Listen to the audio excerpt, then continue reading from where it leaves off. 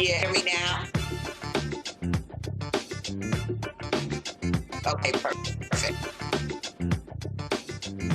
Okay.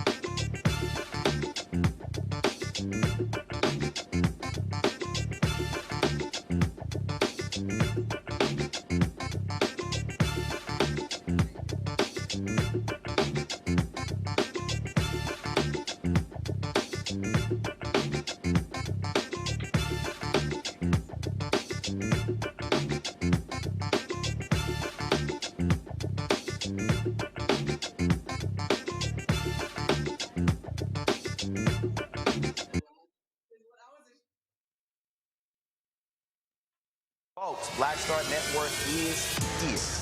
Hold no punches. I'm real revolutionary right now. Black power. Support this man, Black media. He makes sure that our stories are told. Thank you for being the voice of Black America, Roland. Stay black. I love y'all. All momentum we have now, we have to keep this going. The video looks phenomenal. See, this difference between Black Star Network and black-owned media and something like CNN. You can't be black-owned media and be scared. It's time to be smart. Bring your eyeballs home. You dig?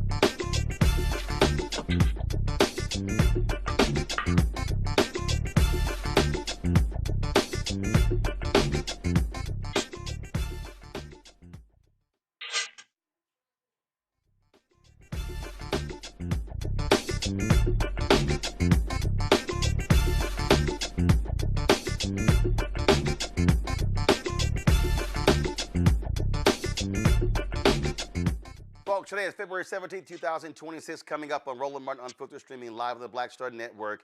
We're going to pay homage to one of the most consequential figures in American history, Reverend Jesse Jackson Sr. He passed away this morning at the age of 84.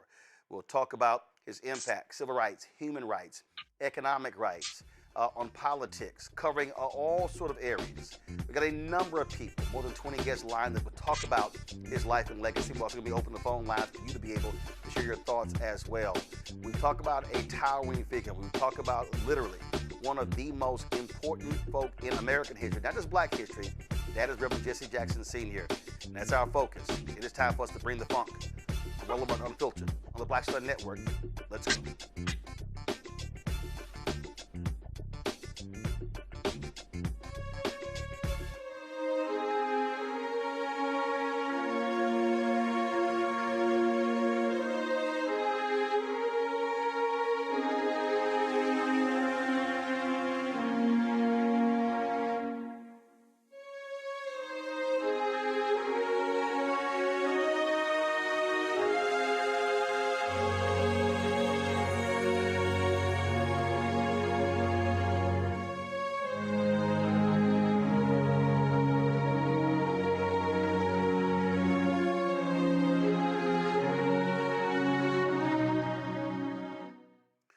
Folks, around 4 a.m.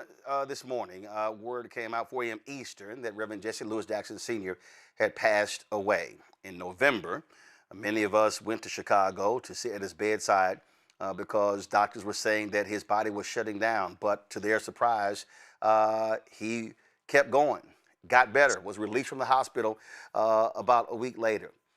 But this morning, it all came to an end. A consequential life, someone born in South Carolina, poor, rises to the greatest heights in this country, runs for president twice, leads a civil rights organization, advisor, counselor to numerous presidents, world leaders. That's who this man was. For the next 3 hours, we're going to talk about who he was, what he meant to so many people in this country and in this world. Let's start with Congresswoman Maxine Waters of California.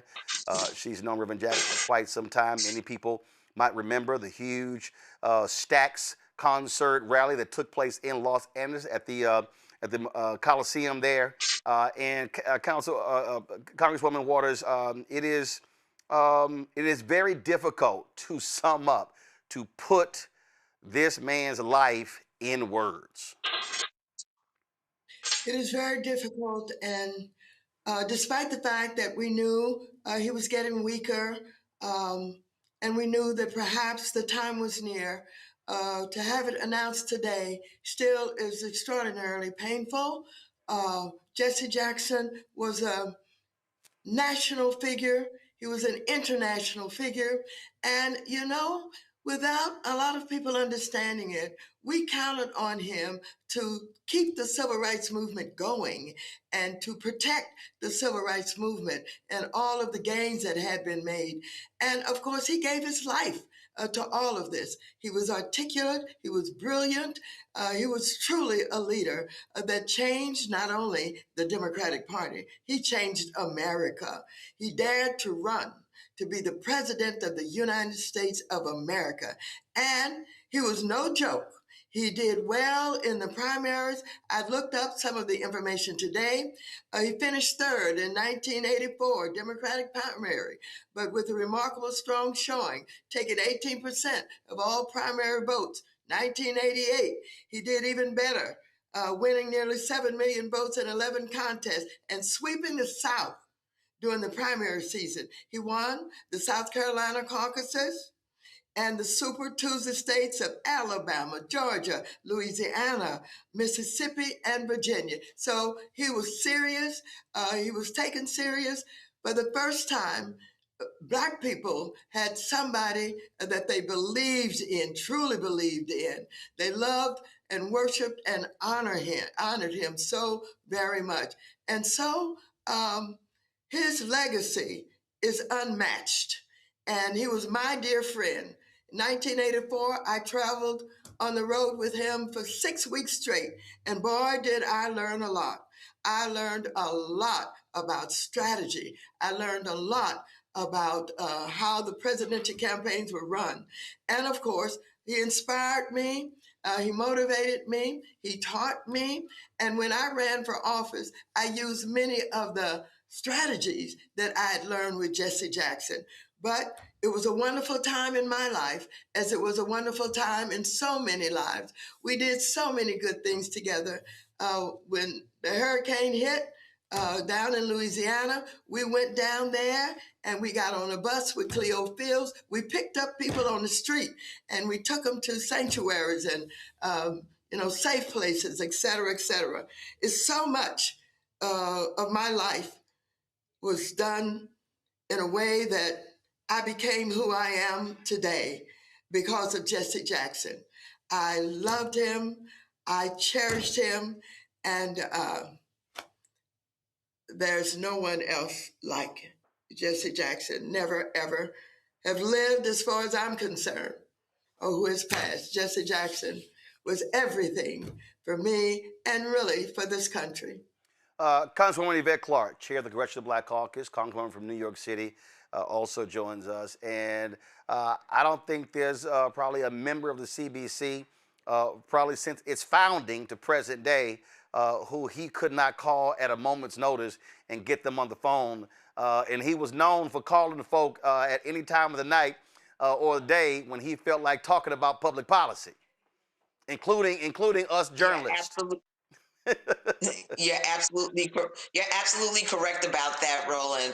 I feel where my sister, Representative Maxine Waters, is coming from. I've witnessed them together, and I know that there was a strong bond there. I'm expressing my condolences on behalf of the people of the 9th District of New York, members of the Congressional Black Caucus, and the Clark family, quite frankly, because Reverend Jackson and my mom were very close. I was able to sort of tag along, and I received the benefit of their relationship as a member of Congress. Jesse Jackson was larger than life.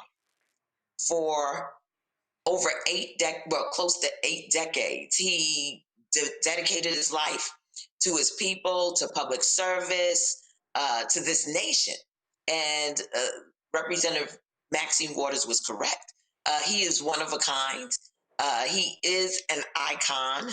I think that we all owe him a debt of gratitude, every single American, for his sacrifice and that of his family. I really want to extend my condolences of serving with Jonathan, now a prominent member of the Congressional Black Caucus, have served previously with Jesse Jackson Jr., who was also a member of the Congressional Black Caucus, and Santia, his sister. The whole family has touched my life personally, and I have been there for Reverend as he went about serving so many people across this country. It's quite remarkable life that he has led, and I've been a beneficiary of all of his work, going back to the civil rights movement to the present day.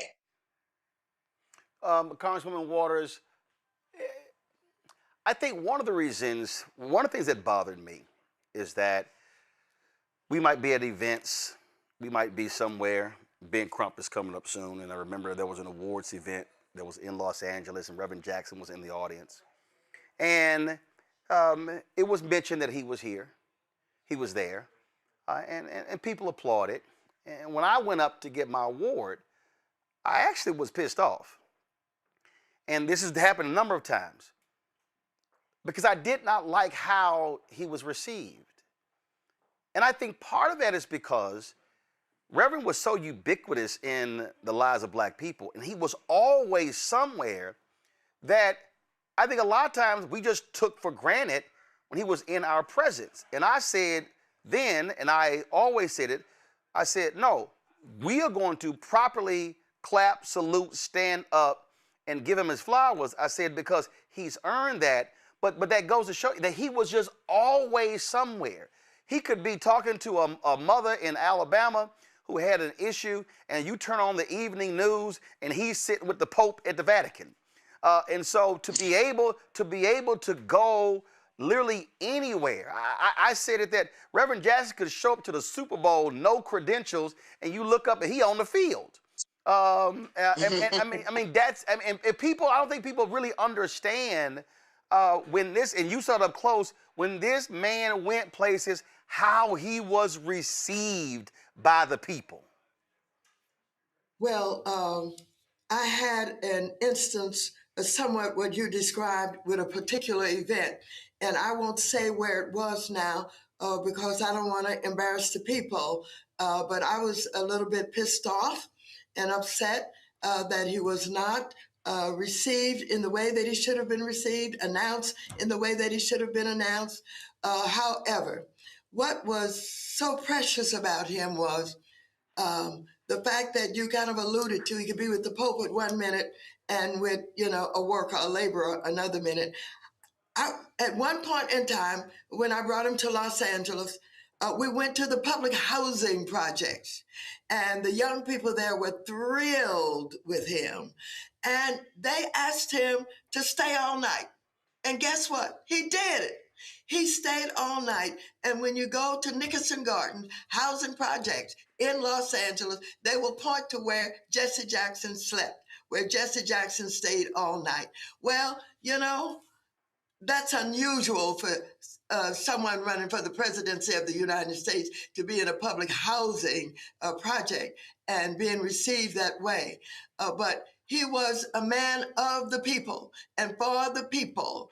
And so, yes, he was honored by, kings and queens and, heads of governments all over the world. And you're right, somehow, because he belonged so much to us, there are many people that think of him as the guy next door, that I know him. He was on my street. He was at my supermarket. He was, and so oftentimes that would happen where there might be a place that he would go and he would be treated just like one of the average people in the audience. I didn't like it. You didn't like it. But we know because we knew him and we knew how he felt being a part of the people and being with the people in a real way, not some phony, I'm your idol, I'm your, one to look up to and all of that. None of that.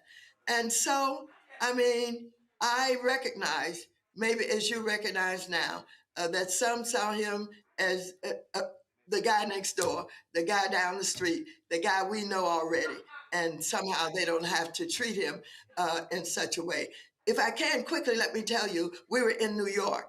And of course, the sidewalks and the streets were full. And the Secret Service was trying to keep people on the sidewalk and off the street, but they just filled the street. And one man was so excited, and he was, his body was almost contorted as he tried to jump out there and reach for Jesse Jackson.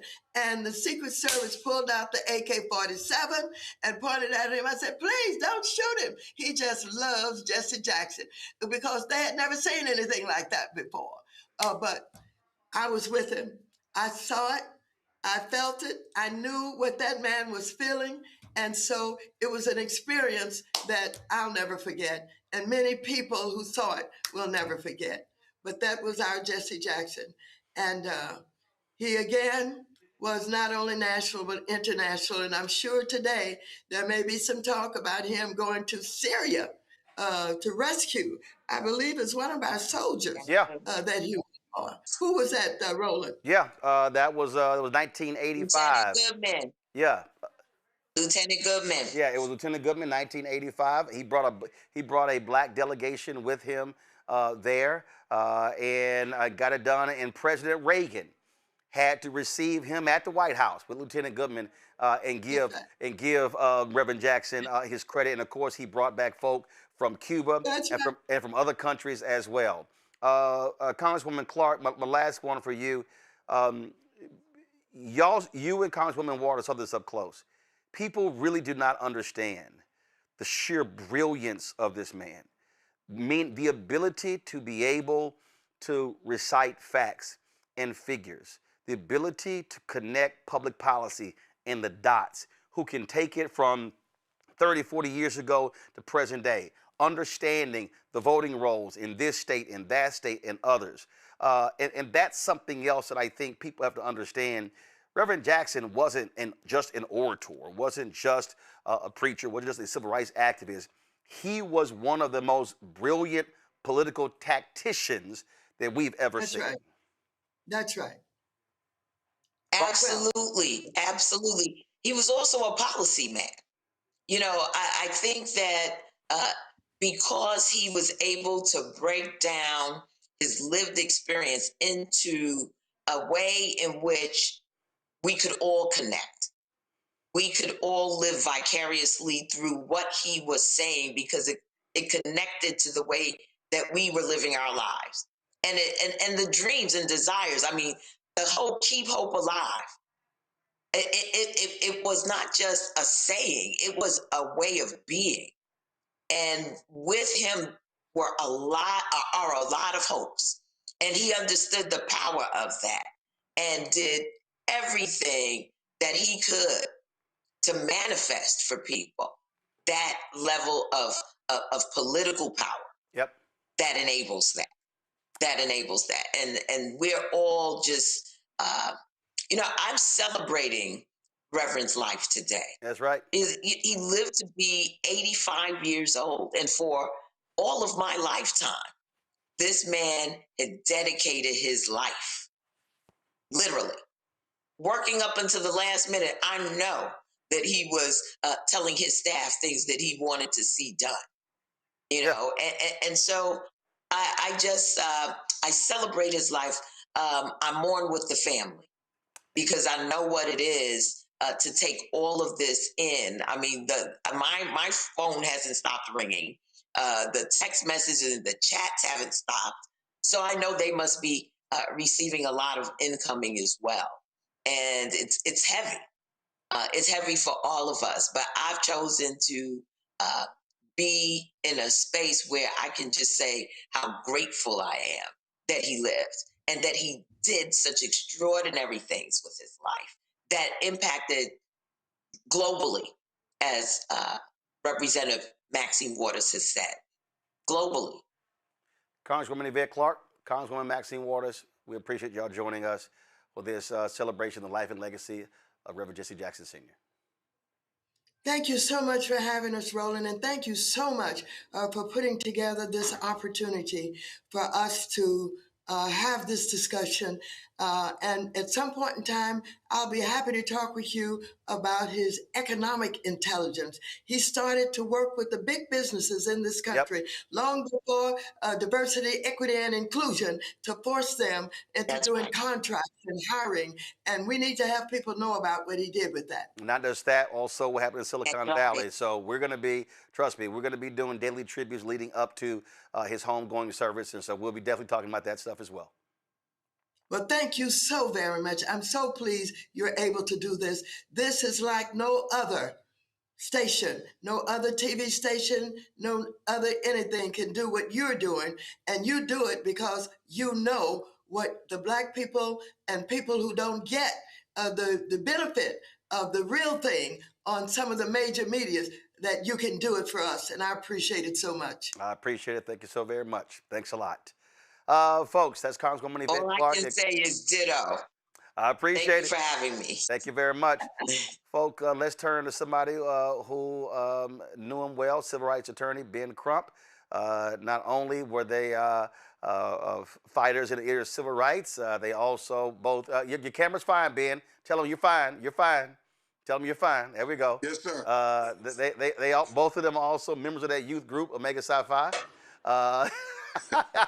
It's all y'all got it's all good. So let me know when y'all have it. So Ben, every time Reverend and I would get together, he would always throw up the hooks. I would always throw the alpha sign. Y'all should have there's a lot of photos. Y'all let me know when y'all have it.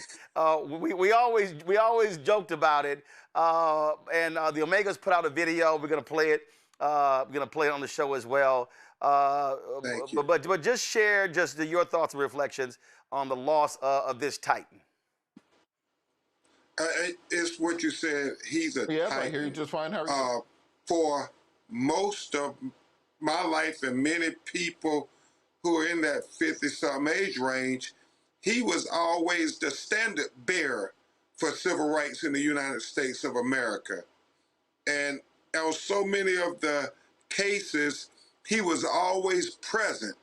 And that was what was incredible for me as a young civil rights lawyer, to see that this man who had climbed the highest heights would come and show up for the least of thee, Roland. And I never forget some of the lessons he taught me. I mean, we working on a hard case, and Reverend Jackson said, you know, Attorney Crump, he said, I want you to remember, you don't drown because the water is deep.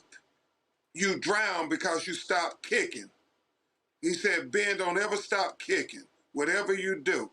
And I never forgot that. Even when we're in tough situations now, I think about we just got to keep kicking.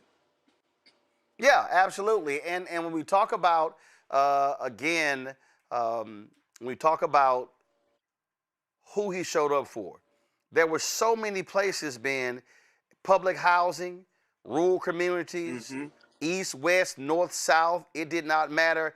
You never knew when Reverend Jackson would pop up to bring the cameras with him to put a light on a critical issue impacting not just Black folk, but poor folks, working folks. Yeah. He was dealing with way before a bunch of these white politicians. He was in Iowa with farmers. He was with white broke folks and with Willie Nelson in Appalachia in West Virginia. Yeah. And Roland, I just won this Emmy Award for doing this documentary called How to Sue the Klan. And when we're doing the research on these 5 Black women that were shot by the Ku Klux Klan in 1982 in Chattanooga, Tennessee, who do we see on the newsreel that came to stand with those Black women? It was Reverend Jesse Jackson. I didn't see any other national civil rights leaders or anybody else, but Reverend Jackson came. He always was showing up, and I think that has influenced many of us. I know you always show up, Roland. People like Reverend Al, I mean, Jesse Jackson was that example for us. And I just think about all the wisdom he imparted. Another thing he said, Roland, he said, and making the arguments for diversity, equity, and inclusion, he said the argument they would always put forth against blacks and Hispanic baseball players integrating Major League Baseball before Jackie Robinson broke the color barrier. He said they would say if we let them play, it would bring down the quality of baseball in major leagues. And Reverend Jackson said, we didn't know how good baseball could be until we let everybody play. And he would follow that up. We don't know how good America can be until we get everybody a seat at the table. That was Jesse Jackson, along with Keep Hope Alive and I Am Somebody. Absolutely. So he inspired so many. And I can tell you, Ben, there were numerous people, lawyers, activists, folk who called upon Reverend. His phone was always ringing. Can you come here? Can you come there? He spent a lot of time away from his family. But this is who he was. I mean, this was the life he committed himself. And in fact, anybody who reads Barbara Reynolds' book on him and other books, I mean, he often, just like Dr. King, checked himself into hospitals because he worked himself to exhaustion. And here he was in the hospital, exhausted, still working. And that's just simply who he was at all times. Yeah, and Roland, I'll say this before they pull me away. Sonia Massey case, the case we were working on just months ago, where the sister was shot in her face after she said, I rebuke you in the name of Jesus, and the police shot her. Rev was in a wheelchair, and he was just whispering, but he was at that church in Chicago saying, we got to get justice. We got to get justice. Well, that is my last thing I heard from him. The Ahmaud Arbery trial, that was a march. Yeah. And you were there. Barbara Arwine was there. We're going to take her in a second. And we got the video. Reverend, they wanted him to stay in the car. Reverend insisted on getting out. It was difficult for him to walk. This is the video right here. We were live streaming this march. It was difficult for him to walk, but he refused to sit in the SUV and roll the window down and wave. No, he said, I have to march. Battling Parkinson's. It was very hard. Sometimes he would stumble, but he made it clear that he was there standing on behalf and with the Ahmaud Arbery family. Yep. And I choose to remember those good things, Roland. And I'll say this, my alpha brother. He wasn't just the epitome of an Omega man. He was a giant of a man in any circle that he was in. Absolutely. Ben Crump, civil rights attorney, we appreciate you joining us for this tribute to Reverend Jesse Jackson Sr. I love you, Roland. Love you, brother. And this is the photo here. This is from Indianapolis NBA All-Star Game weekend. Reverend and I, we were at the game, and I saw him there, and so I went by and went down, took a photo with him. This was actually at the HBCU game that took place there, and so we saw each other, we always have fun joking about our frats, but absolutely were one when it came to the brotherhood of blackness and humanity as well. So lots we're going to be talking about, folks we'll be hearing from as well. And we're going to do this here, guys. Cue up one of the speeches we have. I sent y'all some. Let me know which one we have. Listen, the oratorical skills of Reverend Jesse Jackson were unbelievable. Whenever folks, and we're going to play it later, the DNC speech, but no, I don't want to play that. I don't want to play that one yet. So pull up another speech. When people talk about greatest speeches in convention history, they might mention Mario Cuomo in 1984. They might mention Senator Barack Obama in 2004. Barbara Jordan's speech, Ann Richards' speech, on and on. I can tell you flat out that I don't think anybody comes close to what took place in 1984, 1988. And so we're going to play some of that. But this was an event took place in Atlanta, Global Hope Forum. I got a chance, along with John Hope Bryant, to moderate a conversation between two titans, former Ambassador Andrew Young and Reverend Jackson. Here's some of that conversation. Reverend Jackson, on that point, a lot of folks they have heard of breadbasket, and then they'll say, oh man, I get the boycott thing, but the kind of pressure you were applying to companies really created a number of black millionaires who were shut out of those stores after the Fair Housing Act, Civil Rights Act, Voting Rights Act. Talk about how critical that was to developing a black economic base in Chicago and across the country. It seems that, first of all, thank you very much. It seems one thing we have to deal with is some policy behavior and some private behavior. That is to say that if you spend more than you have and vote less than you have, that's the formula for suicide. If you spend more than you have and vote less than you have, that's the formula. You must spend less than you make and vote all you can. You got to reverse our psychology. That's one piece of it. The second piece of it is... Y'all can clap on that. Go ahead. The second piece of it seems to me is that we got to look at today, 50 years after Dr. King's assassination, 54% of all the African Americans make less than $15 an hour. Half of them make less than $12 an hour, and half of them less than $9 an hour. That's working poor people. And then the other group is in what they call credit card debt. Yeah. How does one leverage that money in ways that you begin to get returns on your investment? And it seems to me just as we have focused on leveraging our votes to get elected officials, we also can leverage our economy to get the private sector, and that's where the wealth is. Yeah. Roland, we went to, as you know, went to Silicon Valley, and you worked with us on this project. We went to Hewlett-Packard, and they said to us, we cannot share information about EEO1 because it puts us at a competitive disadvantage. So we bought stock in 25 companies. Yep. Give us the right to go to shareholders' meetings, and from that, we raised the point of shareholders. They now have 4 blacks on the boards because the 100 largest cities are majority black and brown. We have economic leverage as we have political leverage. Now, before you did that, Facebook had no African Americans on their board. Ken Chenault is now on their board of directors. Twitter had no black folks. Deborah Lee is now on their board. And that was because of that level of pressure. Jim Bell's on the board of Apple. Yeah, Apple. Jim Bell at Apple. John Thompson's on the board now as chairman of the board of Microsoft because we use our economic leverage. And so just we have votes to fight with, we have dollars. In Chicago, in effect, what we did was you had this huge market of people who we couldn't even pick up the garbage. We don't pick up the garbage in a single city in America. Sludge is fudge if you're on the truck. Hold up. And when you say don't pick up the garbage, we worked for the city, you mean who owned the contract? Yeah, I mean, if you got say, an X chain store and they have 6 barrels of waste a day, you pick it up, you can leverage that to get your truck and leverage that to bury it.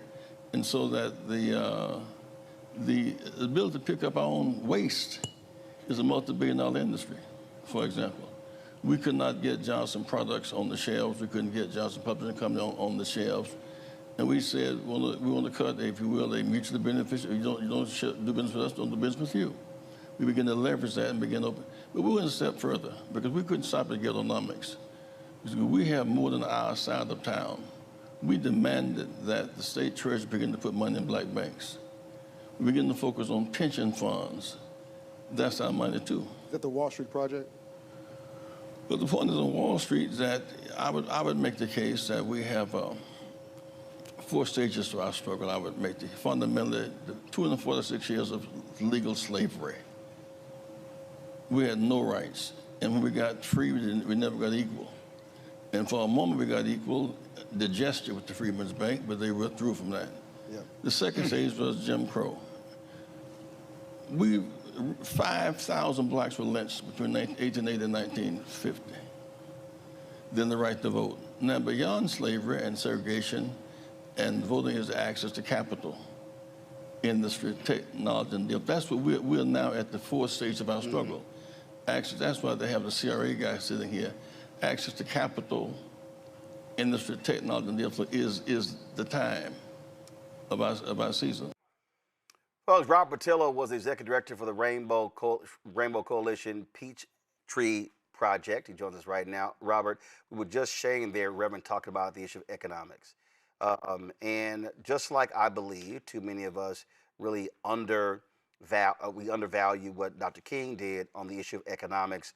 Really, in the last 5 years of his life, it was Reverend Jackson picking up that mantle, taking Operation Breadbasket, really driving that issue in a significant way, and continuing that really through the rest of his life, not just when it came to board of directors, but when it came to contracts, when it came to building businesses, investing money in black banks. It was a very much comprehensive economic strategy that he was always focused on. You're absolutely right. And if you want to think about the first things that Donald Trump decided to attack during his second term, he decided to attack the direct legacy of Reverend Jesse L. Jackson. And that cannot be subtracted, because we're going to continue to see more and more conservatives coming out and saying how much they loved Reverend Jackson. Donald Trump made a post about it earlier today. And what they're going to start doing is perverting that legacy, making that legacy being used for their own purposes, and try to ignore the fact that everything they're doing right now, you can essentially say that Project 2025 was a blueprint to undo the living legacy of Reverend Jackson. If you want to look at FAA employees and getting black folks into those control towers to be air traffic controllers, that was the work of Reverend Jackson. In addition to working to diversify boards of directors, he was the one pushing through legislation that mandated the federal government to contract with minority corporations, to really put in place the rubric saying that you need to have a diversity, equity, and inclusion officer in your major organization, to bring in diverse talent, to not just simply say passively, we're going to stop discriminating, but to actively and affirmatively go out and bring in that talent. Much of the black middle class and upper class that we see today is built off of that legacy directly. We cannot forget that, because we're already seeing others swimming around and chomping at the bit.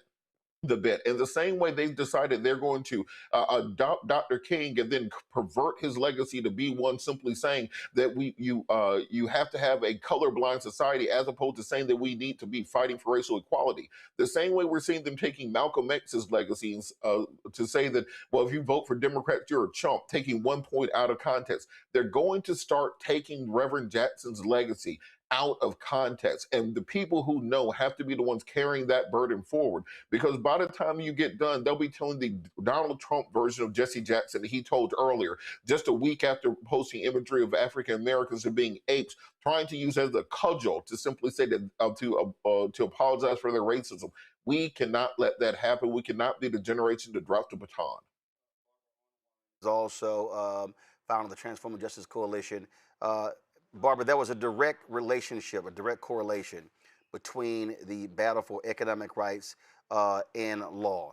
And so he understood you had to have the lawyers in the room in dealing with these companies so they can understand that dynamic. And again, I really think too often we sort of have this one-dimensional view of what Reverend Jesse Jackson Sr. was doing with Rainbow Push, with Operation Breadbasket, then Push, then Rainbow Push. But it really was a multi-pronged strategy to get at the heart of this capitalistic society to make sure that it benefited black people. Absolutely.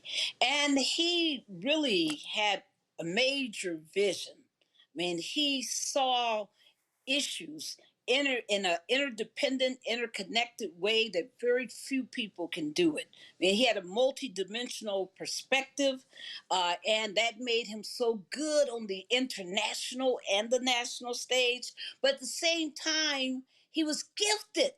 As we talked about his oratory, he was gifted in the fact that he could code switch before that word was even understood, that terminology. He could speak to people at the plainest levels, and he could speak at the highest levels. He was just amazing when you think about his scope, when you think about his impact, when you think about his determination, his boldness, his courage. I mean, he was such a giant in so many ways, and there's very few, just very few, who can match him. He was a major leader, and he is irreplaceable in some respects. But at the same time, I think the most important part of his legacy is what we do with it. You know, do we just sit back, read, and listen to speeches, or do we get out there and do it?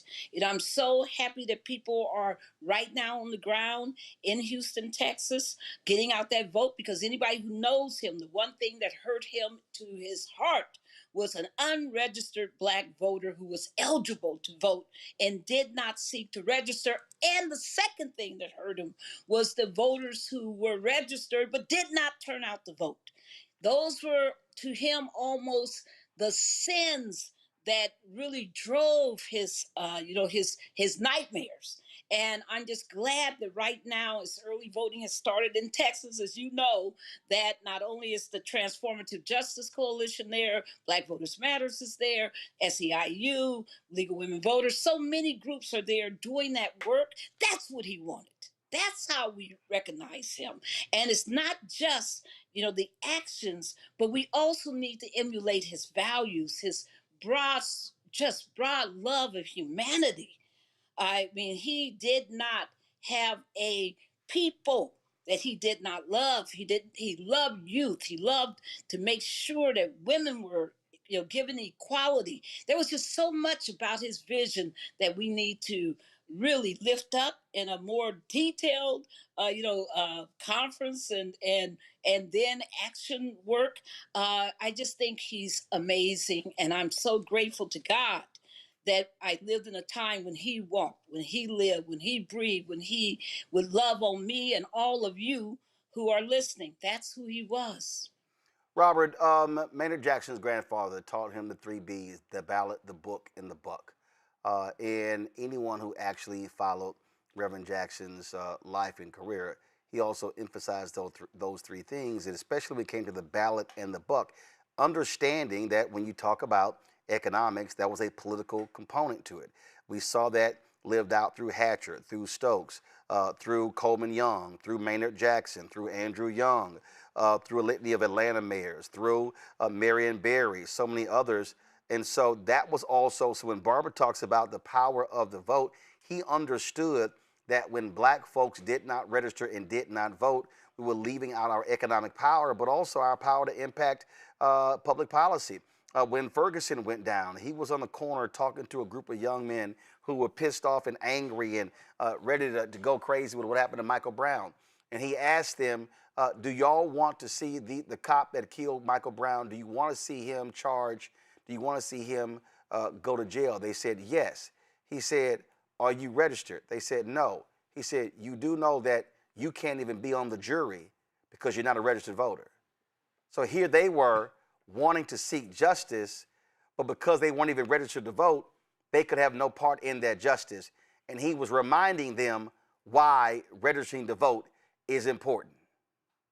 I think that's a crucial point, because the way that Reverend Jackson saw voting, he saw the vote almost as a currency. And this is why in the 84 and the 88 campaign, he realized that he had to bring his own voters. He essentially created the modern get out the vote methodology. When he would go to a town and he would go to the church, he would go to the school, he would go to the community center, he would register those voters. And then when he's able to go to the DNC with 2 million of his own voters, well, guess what? Now you got to listen to me. Now it's not just have a seat at the table.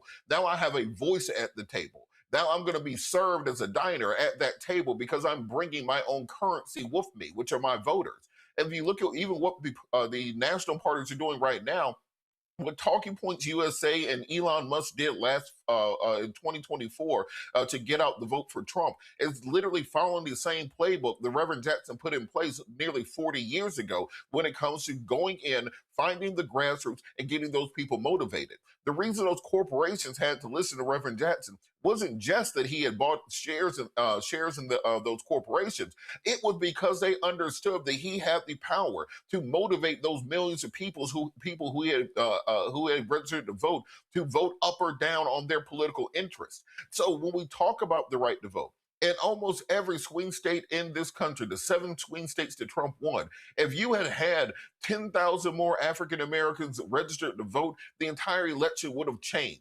If you could have changed the entire outlook of American and world history just by registering more people who believe in your side of the aisle to get out there and vote and be motivated. So when we're going into this political situation we are right now, Look, right now, the SAVE Act is matriculating its way through Congress, which will be a national voter ID program. It would be the most far-reaching voter suppression law put in place in American history. It would strip local jurisdictions the ability to determine how they count and cast votes and is antithetical to our constitutional system and should be struck down by the courts. That is working its way through Congress right now. And anyone who says they support Reverend Jackson and they believe in him cannot support that form of legislation. It has to be rule number one that we stop that from passing, because that's how they plan to steal the 2026 election. If you're looking at what's going to happen to us going forward, if we allow these Trump cuts to diversity, equity, and inclusion programs, these cuts to Black workers in the federal government, these cuts to programs that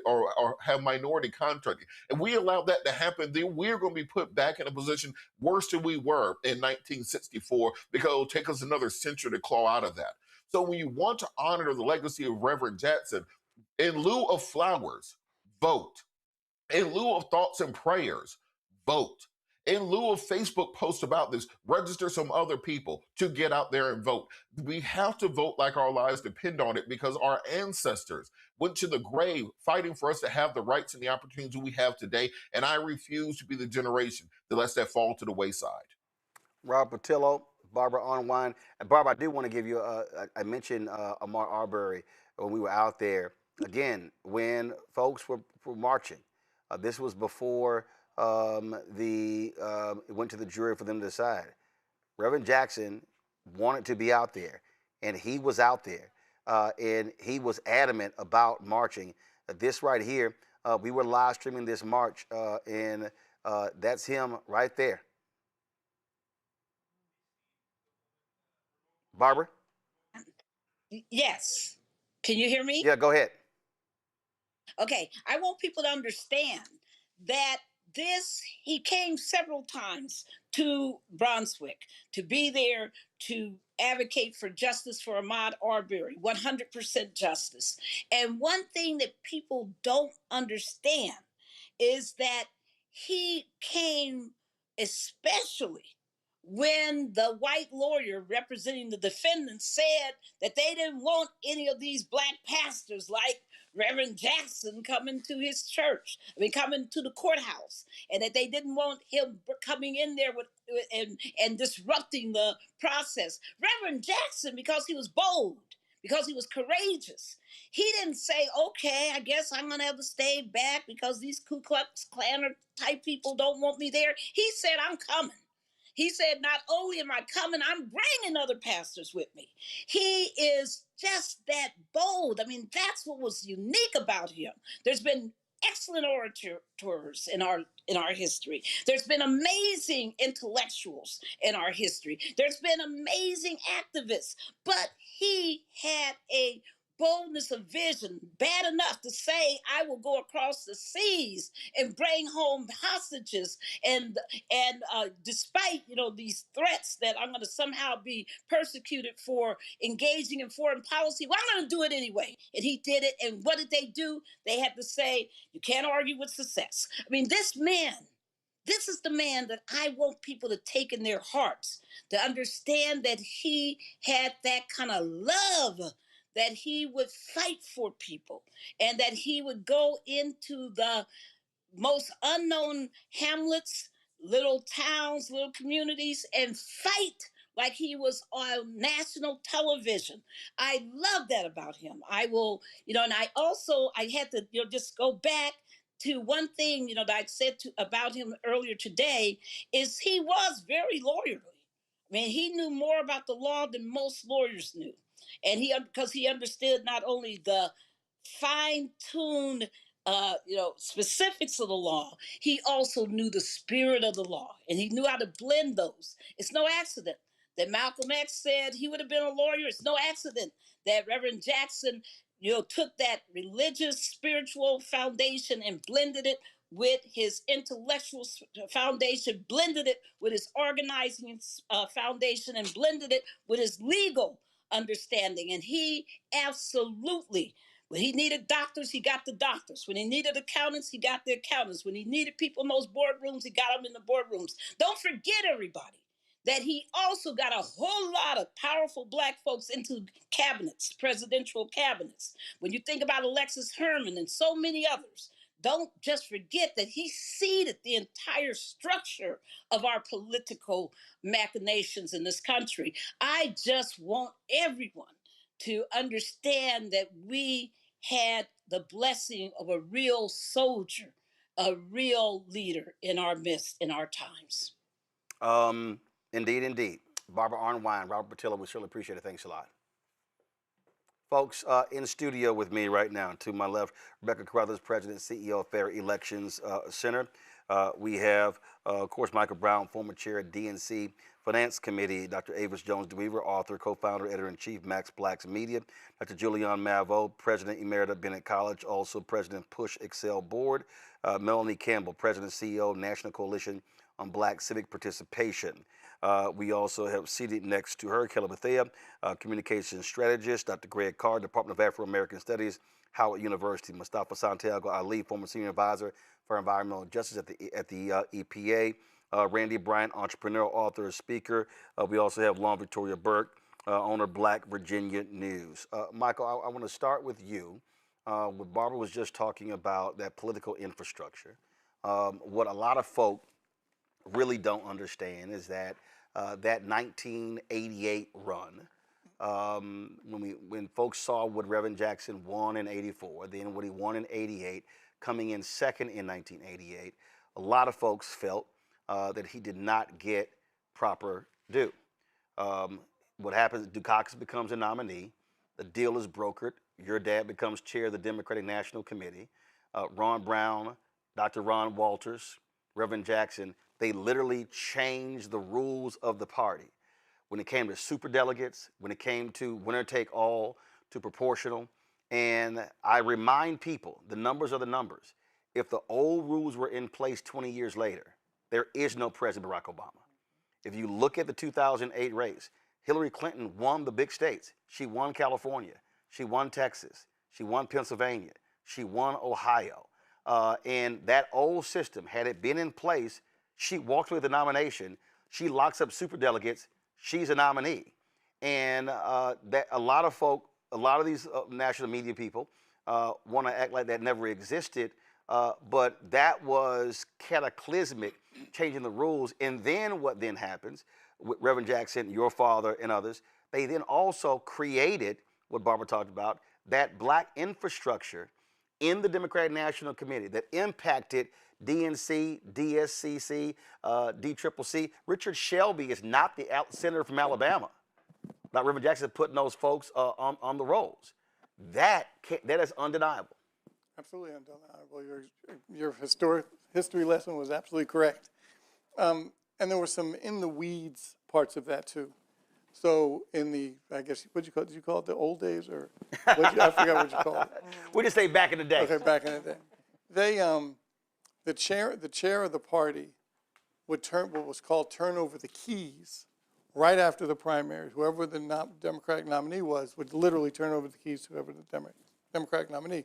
So you take over the whole DNC apparatus, the money, the volunteers, the lists, you name it. And back then, the DNC apparatus or the RNC was totally different today. Today is super PAC driven. Back then, the party literally ran the whole process. Correct. So what my father frankly did, he said, I'm changing the timing of when the chair, it ends his chairmanship or her chairmanship. So Reverend Jackson and obviously a host of others that had my dad's back, let the chairman change the dates of when the chairmanship had to end until after the inaugural. Because otherwise, the chair and the DNC lose all power after the primary. Everything goes to the candidate. Everything goes, that's why they call it turn over the keys. Everything's done, DNC's finished. You know, obviously they play a role, but they don't have really any control.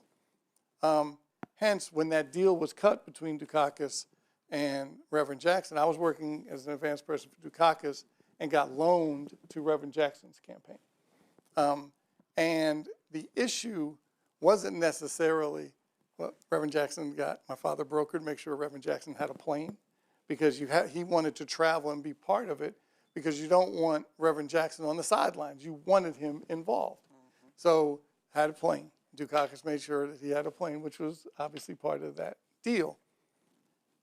But if you control the keys through the inaugural, you get a say in what happens on the cabinet, on the policy, because you're still controlling the bank accounts and the lists and the volunteers in the states. And so, but once you turn the keys over, you don't have it. And so Reverend Jackson, I forget which guest or mentioned that he was coming to the table with his own currency. So he's at the table saying, I got all this. Right. And if you all want a part of that, I need a say in it. And people have no idea. They have no idea, Julian, what the hell was going on. When Reverend went to that convention in Atlanta in '88, it was like he was a damn nominee. He had a bus. Reverend had a bus tour. That's right. He came in second, but he had a bus tour. He comes into Atlanta, into black-ass Atlanta, like he the king. You talk about T.I. saying he the king. King of the South. Reverend rose up in Atlanta like it's a coronation. And to Michael's point, what he said to the whole party, I got all these black votes, and I got all these progressive white votes. What we gonna do? And that was a real hardcore negotiation. And there were a lot of white folks in the party who were not happy that they had to kowtow to his demands, but he had the power and the leverage and the influence, and he maximized it. Absolutely. I mean, the '88 convention, I was at '84 as a delegate, in '88 as an alternate delegate, but also as a Jackson surrogate, which was kind of funny because he would send me someplace, they were looking for him, and they got me. And you can see their faces like, what the what is this? But he came in there bad and bold. As Arwine said, the thing about Reverend Jackson is he was always bad and bold. And when I think about the economic underpinnings of his work, the fact is that he could go from the most micro to the most macro. In other words, my sister and he were very close. Bad joke, I won't tell it. Well, I might. When I went to see him in December, I said, the Malvo family sends regards. I said, James, Marianne, Mariette, Antoinette. He starts grinning when I say Antoinette. So, you know, I'm ticked. Because he used to get on my nerves by either calling me Suzanne, after my CNN cousin, or saying, oh, I love Antoinette. She's the nice Malvo. I'd be like, and I'm the one here working. But anyway, but he laughed with, you know, and he hit me when I rolled my eyes. I said, Reverend, and he was not well, but he hit me really hard with his good hand. Really hurt my feelings, but it really didn't hurt my feelings. I love Reverend Jackson so much. But when we look at, Antoinette assigned me when she was at Black MBA to follow him for a day and do a story on him for their magazine. He did everything from international affairs to children with eyeglasses in the same day. And I'm sitting there saying, how do I encapsulate that into an article? Mm-hmm. And the answer is he cared about people. He cared about economic justice, whether it was a child who didn't have eyeglasses to what was happening, you know, across the globe. I mean, he just cared. And one of the best things, you know, Roland, you mentioned that I am president of actually Push Excel, which is the educational arm for Rainbow. We have oratorical contests. Mm-hmm. And little children, they don't get to do their own speeches. They have to memorize somebody else's. Mm-hmm. Well, you want to see Reverend Jackson grin. Watch one of the children do one of his speeches. Yeah. And he'd just be sitting there beaming when the young'un would do one of his speeches. He loved children. I mean, he loved them so much. He would bump us off the program to get a kid the opportunity to speak because he just really believed in that. And it connected him to his own past of having to go to the library in South Carolina, mm-hmm. and they wouldn't let him have a book. And he didn't say, oh, woe is me. He started a movement. He was 15, 16, 17. So his roots are deep and strong, but the economic piece, of course, for me is the part that I glom into the most. Melody, when you look at, there are a bunch of people who have been involved in politics in the last 40 years who have no idea that they all came through Reverend Jackson. Right.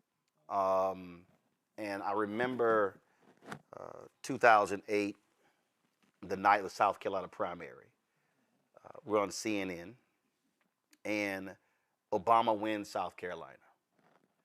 Bill Bennett, former education secretary, which I'm about to tell you, clearly knows he didn't know shit about education. Hello. Says on CNN, Reverend Jackson winning South Carolina was Black history. Obama winning South Carolina is American history. And I remember I sat, and he was by satellite, so he wasn't in studio. Damn, Mike, you set up, look at you.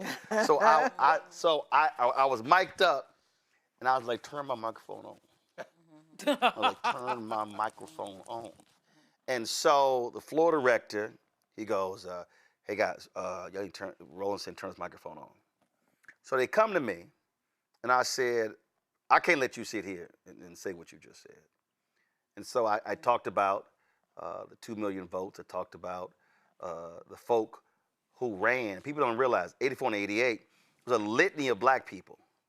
North Carolina, South Carolina, Arkansas, Tennessee, Mississippi, Alabama, Florida, Texas, all throughout the South, who had never run for office, who became city council members, county commissioners, who became sheriffs, who became judges, state reps, state senators, all across the South. So I recite this. So then he decides to respond. I was like, turn my microphone back on. And I said, no. So then I mentioned Richard Shelby, elected United States Senator from Alabama, Democrat, because of those 2 million votes. I said, Don Brazile ain't campaign manager for Al Gore. I said in 2000, without working for Reverend Jackson's campaign. And then I said, Bill, I said, there's a little short white dude who we had never heard of.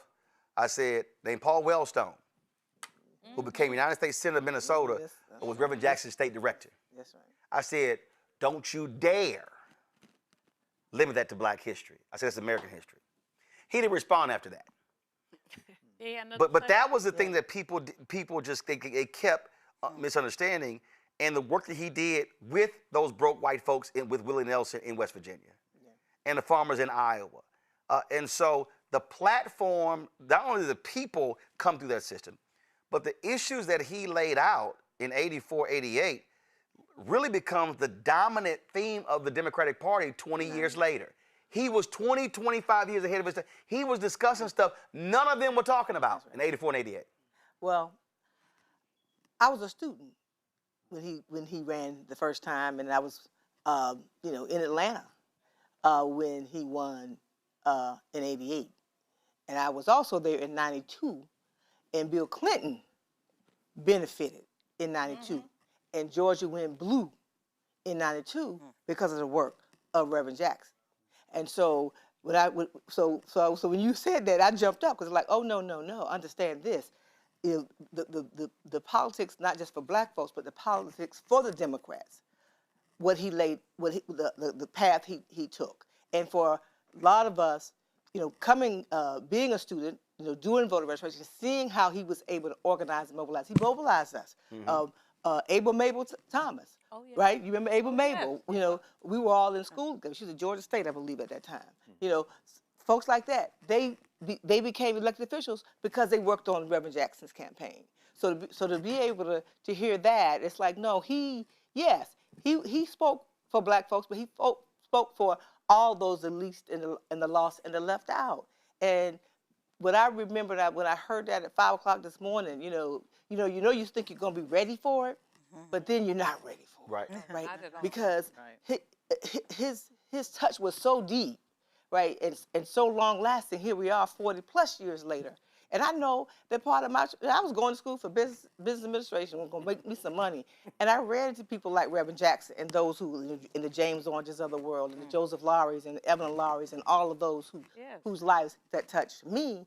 And so when I have the opportunity to be here today to lift him up, what we also have to do is, and like I think Barbara said it, we have to keep that legacy going by doing the work. And so he did his part. It's up for us to do our part and make sure that all the work that he did and others did is not in vain. And so, thank you for the opportunity to be a part of this moment. I know it's not my turn, but I just want to say one thing quickly. I'm looking back at 84 and 88 and the young brothers who were in the room who were supporting Rev. And now many of them are state legislators. I'm looking at like a Rodney Ellis. I'm looking at Cleo Fields. Cleo Fields now in Congress, Rodney Ellis, County Commissioner in Harris County, Houston. And I'm just looking at them because I remember sitting in the room with them, and just they were growing and learning, and that's what Reverend did. He gave people. When you say keep hope alive, the hope was really about us being able to believe in a transformative nature of our participation. And what was exciting is when you go to the high schools, right, and how those kids just swarmed. Well, in fact, just swarmed him, right? Oprah posted something on Instagram. They said, Reverend, I am somebody. She said that Reverend spoke at her high school, and there was something he said. She said she eventually turned that into a poster and put that on her wall, and that's what drove her through high school and college, and she credited him for that. Greg, I'm reading Howard Bryan's book on Paul Robeson and Jackie Robinson, and J. Edgar Hoover called Paul Robeson the most dangerous man in America, the most dangerous black man in America. 2 decades later, he calls Dr. King the most dangerous black man in America. I dare say after 1984, in the Democratic Party, Reverend Jackson was the most dangerous black man in America. As they were finishing his speech in '84, as they were finishing the speech, white Democratic forces were meeting, and that meeting led to the DLC. Absolutely. They saw what was coming. Sure. And they were meeting in San Francisco, and Reverend Jackson they felt was the greatest threat to the future of the Democratic Party because of his run in '84. And the DLC then gets started. Now, Bill Clinton ends up being the DLC candidate in '92. Dukakis loses first of all, Mondale loses in '84. Dukakis loses in '88. '92, Clinton runs, but Clinton does not win. He might have been the DLC candidate, Democrat Leadership Council, which was this center right, whatever you want to call it. White national. They wanted to get away from social issues like that. But they were scared to death of the policies that Reverend Jackson was advocating. No question. I mean, the Jackson campaign, like you say, Melanie, I was a freshman at Tennessee State and got involved in politics because of that campaign in '84. We went to see Jesse. He came to Vanderbilt. We went over there, and he said, if the other candidates had my budget, they could not compete. If I had their budget, they could not compete. And everybody just starts hearing like, yes, it's clear. But that's only 20 years after Fannie Lou Hamer took a jackhammer to the party in Atlantic City. Yep. 84 is only 12 years after Gary, where the threat of an independent black political party is so problematic. You got Coleman Young in there, the Michigan delegation threatening to walk out, and Amiri Baraka, stone cold black nationalists like Michigan. I got to come back. Queen Mother Moore talking about reparations. Who's at the podium? Jesse Louis Jackson with their dashiki and that afro as Coretta Scott King and Betty Shabazz sit on stage. That was the moment. Them white boys knew that they got to stop this. Democrats and Republicans are just delivery systems for our interests. Right. Like you said, Mike, I mean, the currency, what did Jesse say? He said voters are the currency in public affairs and consumers are the currency in private affairs. And he understood that nexus, as you say, sitting at the knee of King and then breadbasket and then, coming with push. But as you said, they were plotting on that since the 60s. We can't allow that to happen. Ms. Hamer and what Snick and what Ella Baker and all them did in that stand in '64 cracked the door a little bit. But in '84, never forget, we all watched it. You seeing Coretta Scott King sitting there in that hall, Rosa Parks sitting in that hall. Jesse Jackson is an avatar for 2-3 generations of the people that killed apartheid in this country. And now they're within a hair's breadth of capturing one of the two parties to make this thing go straight. And you mentioned Paul Wellstone. Bernie Sanders was doing it in Vermont. Right. Bernie Sanders came out of the Rainbow Coalition. And the Rainbow Coalition itself wasn't political. That's Fred Hampton. That's the hillbillies on the north side of Chicago. And the Young Lords Party is founded in Chicago. That's the Rainbow Coalition. Jackson even takes that energy. So like you said, '84 what was it? Harold Washington ran for mayor in Right. '83. So That's when Jackson runs for mayor. So Lou Palmer and others Yes. were like, it's time for a black mayor in Chicago. That's right. Then Congressman Harold Washington says, all right, y'all got to register X Yeah, number you of get people, my voters and I'll run. raise this much money. That's right. And was one more, then I'll run. He said, ain't none of that's going to happen. They came back, registered the number of people, raised the amount of money. He was like, damn, I told them I was going to run. If they did it, damn it, I got to run. Conrad World. So he runs. That's right. So he runs. Because also in Chicago, you had not only did you had those forces, you also had your Black Power movement. Yes. Yes. You had that going, That's Nation right. of Islam and Farrakhan. That's right. Then you had Dr. Conrad World. All of that all happened at the same time. So Washington runs, but now there's a problem. Because Reverend Jackson scared the hell out of white people. So they were scared that Reverend was going to tank Harold Washington's race. So they said, we got to get Reverend out the city. So they would tell Reverend, we just need you out of Chicago. So, like, folk have no. This is the origin story of the Jackson campaign of '84. Right. Keep going. So it was run, Harold, run. That's right. Yes. So while it's run, Harold, run, they sending Reverend all around the damn country. Them came, well, shit, run, Jesse, run. Right. But remember, Kennedy, Senator Kennedy, and what's the other one? Jimmy Carter's vice president, Mondale. Interfere in the Chicago election. One endorses Daley the Younger, the other one endorses Jane Byrne, and it pisses the black people off because it's like, wait a minute, we about to have a black mayor, and y'all need to stay out of the. Jesse and them put together a telegram with like 100 names, Coretta Scott King and all them, and like you said, Jesse then leaves the city registering voters because he said, I approached Andrew Young, will you run? He said, no, I approached Maynard Jackson. Will you run for? We need somebody to run at the national level because these white liberals in the Democratic Party are so imperious. They like, F you black people in Chicago. And then, like you said, that's the origin story. Jesse, I never wanted to run for president. I'm just like, y'all need to stay the hell out of our business. We need somebody on that level. Maynard Jackson said, I'm not running. Andrew Young said, I'm not running. People understand, Jesse Jackson was a servant. And he doesn't run, and so Washington wins in '83. Yes. He announces the run in '84. Yes. We breaking all laws. They were raising money in churches. Because they activists, they not politicians. That's right. They were raising money at churches, passing the basket around. That's right. They were like, there are FEC rules to this. They didn't know who the hell was giving money. Fuck your election commission. That's only FEC. They didn't give it, and they were kind of like, all right, we'll figure it out. Yeah, no question. Like, we'll figure it out later. So people, Rebecca, really, who obviously the folks who are not live then or who haven't even read, understand, you had this massive movement in Chicago that now goes national. That's right. And black folk That's right. are hyped. I mean, it's church to church to church. Like Melanie said, city we to was city fired. to We wanted to city, kill. jam-packed. Listen. And this thing is building and No building. question. And the thing that was crazy is the black, I say, for lack of a better phrase, the black elites were not endorsing him. That's right. So you had, all of them were like, hey, listen, Mondale, Reverend was like, fine. But the people were with him, and the energy was insane. But most importantly, it was the agenda that he was speaking to. Nobody else is talking about apartheid. But wrong. But before nobody else is talking about. Let me just make this point because you mentioned the DLC. 84 caught him sleeping.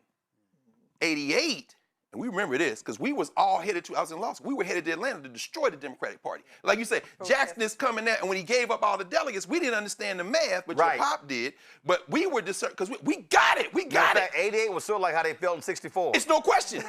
Except we gonna take this. But here, what you raised though, Roland, is so very important. They decided at that point we would rather commit political suicide in this country than let these black people and these poor whites and these migrant workers and these coal miners capture one of the two parties. Remember, he had won Michigan. Yep, he's going to Illinois. That's in the books. Paul Simon drops out. These MFs, Biden, Clinton, they convinced Paul Simon to re-enter the race because he's the senator in Illinois to stop Jesse Jackson from winning Illinois. And as soon as it's over and Jackson doesn't win Illinois, Simon drops out of the race again. These white people destroyed the Democratic Party in 1988. You understand? And we're still dealing with the fallout of these damn soft white nationalists. Rebecca, the reason all this we're laying out is so critically important is because folk have to understand how you got to present day. Yes. And all of this from 84 forward is how we got here. That's right. So Reverend Jesse Jackson is who people think Bernie Sanders is. Thank you. When we think, and I'm gonna walk through this. Yeah, I want to hear Now that. we know who Bernie is, but when you think of the credibility of Bernie, he's a populist. He's about economic justice. He's about racial justice. He's about bringing various classes together. Bernie gets that reputation, but the person that actually did those things was Reverend Jackson. When you talk about healthcare, universal healthcare, when you talk about some of his policies, especially around the AIDS epidemic in '88, and actually speaking about that, and calling that out on the floor. When you talk about the economic policies that he espoused, when you talk about having those cross coalitions where you have poor white people, you have Black elites who weren't quite there, but you had working class Black folks. People give that to Bernie Sanders when Bernie Sanders hasn't done anything to deserve that. That's why I say Jesse Jackson Wasn't he Jackson's Rainbow Coalition campaign? Yeah, he was working on the campaign. Right. Right. So I don't think he would ever deny that. Bernie has done not a damn thing, excuse my language, for racial economic justice. So when you say, I just have to push back on you on that, because Bernie, please, this is your classic white boy. No, she's saying the same thing. She said Bernie didn't do the work. Right. Bernie, but she first said. Okay. But my point is, she said, y'all agree, Bernie didn't do the work. Right. So what I'm saying is, so I'm an elder millennial. So for those who didn't experience Jesse in the way many in this room experienced Jesse, right, we're told that Bernie is those things. That's right. But it's Jesse who are those things. That's true. And so I'm speaking to that millennial and that Gen Z audience because they heard all these things about Bernie Sanders. And what I'm saying is, who you think Bernie Sanders is actually who Jesse Jackson was. Yeah. Absolutely. And so that's the statement that I want to say. And that's who Paul Wellstone was before he died in a plane crash. For sure. For sure. And so that's what I think is important as we're talking about the policies. We could get into the machinations of the politics, especially in the inter-party politics. But I just want to be clear on the types of policies that he promoted. Hold on, wait, hold up. I'm coming to everybody. I got you, but I do want to, because he's been holding since 6:30. Michael Neighbors is the president of the Evanston, North Shore, Illinois branch of NAACP. Cliff Albright, co-founder of Black Voters Matter. Michael, you're there. For folk who don't understand, obviously we're speaking from a national perspective. I lived in Chicago 6 years, but we're talking about a monumental figure. If you talk about Chicago politics in the last 50 years, it's the two dailies, and it's Reverend Jesse Jackson Sr. No question about, and thank you for having me, but I received a call this morning. Okay, I received a call this morning at about 5:45, and it was a local reporter telling me that Reverend Jesse had passed away. And of course, all day long in the Chicago area, we've had that same kind of talk. I've talked with folks from the UK. I've talked to reporters from around the country. And of course, that has happened with a ton of other folks as well. Reverend Otis Moss, Father Flagler, Roland, you've been here. So Jesse has left such an incredible mark on the Chicago area and the Metro Chicago area. I'm in Evanston. That it is almost impossible to describe his influence in this city. There is no question he was able to do so much. I've been enjoying the conversation that you've had with these amazing folks that are on your program right now. I have been influenced by Reverend Jesse Jackson since I accepted a call into ministry in high school many years ago. I recognize his importance in so many ways, Roland, but I think what is really wonderful for me as a minister and then as a part of the NAACP, Reverend Jackson was able to merge the heightened inspiration of the African-American religious experience with the emerging power of a youthful generation of the 60s and 70s. So in a whole lot of ways, he sounded like the old vanguard, like Dr. King and Reverend Shuttlesworth and Andrew Young and Ralph Abernathy, but he added some amazing flavor to that. He added the flavor of Marvin Gaye and the Temptations and Edwin Starr and Chicago's own Curtis Mayfield. So he was able to do some intersectionality, which was incredible. He was an intersectional scholar, an intersectional advocate for social justice, even before that term became popular in the academy. He was playing basketball with Marvin Gaye one day, and the next day he was dealing with senators and representatives in Washington, D.C. He was showing up in the park at somebody's family reunion, eating from the grill one day, and the next day he was sitting down with somebody to negotiate fair wages and employment opportunities with Fortune 500 companies. So he's been able to do all of that. And of course, we know about what he was able to do even beyond the terra firma of the United States by being an incredible chief negotiator. One of the things that we don't talk enough about Reverend Jackson, about him enough, is that he was a negotiator and mediator out of this world. He negotiated with Syrians for the release of Robert Goodman. He negotiated with Hezbollah for the release of Americans held during the TWA hijacking. He negotiated with Serbians for the release of 3 American service members. So he had all of that going on. And Roland, one of the things I want to share, which I think was incredible for me, when they asked me how Reverend Jackson might be remembered, along with Martin Luther King Jr., along with Malcolm X and some of the other greats in our African-American culture and history, I tried to take it a little bit further, and you have to forgive me for a Baptist imagination, but I said that that ancient Athens had Pericles, and Rome had Demosthenes, and London had Shakespeare, and Paris had Camus, and Boston had John Kennedy, and Addis Ababa had Haile Selassie, and Cape Town had Nelson Mandela, but Chicago, this windy city right here in the central part of the United States, had our very own Reverend Jesse Jackson. And that's how he's going to be remembered, not just for the local work that he did in Chicago, not just for the national work that he did for the United States, but for the work that he did throughout the world. Cliff Albright, I dare say what Reverend Jesse Jackson was doing, he was doing Black Voters Matter before Black Voters Matter existed. No, you're absolutely right. You know, that was the template. Let me just pick up where Reverend Neighbors left off, and then I'll talk about those photos there. You know, that's from 2021 when we were fighting for voting rights, and Jesse was still out there marching. And in fact, I'll tell you a quick funny story about that. We were doing a march from the Black Smithsonian to the White House, you know, calling on President Biden to do more for voting rights. And in the midst of the march, you know, Jesse pulls on me. I got the megaphone or whatever, and he pulls on me. And, you know, in his voice, you know, at that time, obviously, he was still, you know, having a challenging time getting sentences out. But he was telling me how to get the folks lined up correctly. Because there's a science to how you do a march. And he's like, you got to go 2 by 2, because when you go 2, then it stretches out the line and makes your numbers look, you know, like part of what you may actually have.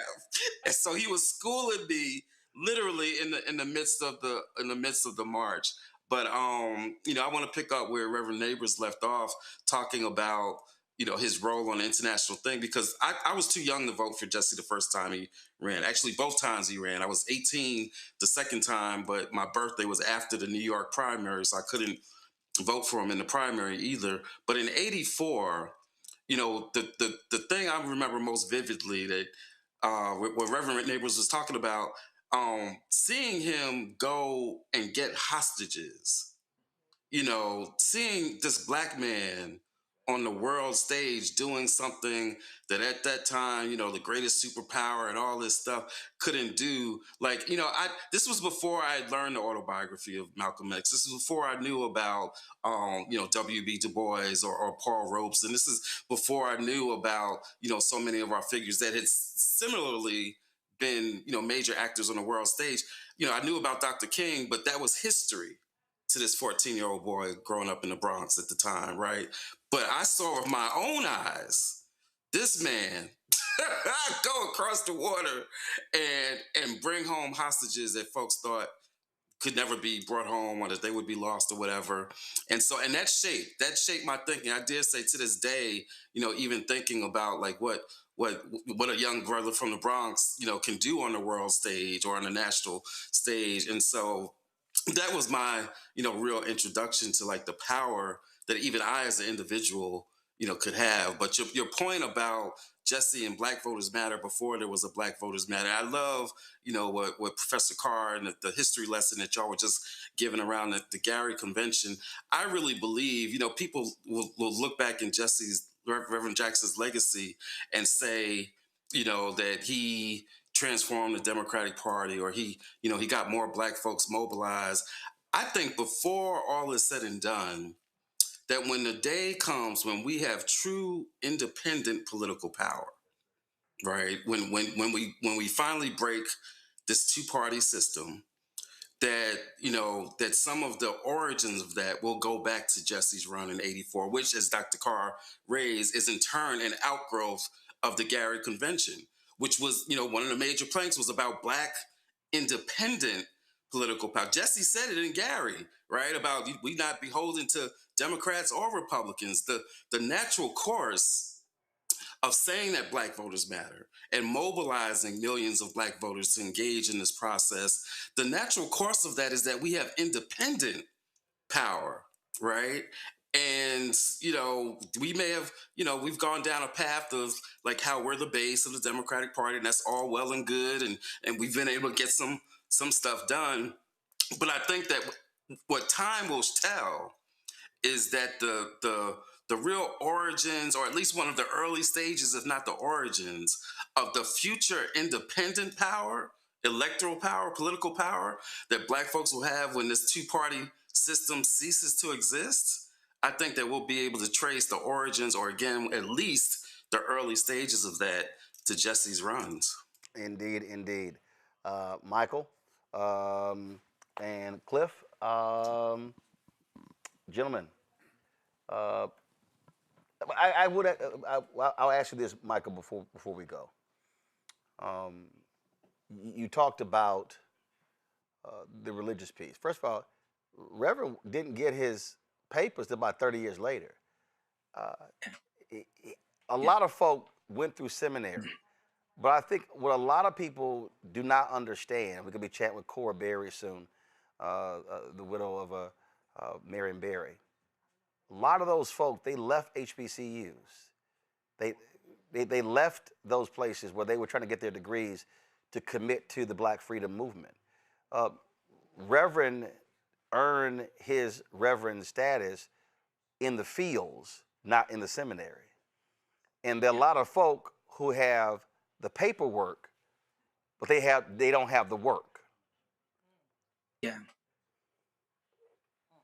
Absolutely, Roland. I think that's an important point. And, historically, Jesse left North Carolina and came to Chicago to attend Chicago Theological Seminary. And, he was just a few credits short before of his degree, his Master's of Divinity degree, before he made the decision to fully commit to the movement, which was an absolute wonderful decision.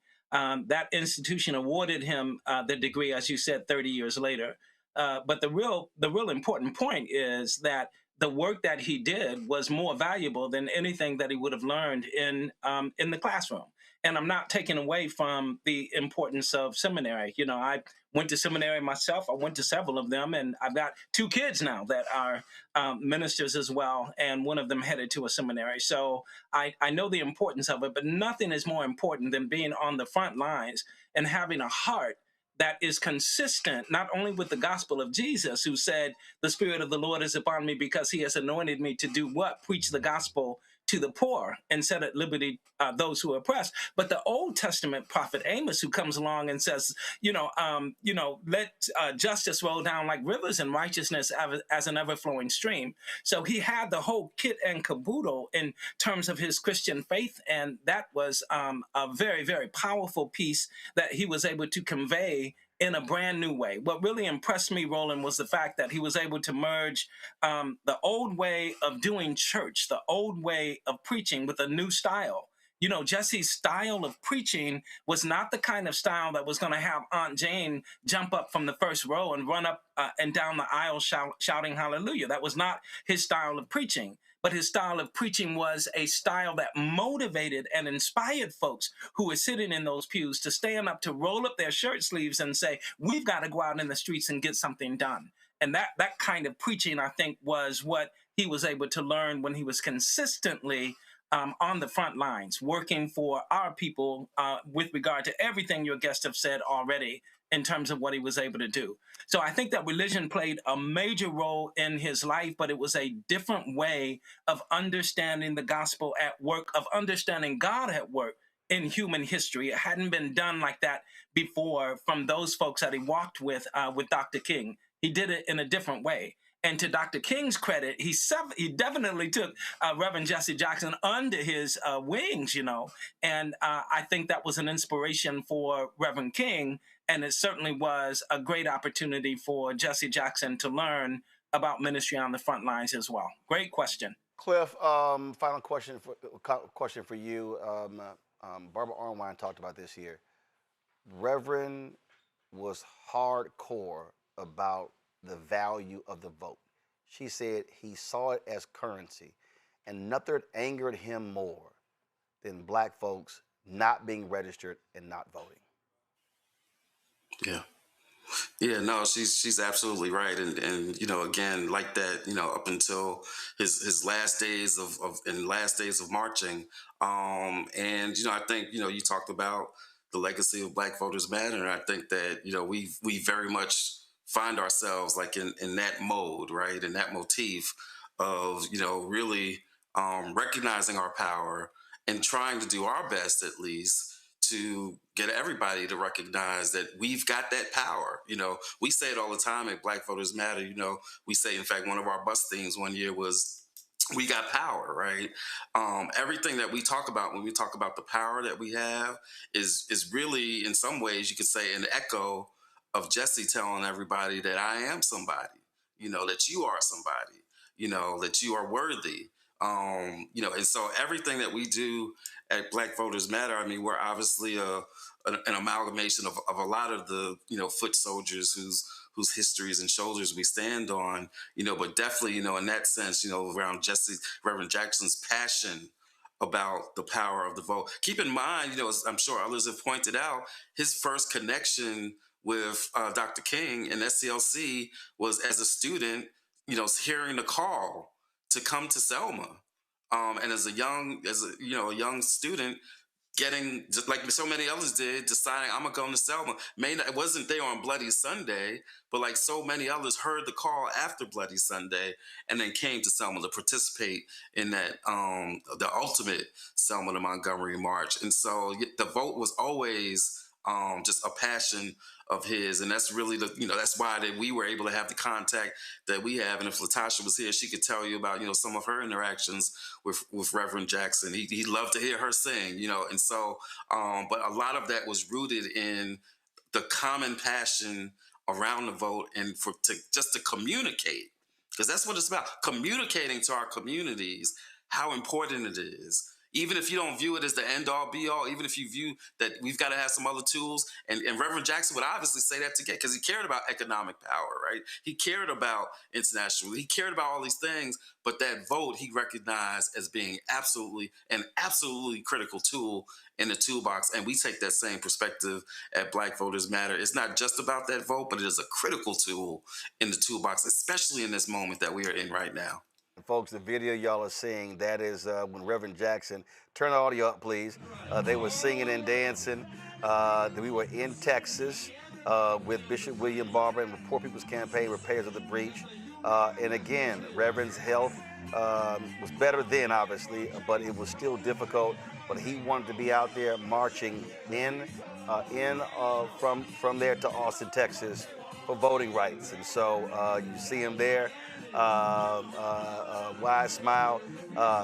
This is where he was at home. He was most at home with some marching shoes on, fighting for the people. Let me thank Michael and Cliff Albright for joining us. Thank you so much. Michael, Cliff referenced Reverend Jackson, I Am Somebody, and he's known for that, but Reverend Jackson didn't write that poem. Eddie Glaude posted this on Twitter. It was Reverend William Holmes Borders, senior pastor at Wheat Street Baptist Church in Atlanta who actually wrote the poem, I Am Somebody. I am somebody. I may be poor, but I am somebody. I may be young, but I am somebody. I may be on welfare, but I am somebody. I may be small, but I am somebody. I may make a mistake, but I am somebody. My clothes are different. My face is different. My hair is different, but I am somebody. I am black, brown, white. I speak a different language, but I must be respected, protected, never rejected. I am God's child. I am somebody. Before we went to the interview there, Kelly, you were itching to say something? Yes. First and foremost, I just wanted to pay my respects to the Jackson family and friends because I'm not coming from the lens of most of the people on this panel where they had a more personal experience with him. I wish I did. I got to meet him in 22 during Ketanji Brown Jackson's confirmation. There was a reception down at the wharf and he was there. Something that Rebecca said earlier about Jackson, Reverend Jackson being who we think Bernie Sanders is. I think we can apply that to a lot of white liberal politicians and talking heads who, you know, come from a lens of progressive and liberal ideology. I was looking at this abstract from 1985 from the Journal of Palestine Studies, where Jackson was interviewed, and the interviewer asked him, "Why did you choose in the 1984 election campaign to make the Middle East position you took when this position has traditionally been very risky?" And he answered, "It was a moral, theological position that all of us are God's children. All of us must be respected. We must measure human rights by one yardstick and terrorism by one yardstick. And if you do not have a position on the Middle East that is morally consistent, then your thinking as a human rights leader is jeopardized all around the world. American leaders who protest occupation all around the world, except on the West Bank, lose their credibility.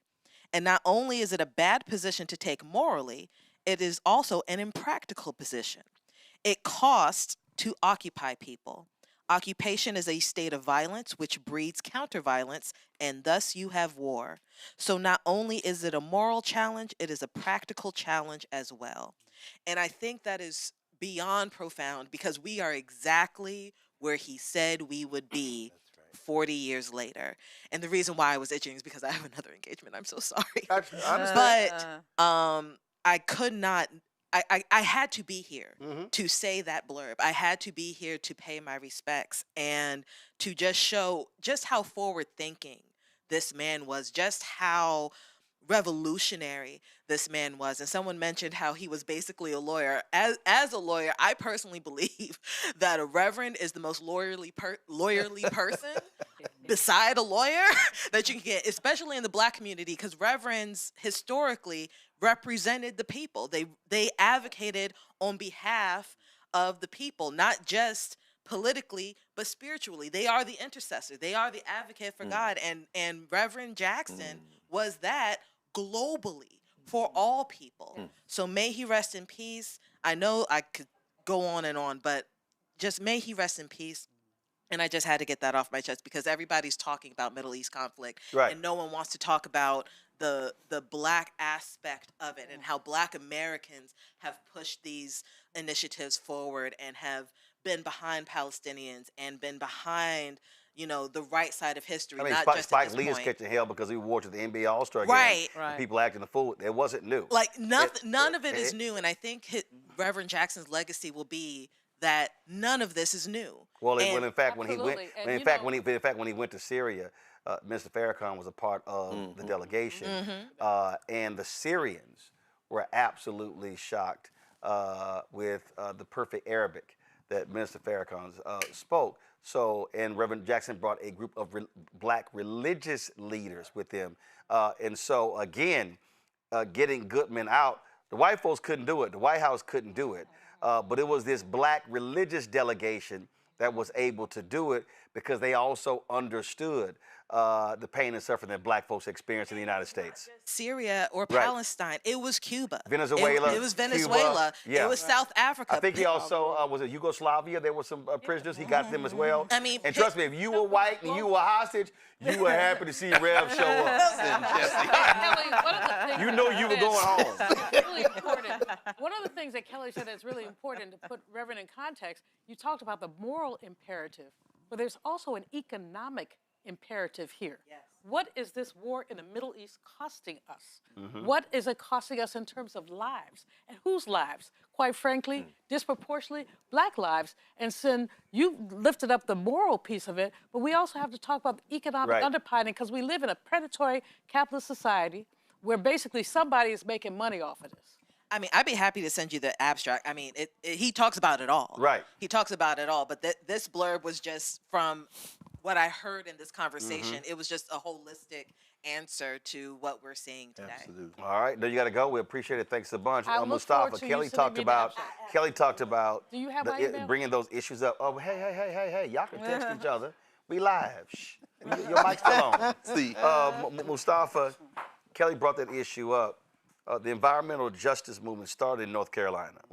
First of all, folks, the reason I'm wearing the A&T shirt, Reverend Jackson, of course, played quarterback at North Carolina A&T, but people forget, he actually went to the University of Illinois on a scholarship, left after 1 year and transferred to North Carolina A&T.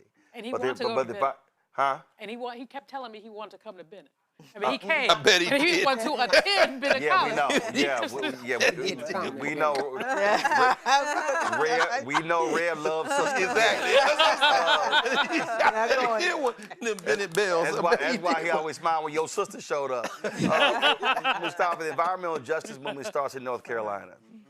And again, when we talk about issues, no candidate was talking about environmental justice before Rev did in 84 and 88. Yeah, I mean, Rev was transformational.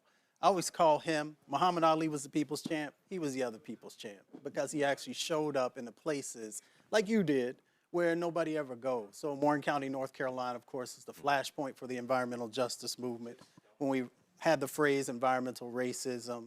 And, you know, Rev showed up at the first People of Color Summit in 1991. I was a student, and when he walked into the room, the energy changed. He was transformational. He was transformational because he dealt with the impacts that were happening inside of our communities, but he also didn't neglect the lower wealth white communities who were also being impacted. And I think that's the beauty of him, as I listen to folks, is that he was able to weave together all these different sets of people and issues that were going on. He never stepped away from what was happening in our communities, but he made sure to help people to understand that people's lives were being shortened, that there were economic impacts that were happening because of toxic pollution, all these different dynamics that were going on. So as a young man of color, who was always also looking for other men of color who came from rural backgrounds, you know, he was from down south, then it actually helped me to have an understanding that I could also do similar things. And I'll always be thankful to him all the times that we've had conversations. When he would come when I was working for Conyers, and he would come into the office and have conversations. And I just appreciate it, because one of the things that I cannot support is theoretical activism. And I see so many folks. Well, I call them parking lot militants. That is what it is. You know, you got these people who talk about it. You never see them at marches. Right. You never see them in people's back porches, you know, in their kitchens, having conversations about what needs to happen.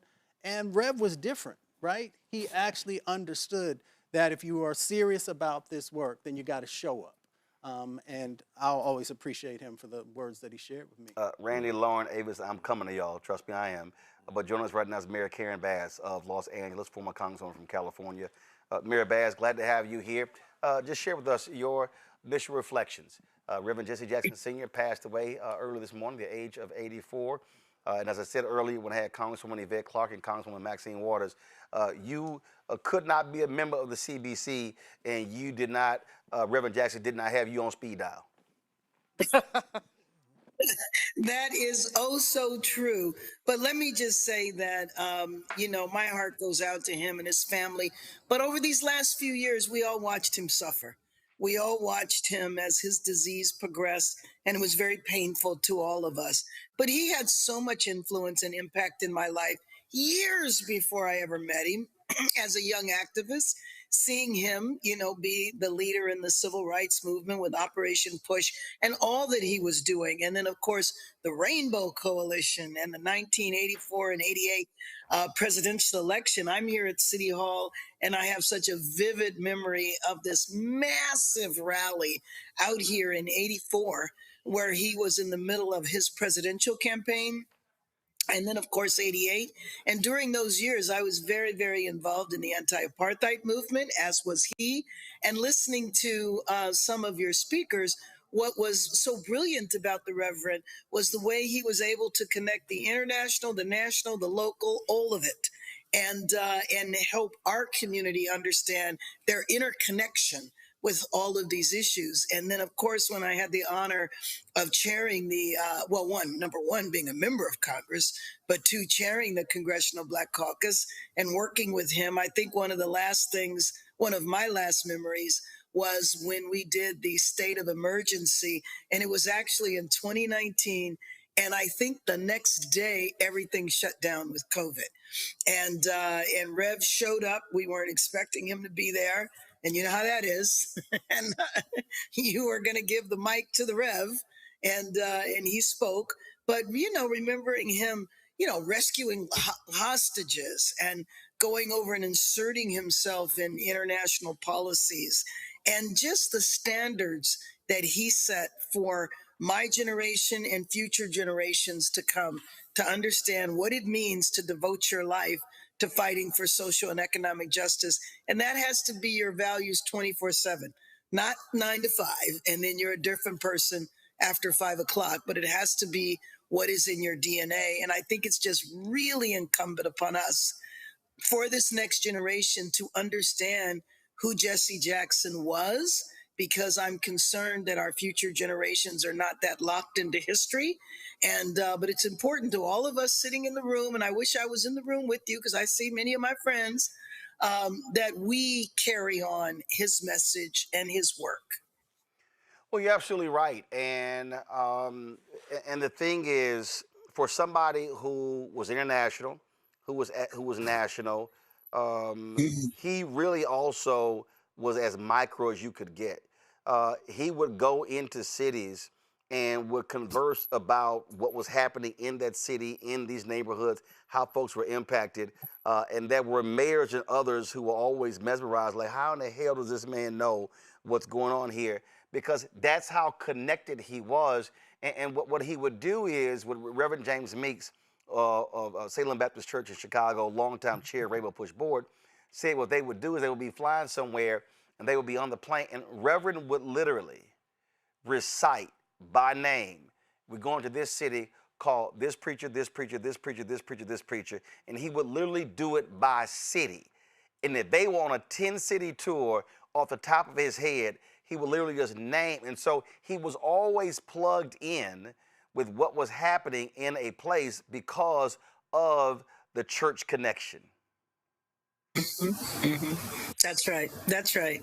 That's right. And and I think that he instilled in a generation of ministers how to be true to the values and the spirit of fighting for justice. And it's great to be, very clear and strong in the pulpit, but outside of the pulpit, into the streets, leading the communities is key. And he certainly had a very massive influence on ministers here in the Los Angeles area. Los Angeles Mayor Karen Bass, we appreciate it. Thanks a lot. Thank you. Thank you all. Thank you very much. Long Victoria Burke, I'm going to go back to that point when I talk about connection. It was a big deal when Reverend Jackson showed up. It wasn't, I mean, when he came to someone's house, when he came to a community, wherever he went, cameras followed. And he understood what I call being present and having presence. First of all, look, he was a college quarterback. Reverend Jackson was a big man. I know. I mean, like people understand. Reverend Jackson was a big man, and when he moved, I mean, look, he walked into rooms, air left the room, and I'll never forget. We were at the National Association of Black Journalists Convention. This is 1991, and we were at the Century Plaza, and that was the first time I actually met him. And what was very interesting about it, so I'm standing, I'm watching this, and Reverend didn't do kitchens. Reverend didn't do Allie's kitchen into the room.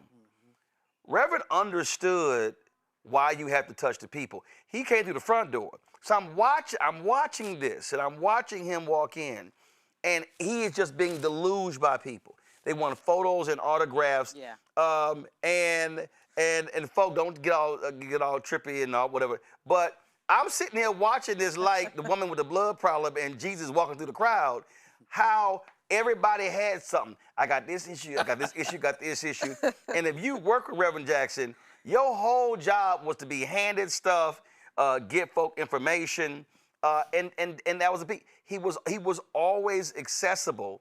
And I used to do this thing on WVON radio. I would throw out the question. I said, if you ever got in trouble, who would you call? People called and they say, I called Mr. Farrakhan. I said, you can't reach him.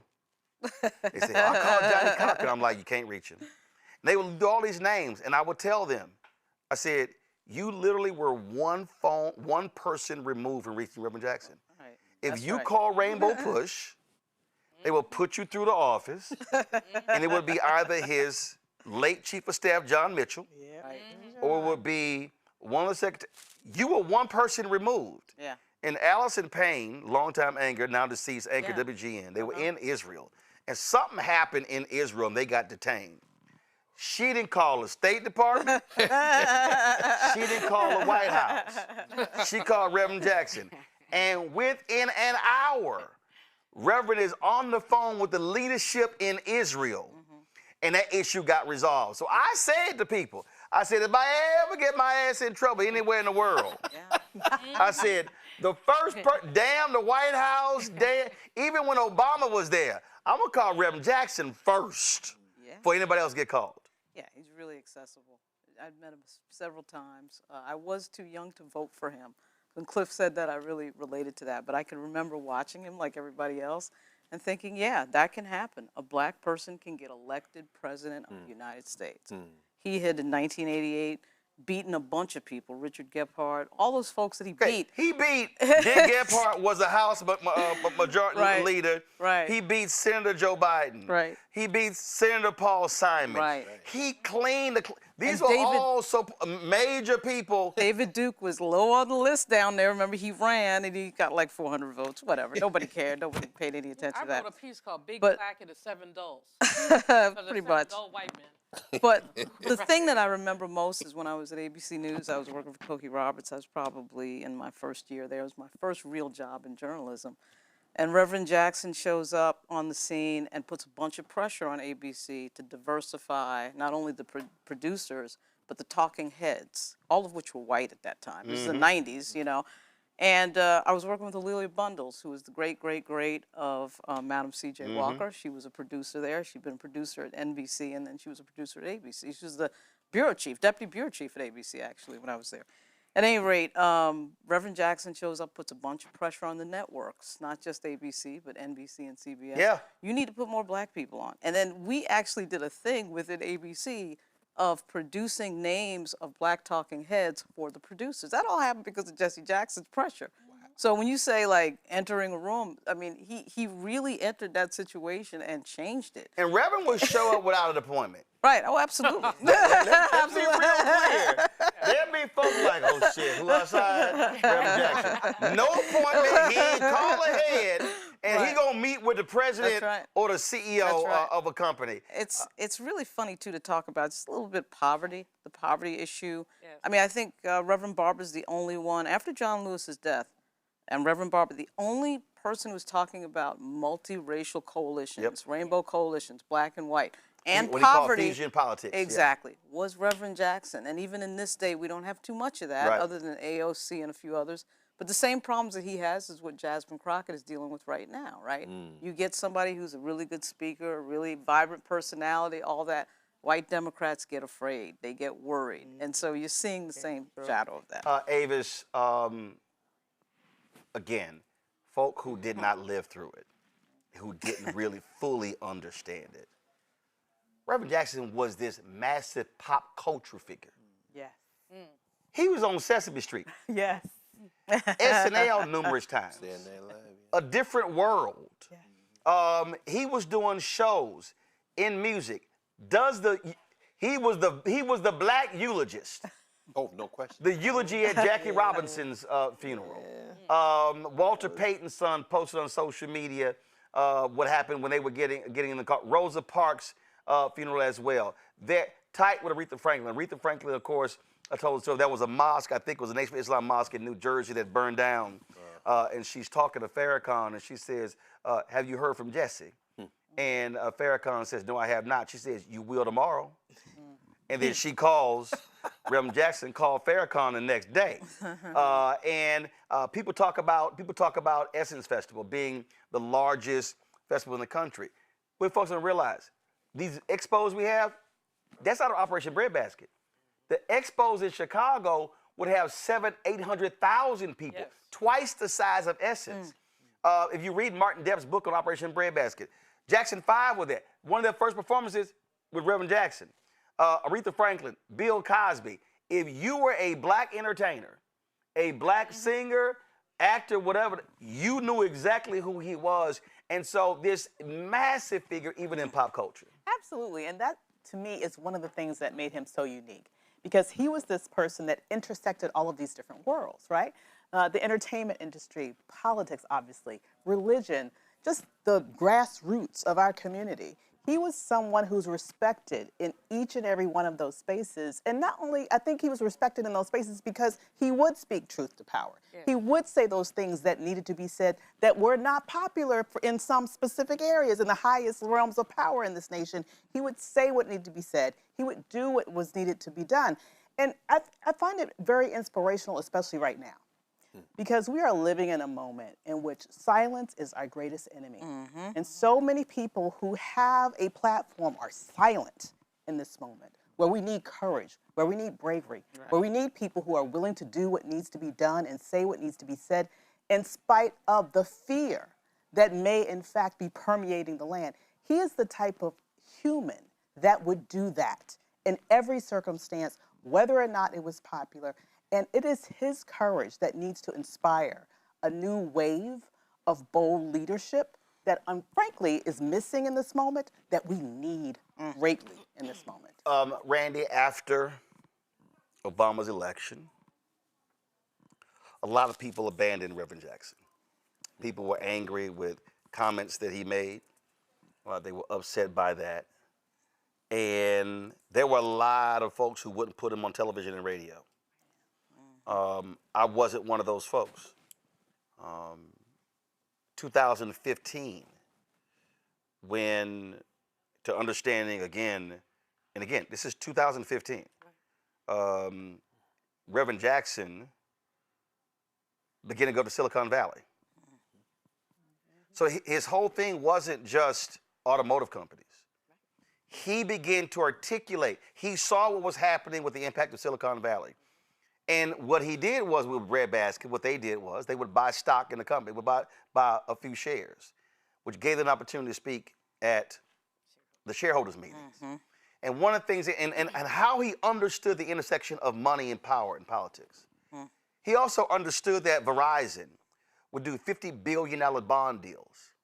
And Reverend Jackson would say, where are the black accounting firms? Where are the black bond companies? So that was Verizon, that was AT&T, there was all those companies. And so I would have him on my TV One show. It was like almost every week talking about what's happening in Silicon Valley. He was going after Facebook. He was going after Google. He was calling out, well, he was going after Apple. In fact, Tim Cook got pissed off because I put a tweet out. Reverend Jackson had forced him on their data, and Tim Cook put a tweet out, and I got called by somebody there, said Tim Cook was going off. Who is this Roland Martin? And the sister said, Tim, you don't want to go there. Tim, you want to leave that brother alone. And then the person called me and said, "No, Roland, we should call him for your tweet." I said, "No, it got his attention." So I understood that. So Reverend was checking them on the diversity numbers. Tell me about And again, a lot of black media people would not even put him on the shows. And so here he was on the outskirts here in D.C. of the Obama administration. That's a whole other story. But he was put in the focus, and the thing was, he was the one who said, y'all keep talking about STEM. He said, hold up. He said, more than 40%, he said nearly only 40% of the jobs are dealing with STEM. He said 60% of y'all jobs in Silicon Valley ain't STEM. Right. See, so they were trying to say, oh, well, they're not engineers. They're not scientists. He's like, no. What about all these jobs? And then he went down. He's like, hold up. Y'all got PR firms. He listed the whole list. That's where the pressure began to diversify Silicon Valley. That was Reverend Jackson. Right. You know, we talked about how he was ahead of his time, and you know, DEI is my jam. He was the DEI person. Yeah. He was always advocating for marginalized groups. And what people, I think, forget is that back in 1996, he was the one who worked with Texaco and says, you're paying black people 60% less than you're paying white people. Now, hold up. Those you mentioned Texaco. So what happened was there was a audio tape that came out, racist tape. Racist. I had to remind everybody who kept saying that Target was the first major black boycott since Selma, since Montgomery. I was like, what the hell y'all talking about? I said that was Texaco and that was Denny's. Right. And Reverend was right there. And corporate America was like, oh shit, here come Reverend Jackson. People literally have no idea and that's what I fear that he put into white CEOs. But it was DEI. What's hot now? He was talking about the diversity. He was talking about the inclusion. He was talking about, are you paying people fairly? And the money. And that's what I'm saying. Are you paying people fairly? And made it public. And then he did move, and he carried on. He was still dealing with Target up until his last final day. So he continued that fight. But in between there, the media, as you said, he was the one who got so many black reporters in. He said, I'm not going to speak. You're not going to have any access to us unless we're the black reporters. So again, he's looking at diversity. And then you go to Silicon Valley to take on those giants and say, where's your EEO-1 report? Because they're not even letting them out. They weren't releasing them. Let us know how many people that you have that you're hiring. And not just let us know who you're hiring, how much are they getting paid, and where are their ranks. I want to know your boards. I want to know your C-suite. I want to know all this information. He was responsible for that. And like I said, and was still talking about Target. So, you know, of course, DEI being my jam, you cannot talk about DEI, you cannot talk about inclusion without talking about Jesse Jackson, and he's been doing it since the beginning. April 3rd, 1968. Now, y'all have it ready? I asked y'all for it 30 minutes ago. April 3rd, 1968, MLK's last sermon, Mason Temple in Memphis. It's a 43-minute, 16-second speech. In that speech, and some of y'all keep telling y'all only heard the mountaintop part the last 2 minutes. Damn it, go listen to the rest of the 41 minutes of the speech. That sermon, MLK is specifically saying to black folks, how do we create change? How do we use our economic power? In the sermon, he says, we don't have to throw a single Molotov cocktail. We ain't got to yell or curse. He said, all we got to do is practice economic withdrawal. And when he says that, then there's a point there. Do y'all have it queued up? Okay, but y'all should have had this ready when I asked for it 30 minutes ago.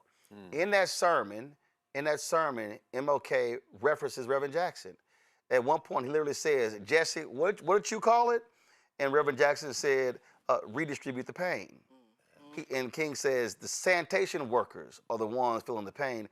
We now must redistribute the pain. And then he begins to name check companies that they need to stop doing business with. In Martin Depp's book, Operation Breadbasket, he talks about what then happens when black folk then do that. So Dr. King goes to Chicago. They had helped drive revenue because when they targeted companies, not only do they ask them to work with black-owned companies, hire black folks in senior-level jobs, entry-level jobs, but they also required them to put money in black banks. So Dr. King says, they come to town and said, Jesse, let's go meet with these two black banks to see if we can get a loan to make SCLC payroll. Reverend Jackson says, Doc, let's stop by over here first. He says, Jesse, I don't have time to do that. We need to go meet with these bankers. He said, Doc, trust me, let's stop by this house first. And so there's a group of black businessmen who are assembled at this house. And they walk into the house and they're meeting. And after all the niceties and pleasantries, these black businessmen pull out an envelope and hand to Dr. King. It was literally, I think, for 3 or 6 months, it was the payroll for SCLC. Depp writes that Dr. King just starts crying, saying that he had never experienced that during the movement. It was the pressure that they put on companies to invest money in black banks, and the pressure they put on companies to put black products on the shelves that then allowed for those black businessmen to be able to say, we can now fund the movement. I can tell you, I saw with my own eyes. John Rogers, Aerial Capital Management. When I worked in Chicago, I was there 6 years. I would go to Rainbow Push every Saturday. John Rogers would personally show up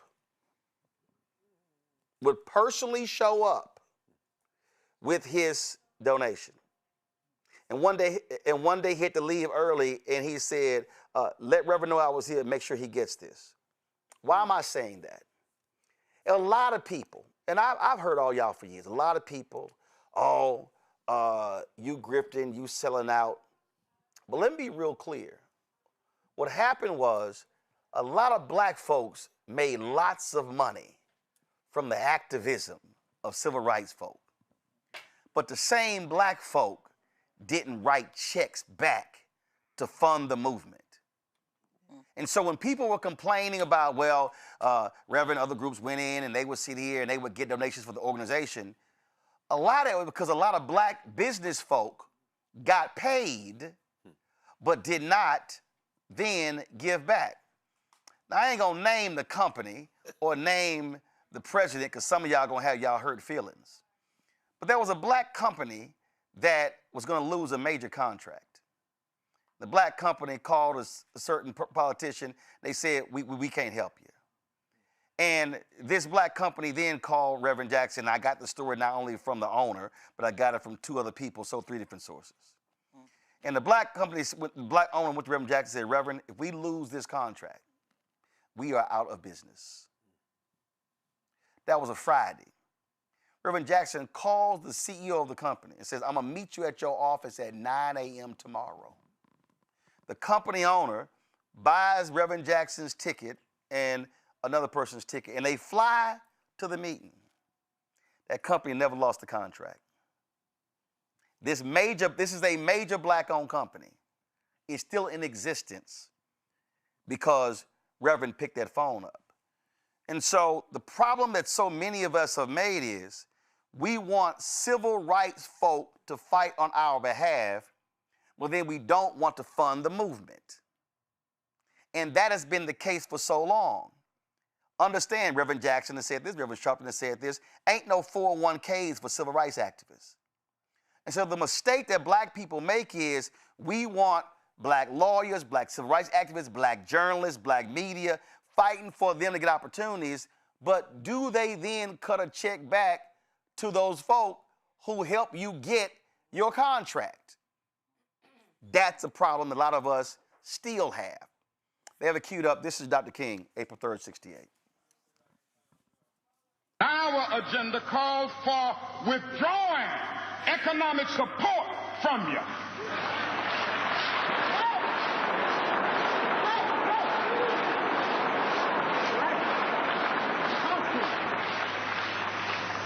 And so as a result of this, we're asking you tonight to go out and tell your neighbors not to buy Coca-Cola in Memphis.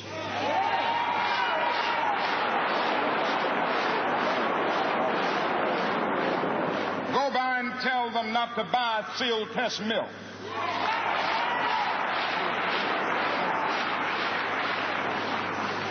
Tell them not to buy what is the other bread, Wonder Bread. And what is the other bread, come to Jesse? Tell them not to buy Hart's bread.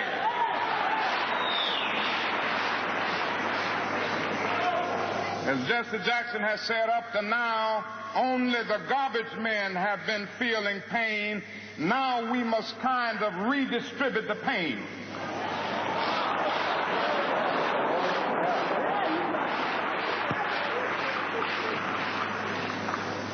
We are choosing these companies because they have been fair in their hiring policies,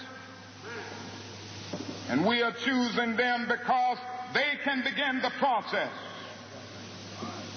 of saying they are going to support the needs and the rights of these men who are on strike. And then they can move on downtown and tell Mayor Loeb to do what is right.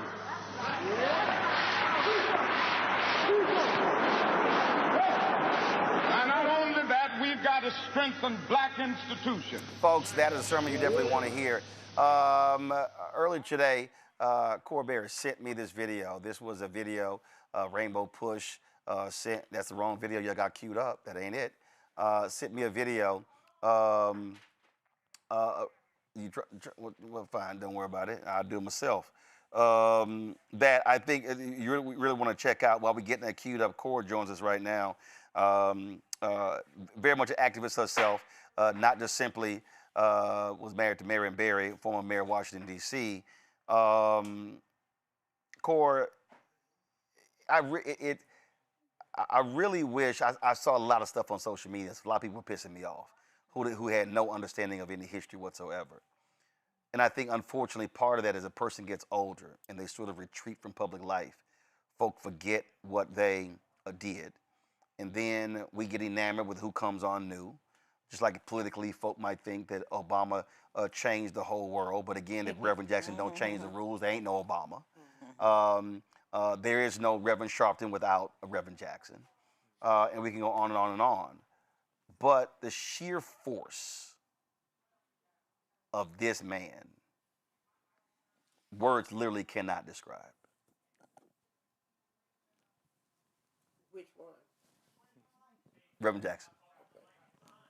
Marion was in there too. I got you. Well, I was smiling. Rev would be very pleased. His legacy is intact. Just hold mic up a little bit more. There we go. His legacy is intact. They're talking about him in classrooms. They'll write about him in books. Mission accomplished. We've learned a lesson. He is enshrined in the body politic of what we do going forward. And Marion would be smiling. They were brothers. I met Reverend Jackson in 1976. Some of you weren't even born. And knew him as a very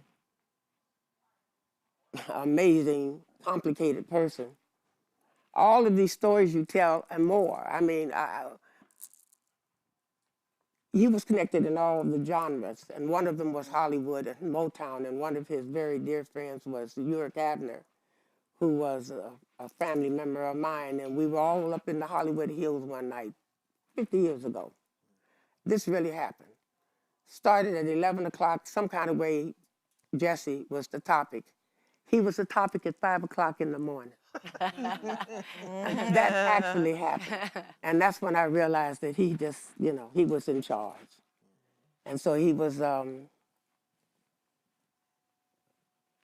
very special human being. And what I loved the most about him was that he never didn't have time to sow into young people.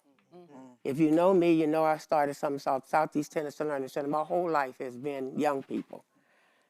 He went all over the country, going to schools with that chant, telling them, for your life, you got to feel good about yourself. And he used to tell me, it starts on the inside, so we got to keep connected with the young people. So while he was closing down people, and, my brother had a problem, a handicapped black guy, didn't know who he was. The people in the store grabbed him, almost killed him. Well, they killed him.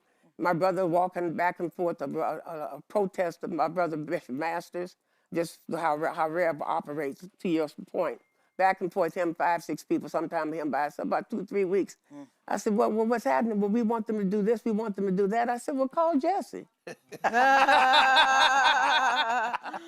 And he said, Jesse, yeah. I said, yeah, call Jesse. Long story short, I don't know what Jesse got out of it, but everything they want, they got the store flipped just like that. They started hiring people, they paid the family, they did all of that. So I'm just saying that. You're like, y'all walking for 3 weeks, y'all just could have called Red. It wasn't even a lot, it was just the name. Oh, we don't even want that smoke, let's move on. So you talking about students. So brother told me this, one of the protests at Howard University. Blackburn takeover. And this is the most recent one. that was one of them, and how that one Reverend stepped in. Yeah. But that was a brother who was a student at Howard University. Something happened where he got arrested, and it was some nonsense. He got arrested, and so he didn't know. So it was a brother who he knew, who was a body man for Reverend Jackson. So he calls him. He's like, "Doc, let me call you back." Then all of a sudden, so he's sitting in jail. And next thing he knows, he hears his name being called, and he comes out, and all of a sudden, Reverend is there, and he had never met Reverend. Reverend didn't know this dude. All he knew was a student at Howard University. The rest happened in Maryland. Reverend happened to be in D.C. And heard about it. I told y'all one person removed. Heard about it. Shows up. Got him out. And then later, he met him. Reverend wasn't there. He sent his people there. Later met him. Reverend like, oh, you the guy. Reverend didn't know this dude. But somebody said, Reverend, this young student at Howard needs some help. Right. He got arrested.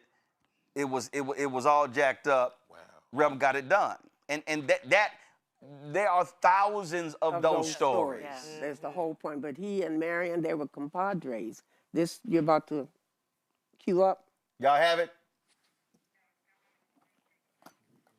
Okay, it's down. All right. Y'all keep going. I'm going to play what this he's damn going to thing talk myself. about in there just very quickly, when a lot of the stories about him running, I always say the story is the backstory. So the backstory of all this goodness it wasn't always roses. And he wanted to run and he wasn't being met, and he'll tell you that with his own words.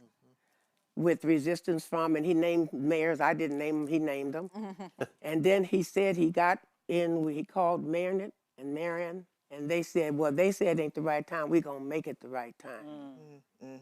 And he wanted to make an announcement of running for president. So what my husband did, he's gonna let anybody do nothing to him now. Gave liberal leave to the DC government workers for 3 hours. Wow.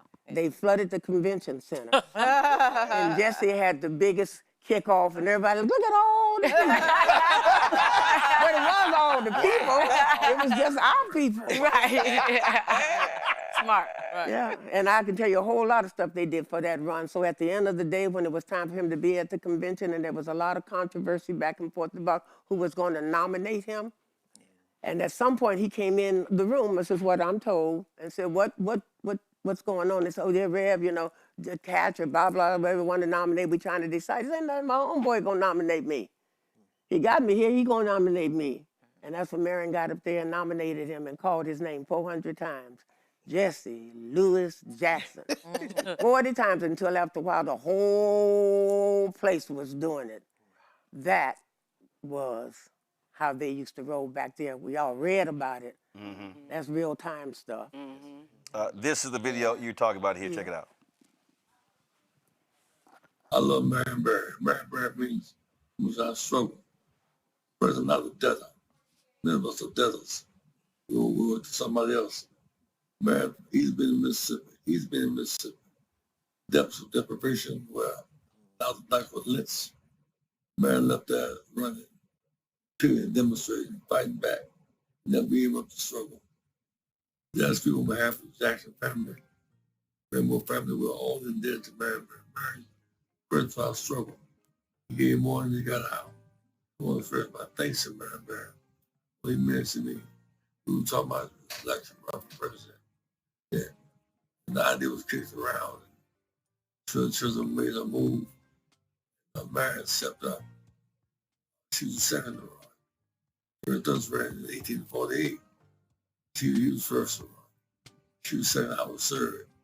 But I kept into a different meeting. See, this day's time schedule. And the mayor said, I'll send us a plate. I'll give a building money and crowds. 5,000 people in the arena today. Mayor announced my running. That's some of the first vows. Just tasted me up for the first time. Didn't do it. Going home, Detroit. We go to Philadelphia. Drew Bond, John Lewis, and Andy Young. Says time is not quite yet. Man Jackson said time is now. First son said time is now. We knew that pact with Marion Barrett said time is now. Go for it. So I don't know, so we took it, we ran with it. Black Power Circle was against us. On 3.5 million new votes. And then 88 for another 4.5 million. 8 million votes in those two campaigns.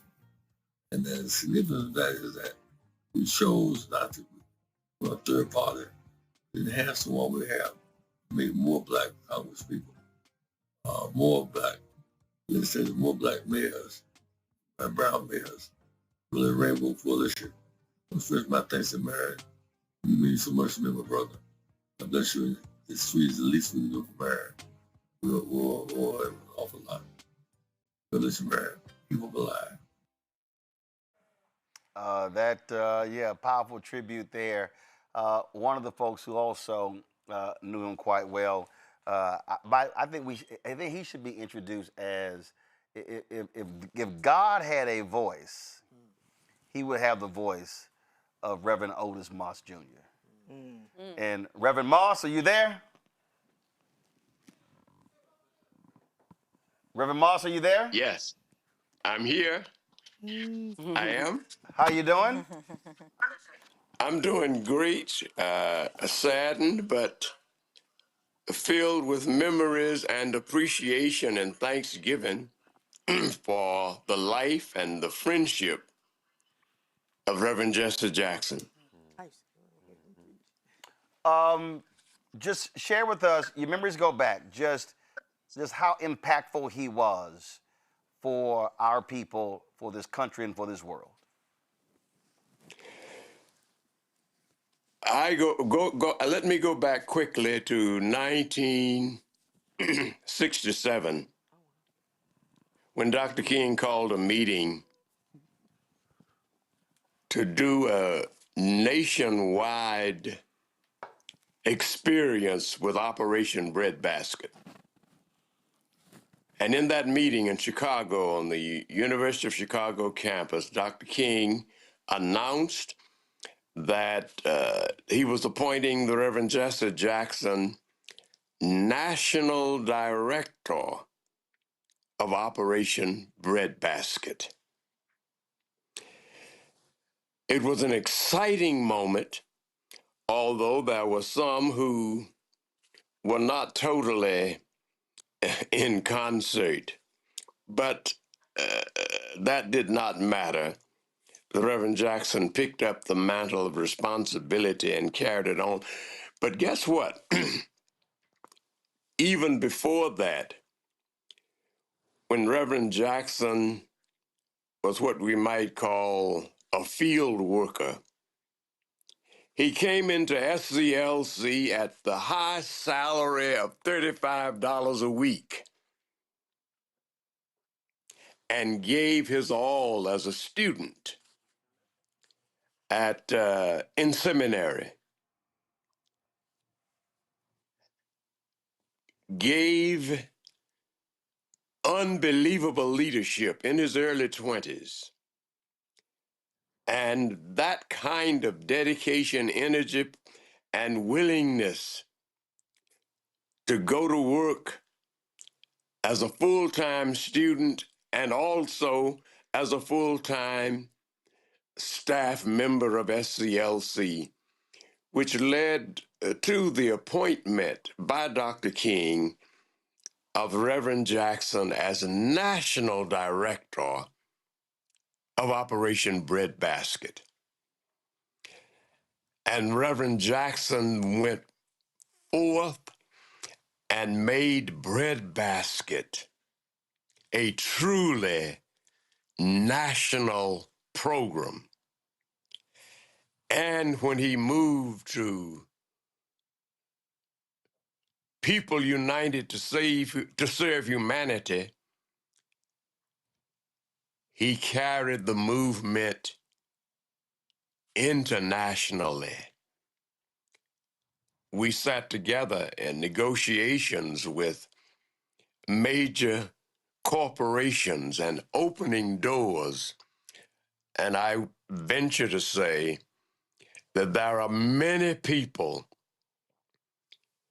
making great salaries and holding great positions today because of his leadership who may not even know how they got to how they received those positions.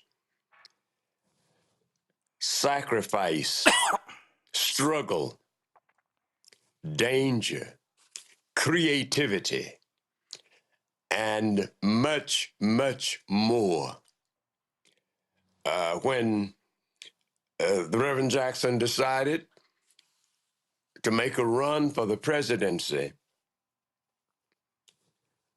Richard Hatcher was chair of the board. They both stepped down for a moment, and I became chair of the board during that first run for the nomination of the presidency of the United States of America.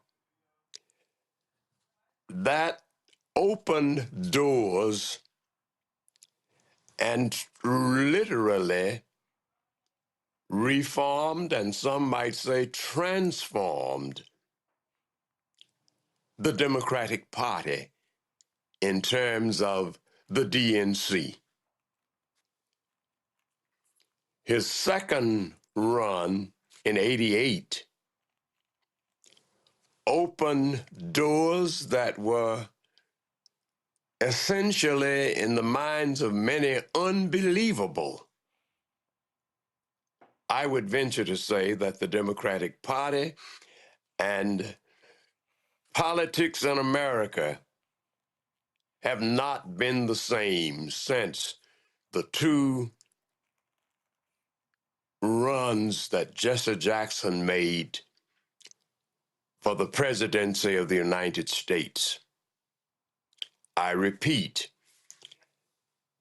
the whole DNC became a different organization with much more inclusive participation following the candidacy of Reverend Jesse Jackson. And even down to this very hour, our political history, our history period, has not been the same. Of all of the thousands of other things Reverend Jackson accomplished, those two runs for the nomination for the presidency of the United States changed the Democratic Party, changed the political landscape in America. And even with all the setbacks we are experiencing now, because of him, it will never be the same. Reverend Otis Moss Jr., sir, it's always great to hear you and see you. Looking good, and I appreciate it, Frat. Thank you. At the bottom of our hearts. I appreciate it, my brother. Thanks a lot. Thank you. Jeff Johnson joins us right now. Jeff in Portland, and Jeff, just you've known Reverend for years. He was one thing he understood was media, and if you were in the media and you were black, trust me, he had your number. Just share your thoughts and reflections on the passing of this giant today. One is so incredible being a Clevelander coming after a great Clevelander and Reverend Moss. how much I learned from him being young in that city. And I think that for me is what's interesting. I mean, I've heard several people talk about how Jesse showed up with young people. And I also remember a lot of young leaders feel like Jesse stood in the way. And I remember very clearly being the national youth director of the NAACP, and we were in Florida immediately following the election, where we were trying to make sense of what had happened in that state. And People for the American Way and the NAACP had sponsored an event, and Reverend was speaking, and I was backstage. As a young person in those places you hadn't necessarily deserved to be in yet, but you were there. And it was myself, Ralph Neese, who was the head of People for the American Way, Kwesi Mfume, who at the time was president and CEO of the NAACP, and Reverend Jackson. And Mr. Mfume had introduced me to Reverend Jackson as his youth leader. And in the midst of that, Mr. Mfume had to walk away, and I started to say something to Rev, and he looks at me like, "Why are you talking to me?" and walks away. And so the second time I see him, I said, "Reverend Jackson, remember, Kwesi Mfume introduced me, and I started talking, and he literally, Roland, looked at me and was like, "I don't know why you keep thinking I'm supposed to talk to you." and so maybe a year later, the Youth and College Division had done some real work mobilizing some young people around several issues. And I saw Reverend Jackson, and I wasn't sure whether I was going to speak or not. And he actually put his hand on my shoulder as he was passing by me. And he was like, "I see that work y'all doing." And it was such a time, I think, as a young leader to recognize that the position and the title was never enough. And Rev came up at a time where you were risking your life, where you were risking your livelihood, where you had friends who had either been killed or were political prisoners. And he wanted us to be sure as young leaders that we didn't take for granted the positions that we had as young people, that in some cases we didn't have to put as much on the line as they had to. And I think what was most important for me is on the other end of that, he always gave me his time. And so it wasn't, some of you talked about who do you call when you're in trouble.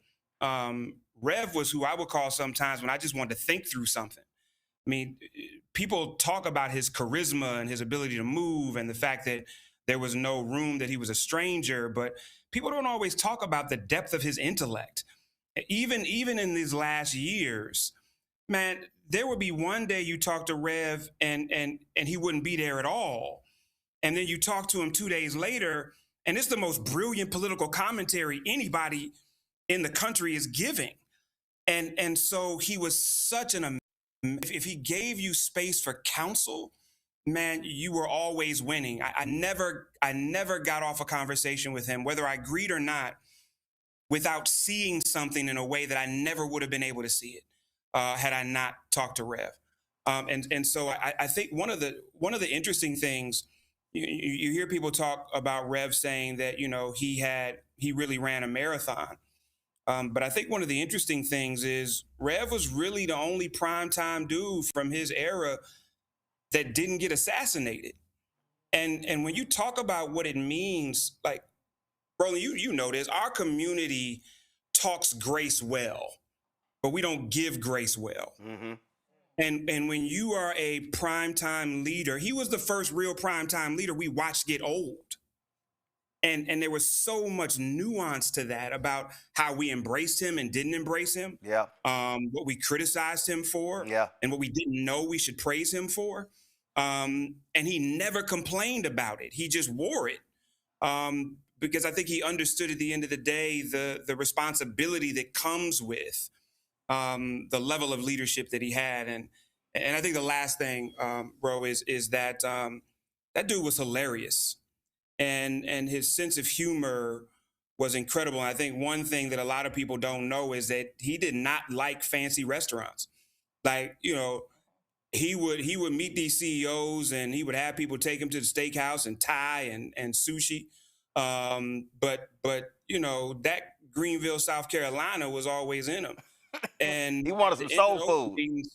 He was like, take me to that spot to get me to the hole in the wall spot.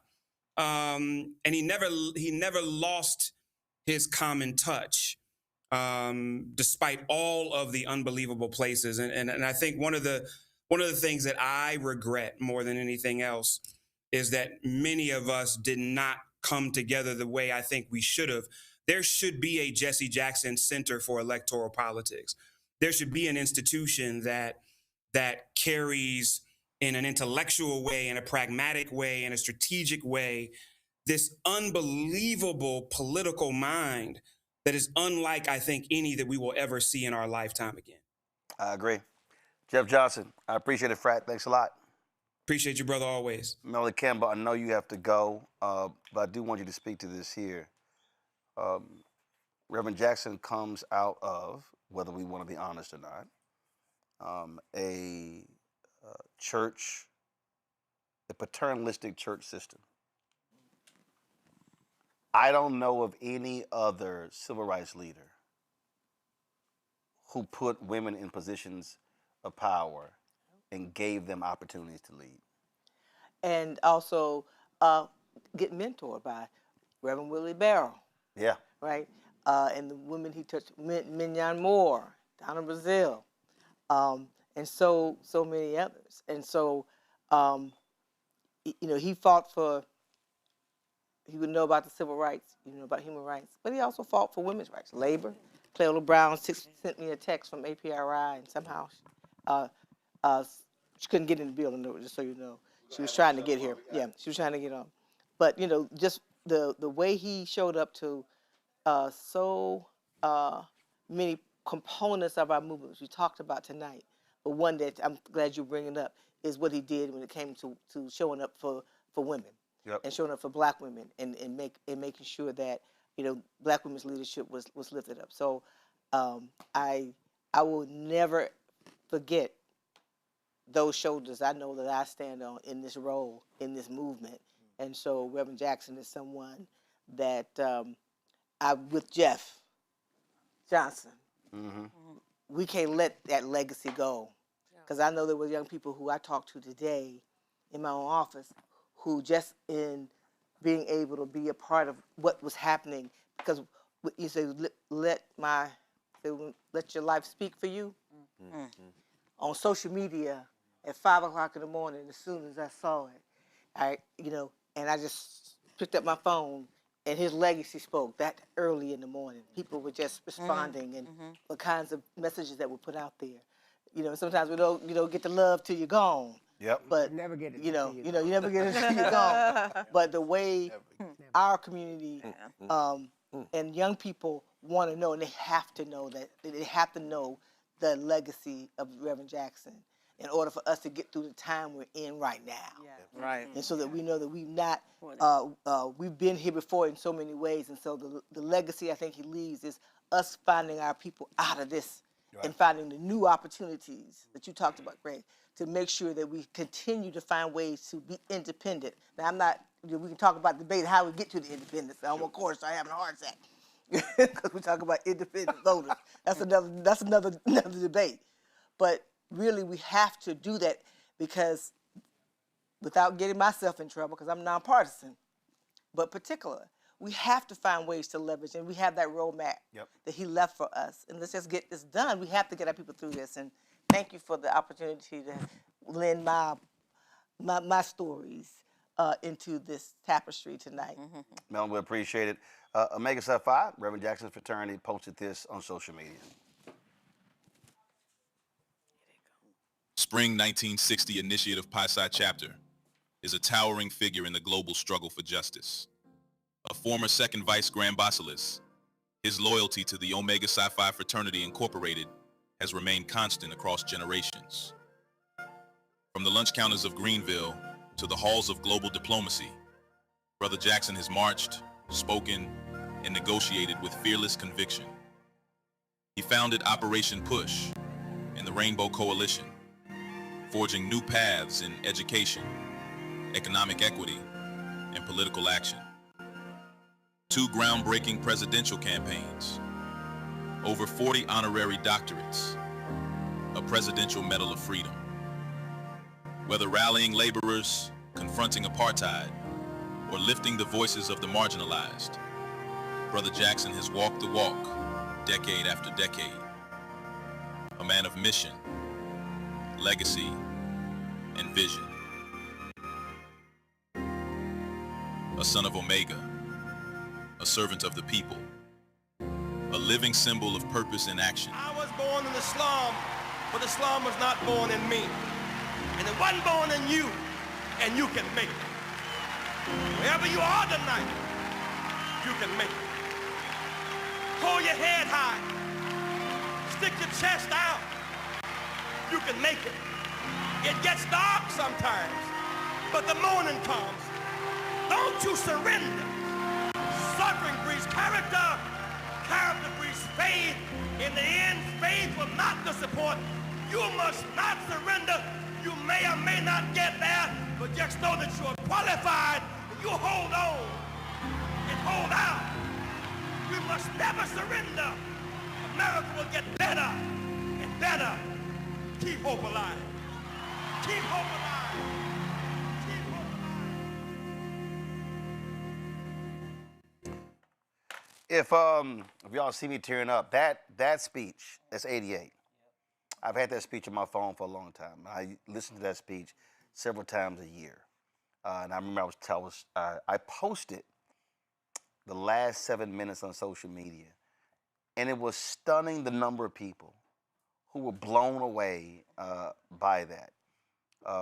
It's about a 50-minute speech, but the last 7 minutes of that speech is one of the greatest closes I have ever heard. Now, when I say that, I'm talking about speeches, sermons, all together. And I dare say, and y'all get the video ready, those last 7 minutes, if you truly want to understand what the political, social agenda of Reverend Jackson, what his life's work was about, he breaks it down in those 7 minutes.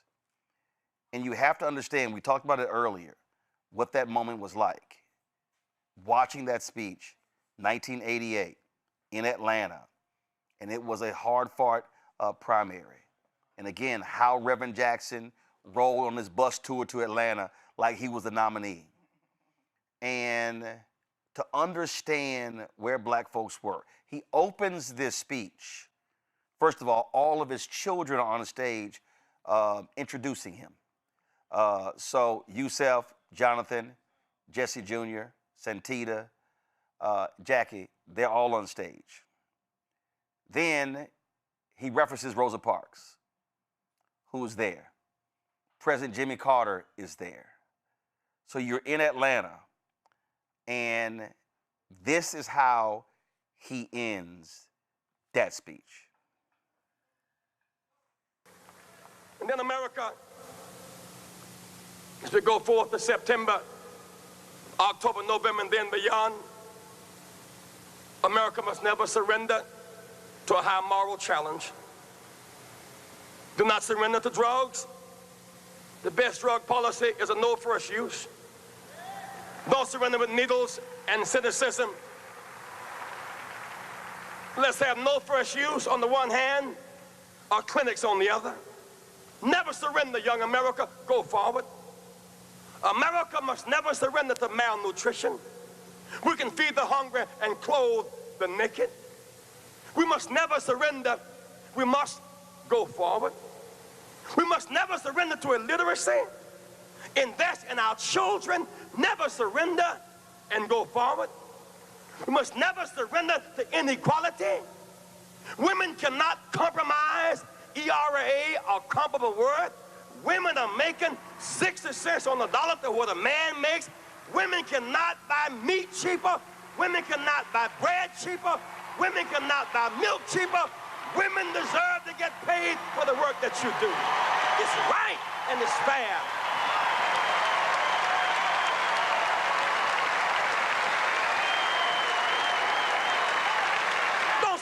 my friends. Those who have AIDS tonight, you deserve our compassion. Even with AIDS, you must not surrender in your wheelchairs. I see you sitting here tonight in those wheelchairs. I've stayed with you. I've reached out to you across our nation, and don't you give up. I know it's tough sometimes. People look down on you. It took you a little more effort to get here tonight. And no one should look down on you, but sometimes mean people do. The only justification we have for looking down on someone is that we're going to stop and pick them up. But even in your wheelchairs, don't you give up. We cannot forget 50 years ago when our backs were against the wall, Roosevelt was in a wheelchair. I would rather have Roosevelt in a wheelchair than Reagan and Bush on a horse. Don't you surrender and don't you give up. Don't surrender and don't give up.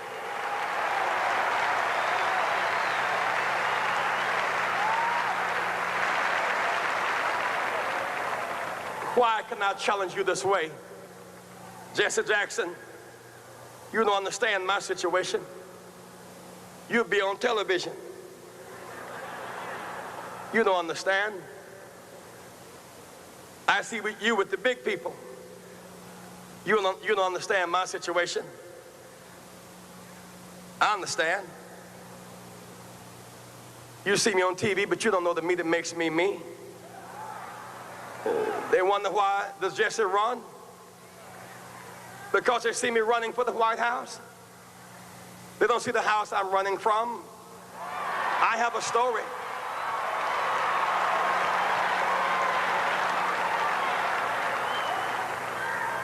I wasn't always on television. Writers were not always outside my door. When I was born late one afternoon, October 8th, in Greenville, South Carolina, no writers asked my mother her name. Nobody chose to write down our address. A mama was not supposed to make it, and I was not supposed to make it. You see, I was born a teenage mother who was born a teenage mother. I understand. I know abandonment and people being mean to you and saying you're nothing and nobody and can never be anything. I understand. Jesse Jackson is my third name. I'm adopted. When I had no name, my grandmother gave me her name. My name was Jesse Burns till I was 12.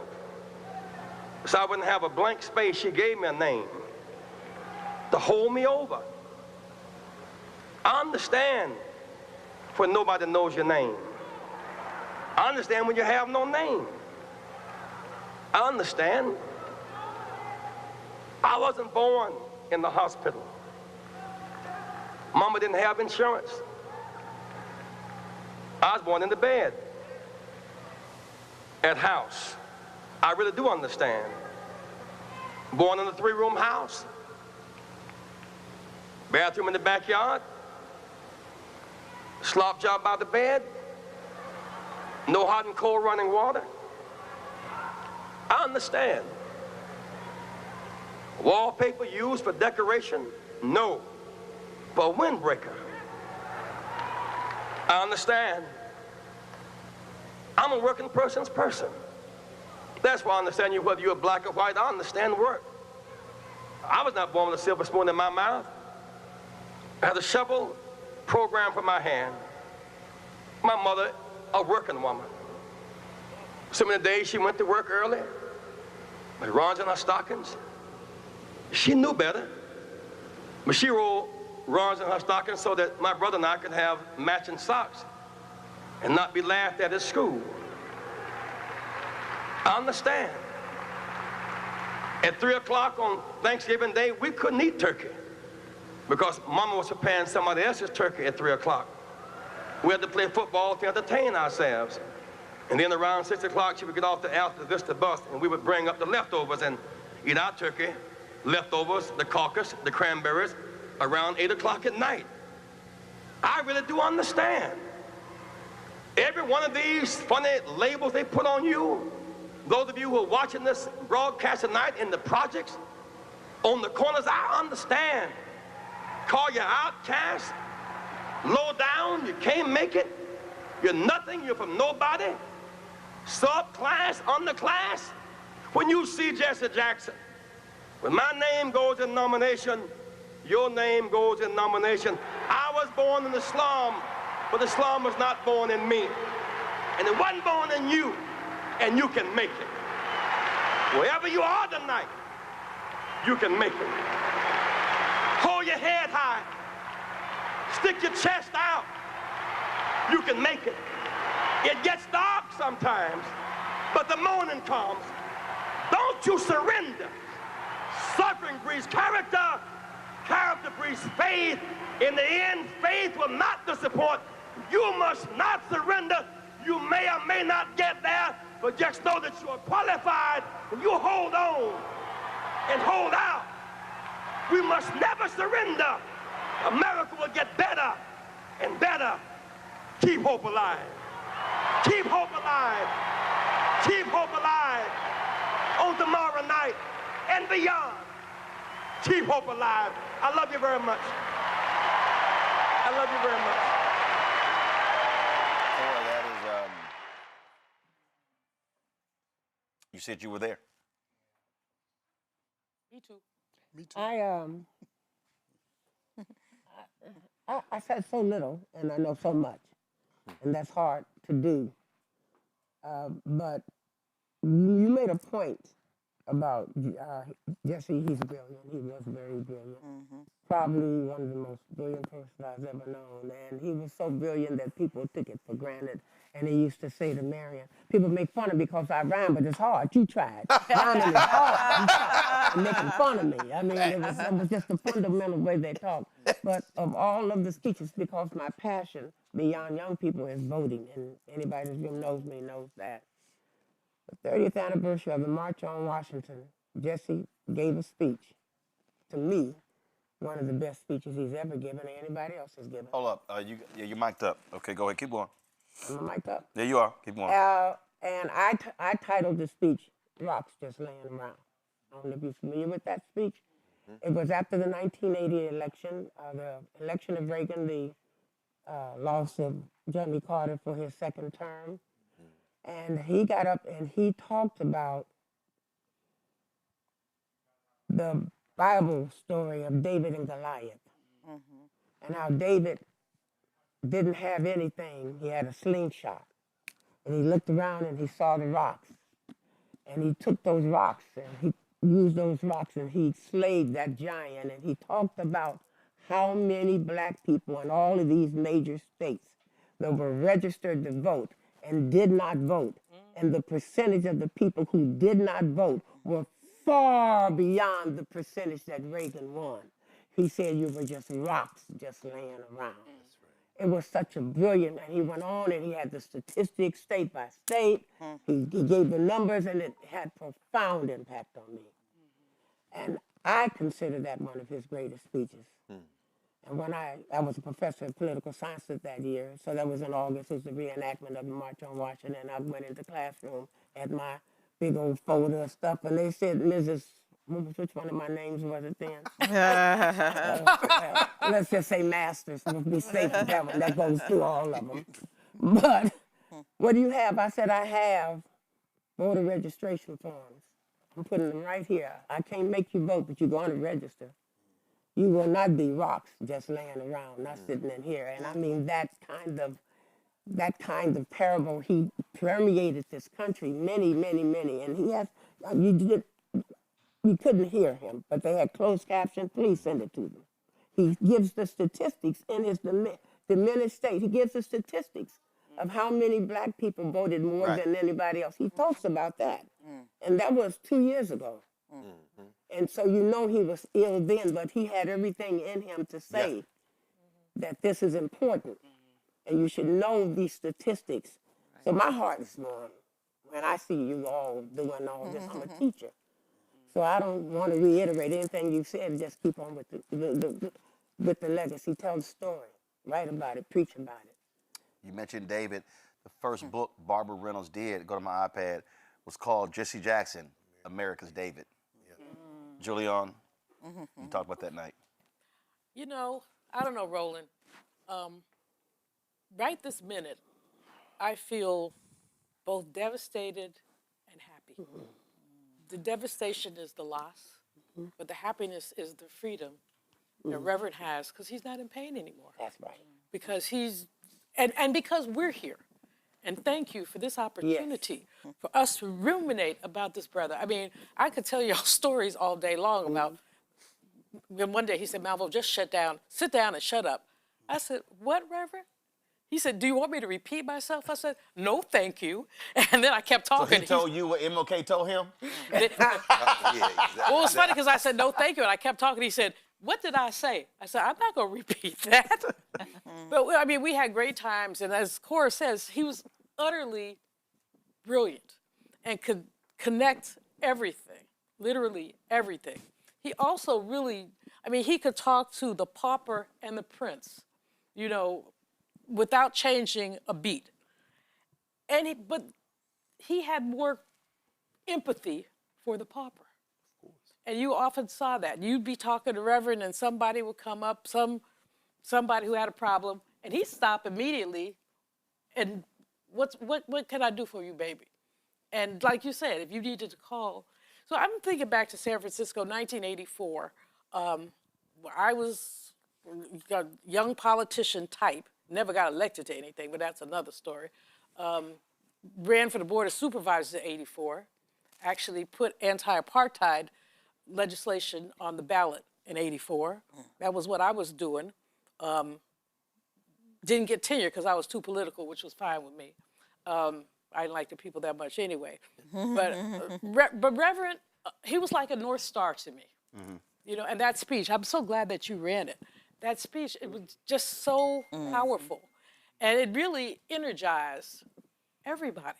And, you know, just one, and it's, you know, San Francisco politics. We are more. No, that was in Atlanta. That was '88. Okay, I was there in '88 too. And Michael, the thing is, and I told someone the story, and they thought I was joking.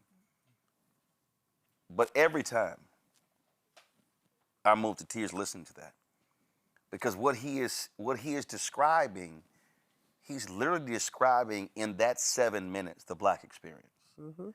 Being unseen, you're trying to scale heights that people told you couldn't do it.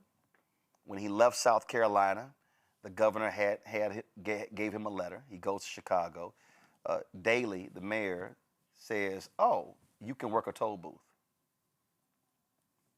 John H. Johnson hires him to sell subscriptions to Jet and Ebony. Mayor Daley saw a toll booth worker. John H. Johnson saw a salesman and leader. So when Reverend ascends, there's a reason he became the mayor or the president of Black America. He was in Jet every week. John H. Johnson was like, no, Jesse gonna be in Jet every week. He was always in Ebony magazine, always being covered. But when he lays that out, that ending there speaks to his life before and since 1988 and crystallizes the folks that he cared about. Especially when you guys talk about Chicago a lot, I think of Gus Savage too. Congressman Savage Gus was Savage, so powerful then. I was a little kid getting coffee for people at in those speeches, but I remember my father and the Reverend made such a good team at that point in time for the party. The yin and yang. Because my father knew the apparatus of the party. Right. Jesse knew how to deliver, as you just saw, the messaging and deliver people. Yeah. And Paul Kirk was the chairman of the party at the time. And Paul Kirk, after my father cut the Dukakis-Jackson deal, Paul Kirk basically let my father run the rest of that part of the convention and said, you got to give what's called the hall. You got to give Reverend the hall that night. The hall means, in politics, advanced talk. Everybody, there are no Dukakis people. It's all Reverend. Every sign. Right. Now, Reverend had to talk about Dukakis. Let's make sure of that. But every sign, every credential, And I was just so proud to just watch Reverend you could hear a pin drop in the convention. And then the other part of his legacy that is so, again, back to the apparatus, understanding the apparatus, and then Reverend. In 1992, there were more black women elected to federal office ever in history. When Reverend delivered his currency to the table, my father had the apparatus. It was an incredible time in 1992. Senator, and I don't know how many black women and black people, but black women members of Congress. It's stuff that's not really written about relative to what Reverend did. Plus, he's frat. So, thank you for acknowledging it earlier. What? I did it. We showed the photo. Y'all showed the other photo. Every time I saw Reverend, we would do that. But I always told him Jesus was an alpha. He knew. He knew. He understood that. Don't even try it. And also, thank you for mentioning. You also know who else was an alpha. What's the list? I'm aware of my Uncle Marion. Yeah. Just so you know, Alpha's your daddy. That's one of the photos. Y'all, we showed that one earlier. There's some other ones y'all can put in there. That's a great picture. In a moment, we're going to talk to Reverend Frederick Haynes III. But I'm going to throw this out here for the panel. You talked about not being in pain. November, most of us prepared for Reverend the transition in November. The word was privately put out. Listen, come see him. I'm in Bermuda. So I'm talking to Yusef 13th and 14th. 14th is my birthday. So I come back early on the 15th. I fly to Chicago on the 16th. So we go to Northwestern Hospital. And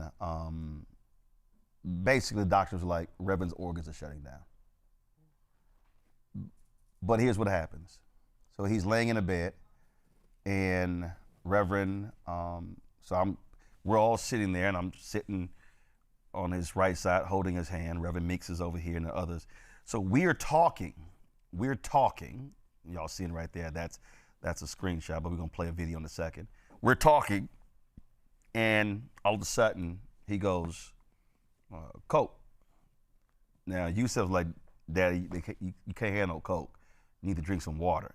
Because he had not been eating. His throat was extremely raw. He goes, Coke. And he said, Coke again. And man, just get a man. We were all looking like, dude, just get a man what he want. Come on now, he 84. Come on, what the hell y'all doing? So we're all sitting there, and so it's crosstalk. So imagine this Reverend Jackson holding his hand, and we just talking. We talking about politics, the Target boycott, whatever, stuff, all that sort of stuff. Then all of a sudden, it was as if a spotlight hit his body. And he starts talking. And it's hard to make out, and Yusef is going, Dad, I can't understand what you're saying. And Reverend Meeks goes, hold on. I've seen this before. And Reverend starts sitting there, and he started naming pastors. He said, meeting on Friday. Feed the people. Getting ready for the election. So although here he is, his brain is firing. Parkinson's is keeping him from getting out. But he's literally sitting. The man is in a hospital bed, and the doctors are saying he's dying.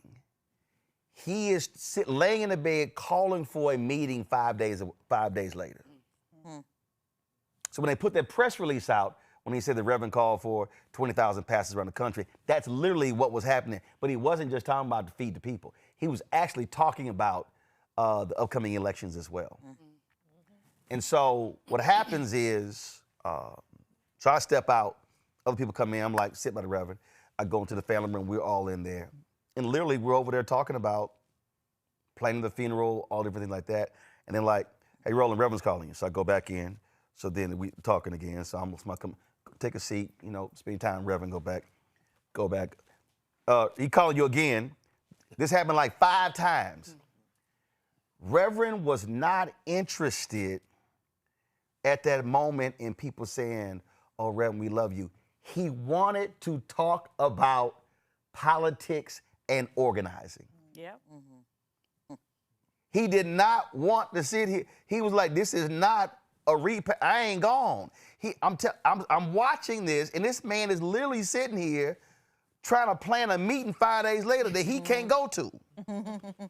And so he was, and they kept saying, everybody come out and want him to rest. He did not want to rest. He didn't want to rest, nah. So I fly back, flew in Sunday, I fly back out. The next day, the doctors go, we ain't never seen this. We just gonna ride this and see where it goes. They were stunned that this man recovered, and remember, that was the 16th. He got discharged on November 25th. Wow. This man's whole life was people and movement. Jackie Jackson, I'm about to walk and she hugs me. We're hugging, she squeezes tight, and she says, please don't stop talking to my daddy. This is what's keeping him alive. It was as if his entire, it all got revived in the moment. And I was, before I left, I shared a word with him. Did not, haven't shared this with anybody. And this is it on November 16th. Turn the audio up, please. Y'all can roll it. Reverend, I called you, Self. I said, I definitely got to come by and see you. So that's why I flew in this morning. But you need to know that you are so important to our people, and you will forever be known in history. Not just your speeches, but your work, your organizing, your mobilizing. And we would not be here as a people. I would not be doing what I'm in media if it wasn't for what you have done. And we thank you and we love you and we appreciate everything that you've done for us. And our job is real simple, to keep hope alive.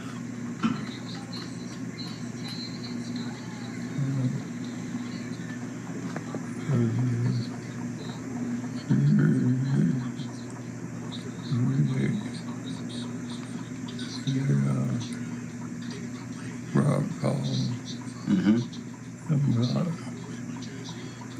about $500 was out. He called it, out. And he called his name. And tragedy to all my people. Indeed.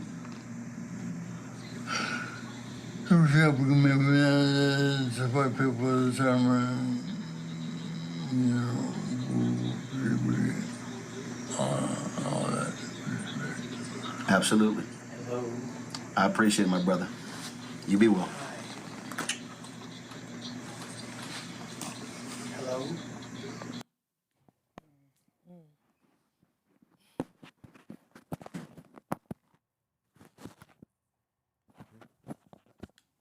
Greg? Man, you talk about somebody who has graduated to ancestorhood, who left it all here. I mean, you showed the footage from Georgia, and then the footage from Texas. And I think about, here we are in the second year of COVID, and the students have come back on campus to conditions that were less than ideal. So they take over the student center. They took over the student center. Your husband would have been proud. Because every time the Howard students do something, every time, as long as he was mayor, he wouldn't let the police touch him, anything. That 1989 protest, of course. One of those protesters, of course, now the mayor of Newark, Ras Baraka, who always talks about the fact that Marion Barry would not let them come in there and do anything to us. So they're in there for a day, a week, 2 weeks, 3 weeks. Tents have come up in front of the student center, and chapel is outside. Some of y'all, attend chapel, so they put the chapel under a tent outside between the library, the old library, Carnegie, and Douglas Hall. Jesse Jackson shows up. Jesse goes into the building to sit with the students. What are y'all doing? What's going on? The first time I met Jesse Jackson, in fact, was at Tennessee State, was student body president. He came to our campus, met with us, had a press conference. Like you said, young people, he was always going to do that. So all these years later, he's in the building with these young people. He leaves the building, goes to the administration building to find Wayne Frederick, negotiating. I want these kids to get put out of school. I want no problems. This is what. And then somewhere between the president's office and the administration building and the student center, he falls. I don't know if y'all remember that. Wow. Jesse Jackson bumps his head. They take him to Howard Hospital. Now this thing got to end. Why? Because y'all about to kill Jesse Jackson. This man, he's lost his balance. Because, at this point, he's at the stage now where the next stage is he's not walking at all. That student takeover and those demands and that satisfaction in no small measure is because Jesse Jackson showed up and said, this got to stop and y'all gonna protect these kids and y'all gonna do what's right to the point of his own physical safety. And Howard Hospital, of course, they took care of him. That's one of those places, as you said, he would check in for a week and recuperate and then go out and burn the candle at both ends. And of course, your husband was legendary. Frank Smith told me he walked out at one Thanksgiving and came over to Frank Smith's house and ate all Thanksgiving dinner and all this stuff. And then he said, where you coming from, Marion? He had a hospital because he'd been over there for high blood pressure and everything. He done ate some hog maws, some greens, and then walked back to Howard Hospital. Two legends. And of course, Farrakhan had his prostate surgery there. So these were black people who were 10 toes down for black people. And Jesse, I don't even know how he had the strength to do that, but that strength we just saw there. Corey, we know you have to go. I appreciate you joining us. Thank you. Rebecca, absolutely. No question. Rebecca, what Greg said, in a little bit, he left it all. He worked up until his last breath. So I want to tell my story of meeting Reverend Jesse Jackson. So I'm not of the generation of the civil rights movement. In fact, during the '88 convention, I was 7 years old. 7 years old during the '88 convention. But this is the reason why I raise it. I watched that convention gavel to gavel because of Jesse Jackson. Yeah. I remember my parents walking into the living room, looking at me like, what are you doing? I'm watching the convention. Why are you watching the convention? I was like, Jesse Jackson. My mom didn't believe me. She thought, 7 years old, I have a little bit of chores to do around the house. She thought I was trying to get out of doing whatever it is I was supposed to do. But it was something about that run that captured my imagination.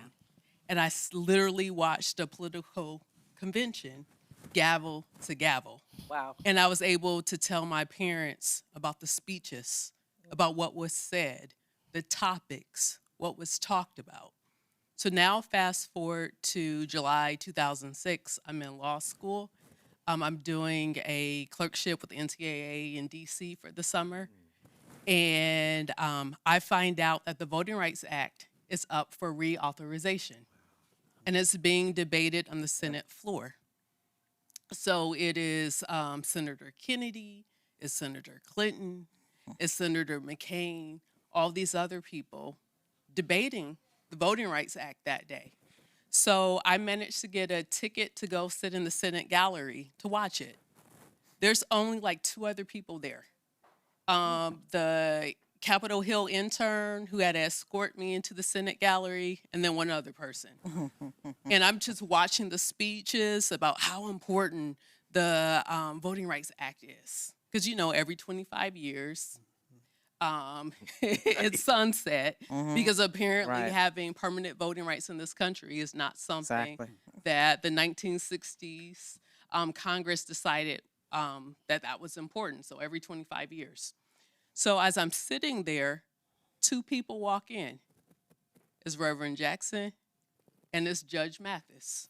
Wow. And they sit a few seats over from me. We're literally the only people in the gallery who thought it was important enough to show up and witness the Voting Rights Act reauthorization.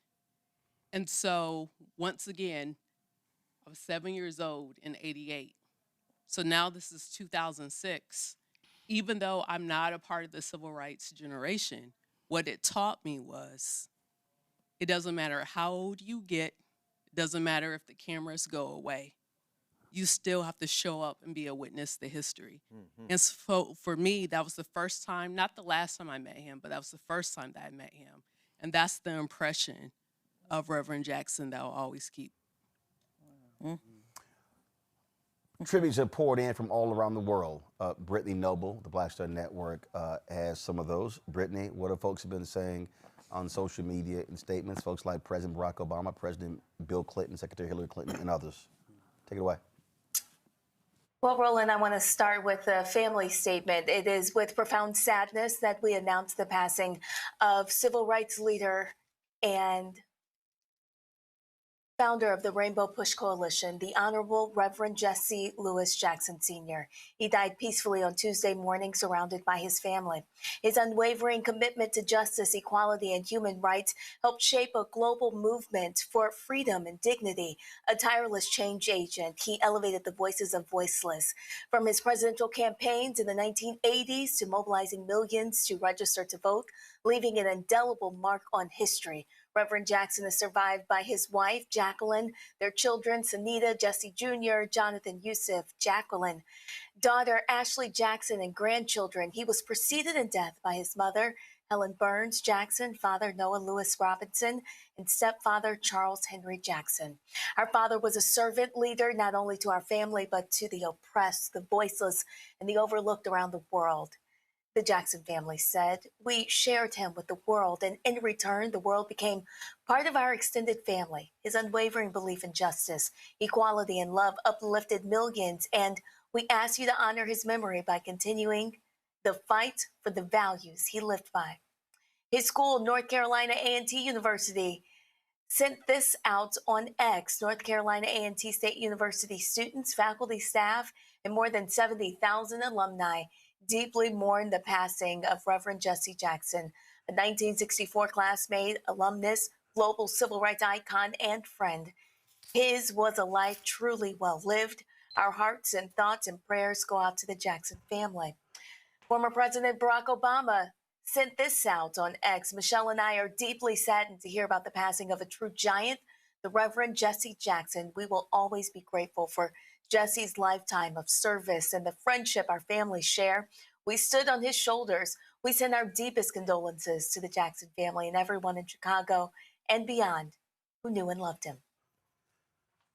Bernice King said this, Reverend Jesse Jackson Sr. devoted his life to lifting people in poverty, the marginalized, and those pushed to society's edges.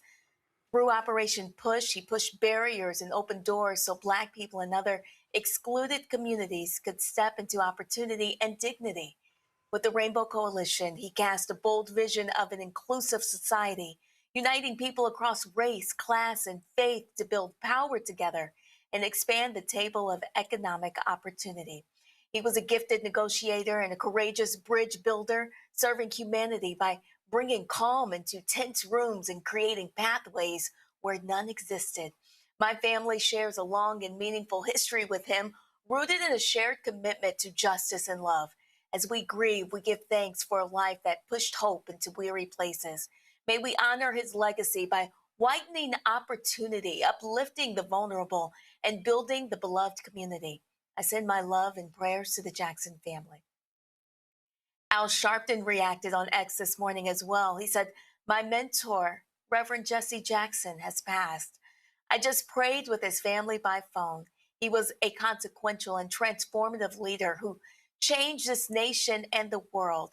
He shaped public policy and changed laws. He kept the dream alive and taught young children from broken homes like me that we don't have broken spirits. Mayor Brandon Johnson in Chicago sent this out on X. I am devastated to lose my mentor and friend, Reverend Jesse Jackson Sr. My heart prayers are with his devoted family, his wife, Jacqueline, their children, Sunita, Jesse Jr., Jonathan, Yusuf, and Jackie, daughter Ashley Jackson, and their dear grandchildren. We honor him and his hard-earned legacy as a freedom fighter, philosopher, and faithful shepherd of his family and community here in Chicago.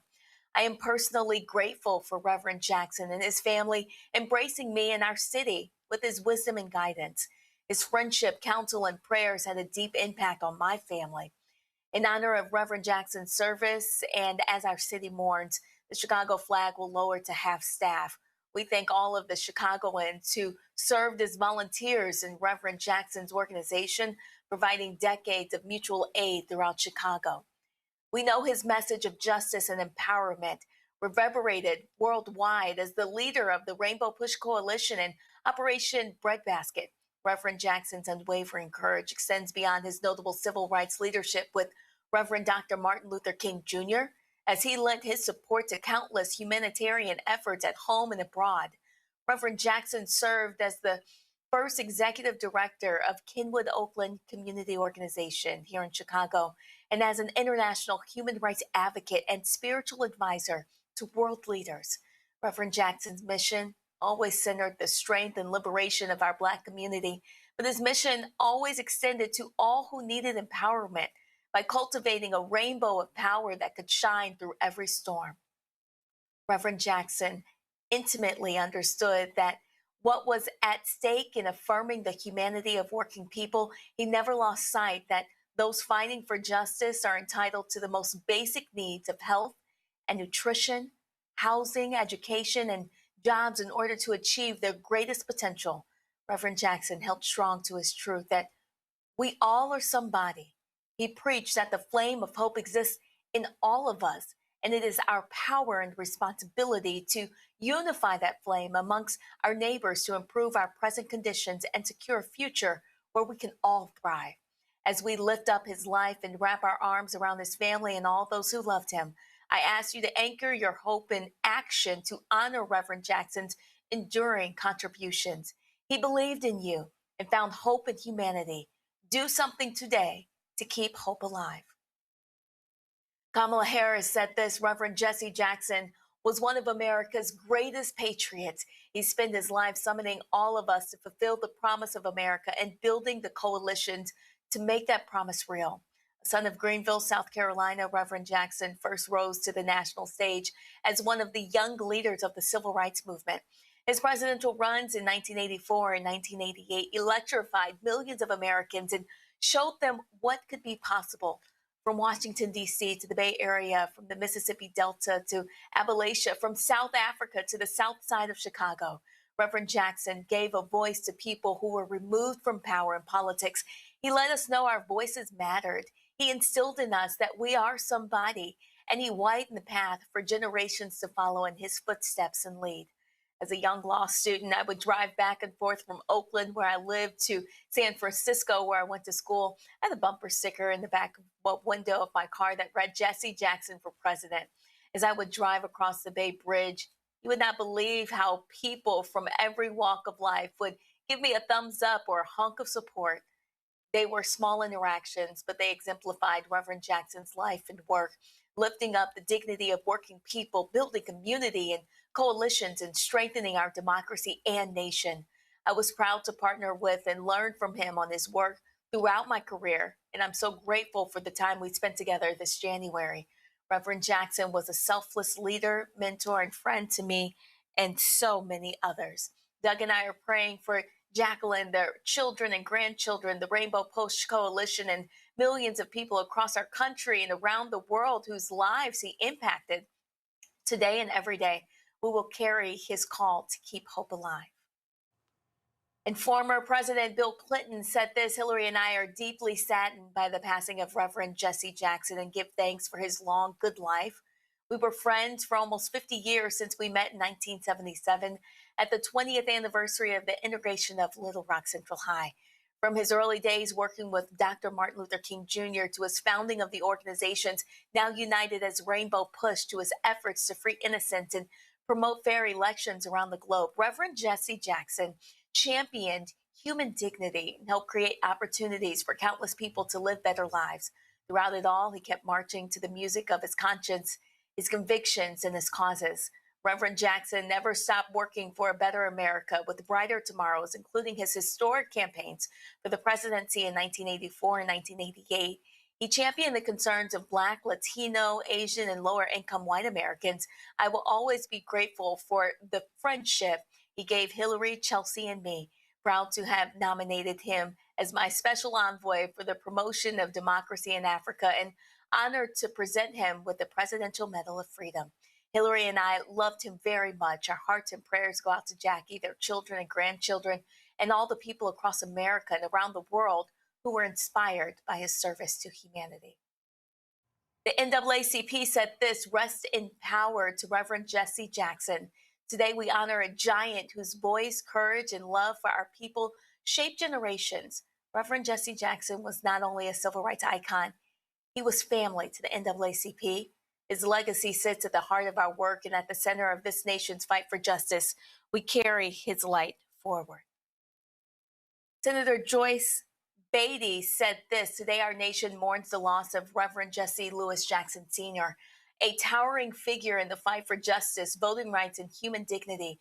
Reverend Jackson was a moral voice for the voiceless, a fearless advocate for the poor and marginalized, and a champion for civil and human rights here at home and around the world.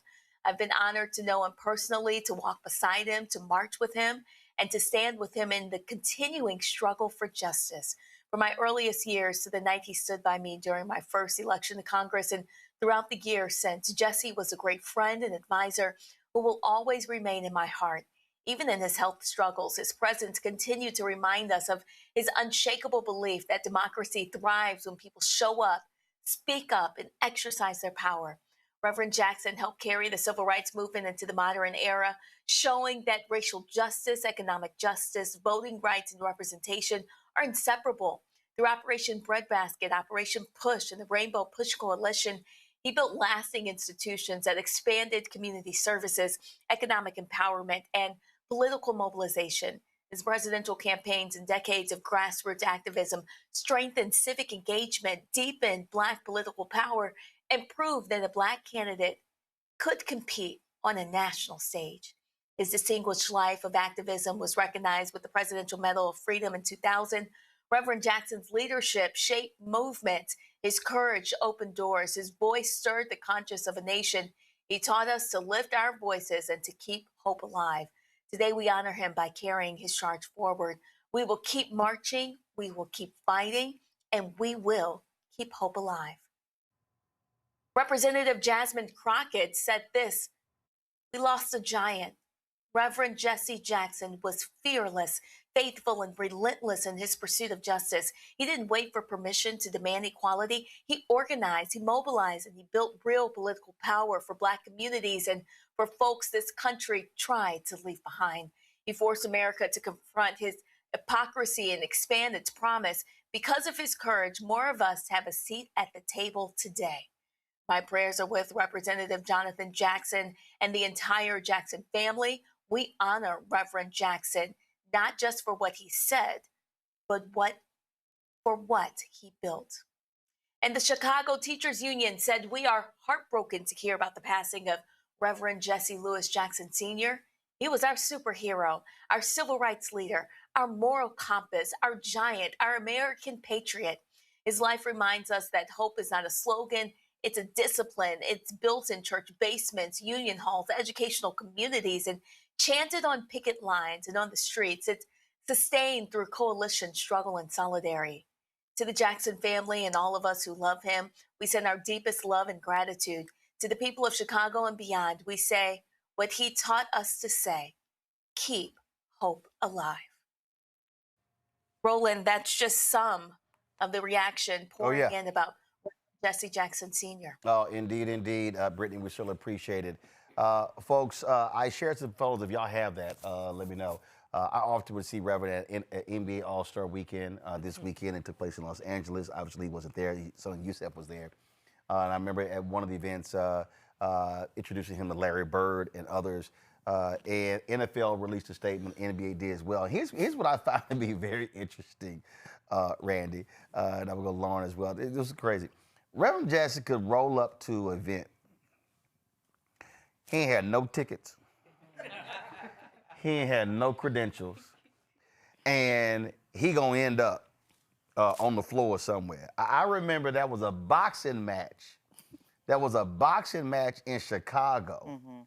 It's a heavyweight boxing match, and the brother wins.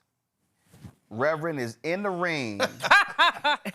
Reverend escorts the brother to the dressing room, and after the fight, they got to immediately take a drug test, and so no one else. So they like Reverend is with the boxer, and all of a sudden they stop Reverend, they close the door, and they for the drug test. Reverend's like, okay, he got to take a drug test. We like Reverend, we all know, but it was hilarious, and so people don't. He was always around sports. He was always around sports figures, and same thing, was revered by those athletes as well. They all paid their respects. Karen Russell posted something on her Twitter. She said he was a fixture in the Russell household. Her father was Bill Russell. Right. Well, I think what people always said about him is that he was audacious. And he said after that first time he went to jail for that 15 minutes for the library, he was mad, locked up because protesting he couldn't get a library book. He said he was never scared after then. And he always felt that he belonged. So when he told us all the message that you are somebody and I am somebody, he really believed it to his soul. And he would walk in and meet with CEOs of corporations or any sports star as if he belonged there. He felt he belonged on that in that ring. And it should educate all of us because everyone accepted him because he felt like he belonged. So he was never rejected. And Lauren, we talk about the Rooney Rule. I mean, he was fighting in corporate America. He was fighting for black folks off the field and management in sports. And again, he brought the same force of nature to sports as he did to politics, as he did to Hollywood, as he did to every area. Right, and the question is, who is that now? Who is that person now? Is it, we know when There's this no one happened. person. I mean, there's no one person. It is no disrespect to anybody. That's right. I have long said that there is nobody, there is nobody alive who can replace Reverend Jackson. The stature that he brought to the table, the relationship that he brought to the table, the history that he brought to the table, there's nobody. Well, is there a group is the question. I mean, we don't really have anyone now that talks on this level of, I don't give a F what you say, I'm doing this, I'm saying this, I'm standing on this, and I'm not afraid of anything. And of course, everybody can understand the period that we live in, not to say that we haven't had other violent periods, but right now it's like we have a situation where, we had 2 legislators get assassinated, and nobody even, that was in and out of the news. In Minnesota. In Minnesota, just like that. Like it didn't even get 2 days worth of coverage, right? President doesn't mention it, of course. And of course, you can understand why our leaders would be reticent to be speaking truth to power. But it is amazing the level of corporate control that we see in our politics, that he completely ignored and blew through. And in fact, he was the person, Jesse Sr. was the person challenging that corporate control. Who is that right now? What is that right now? What group, what black leadership group is doing that now in a clear-throated way? None. Like he was doing, right? I have no problem saying none. Whether it's right, whether it's a person or a group. And he did that, not only did he do it, but it's like totally unapologetic. Like I said before, the fact that he was talking about poverty is a huge deal. Nobody talks about it. The Democrats don't talk about poverty, the Republicans don't talk about poverty. He talked about poverty all the time. Right. And on top of that, like I said, getting back to the corporate piece, our groups now are controlled by these corporations, by the money of these corporations. They stay quiet because of these corporations, and he had none of that. And you've got to go all the way back to King and Malcolm X to find that again. And who is that now is the question. Who takes that mantle? So, Avis, the reason I think, reason I say none, is because when we talk about the currency, what scared them, what scared the sports leagues, what scared corporate America, Michael talked about it, is what scared the party.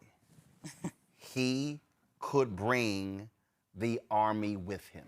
Exactly. And so the problem today, and I was literally having this conversation with a couple of people at the All-Star weekend in LA, is that too many of our groups are insular. The black community writ large ain't got a clue what they doing. They aren't seen. They aren't communicating with them. They're not touching the people.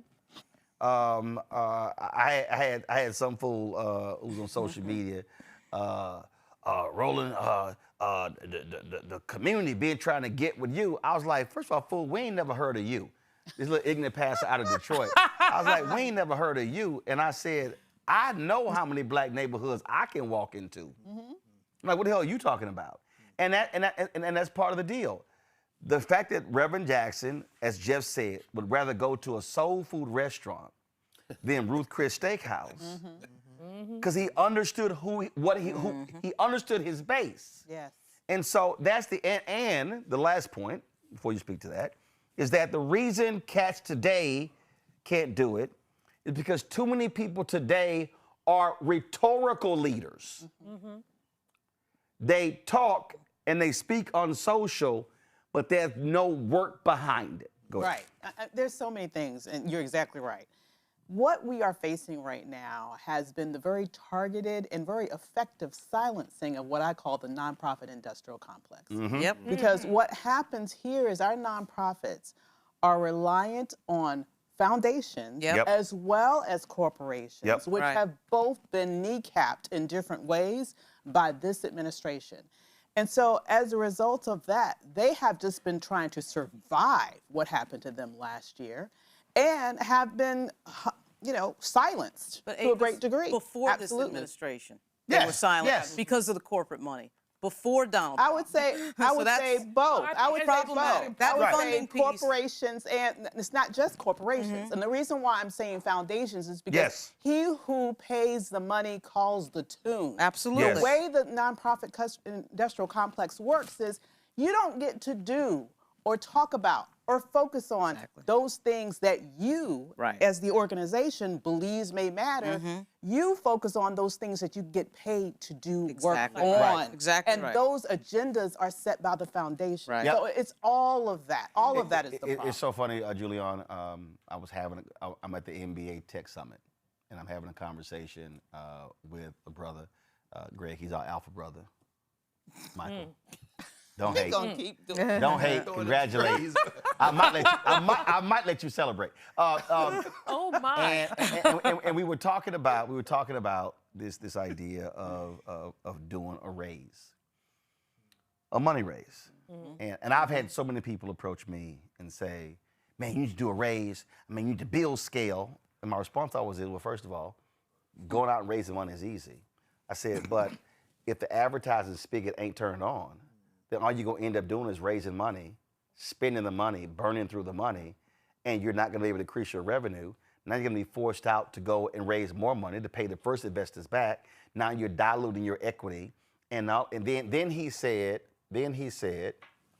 and the other thing is, he said, people like me, he said, if we invest in companies, we want a say. And he said, you have the freedom that no one can tell you what to say and what to cover. And so it goes to your point there.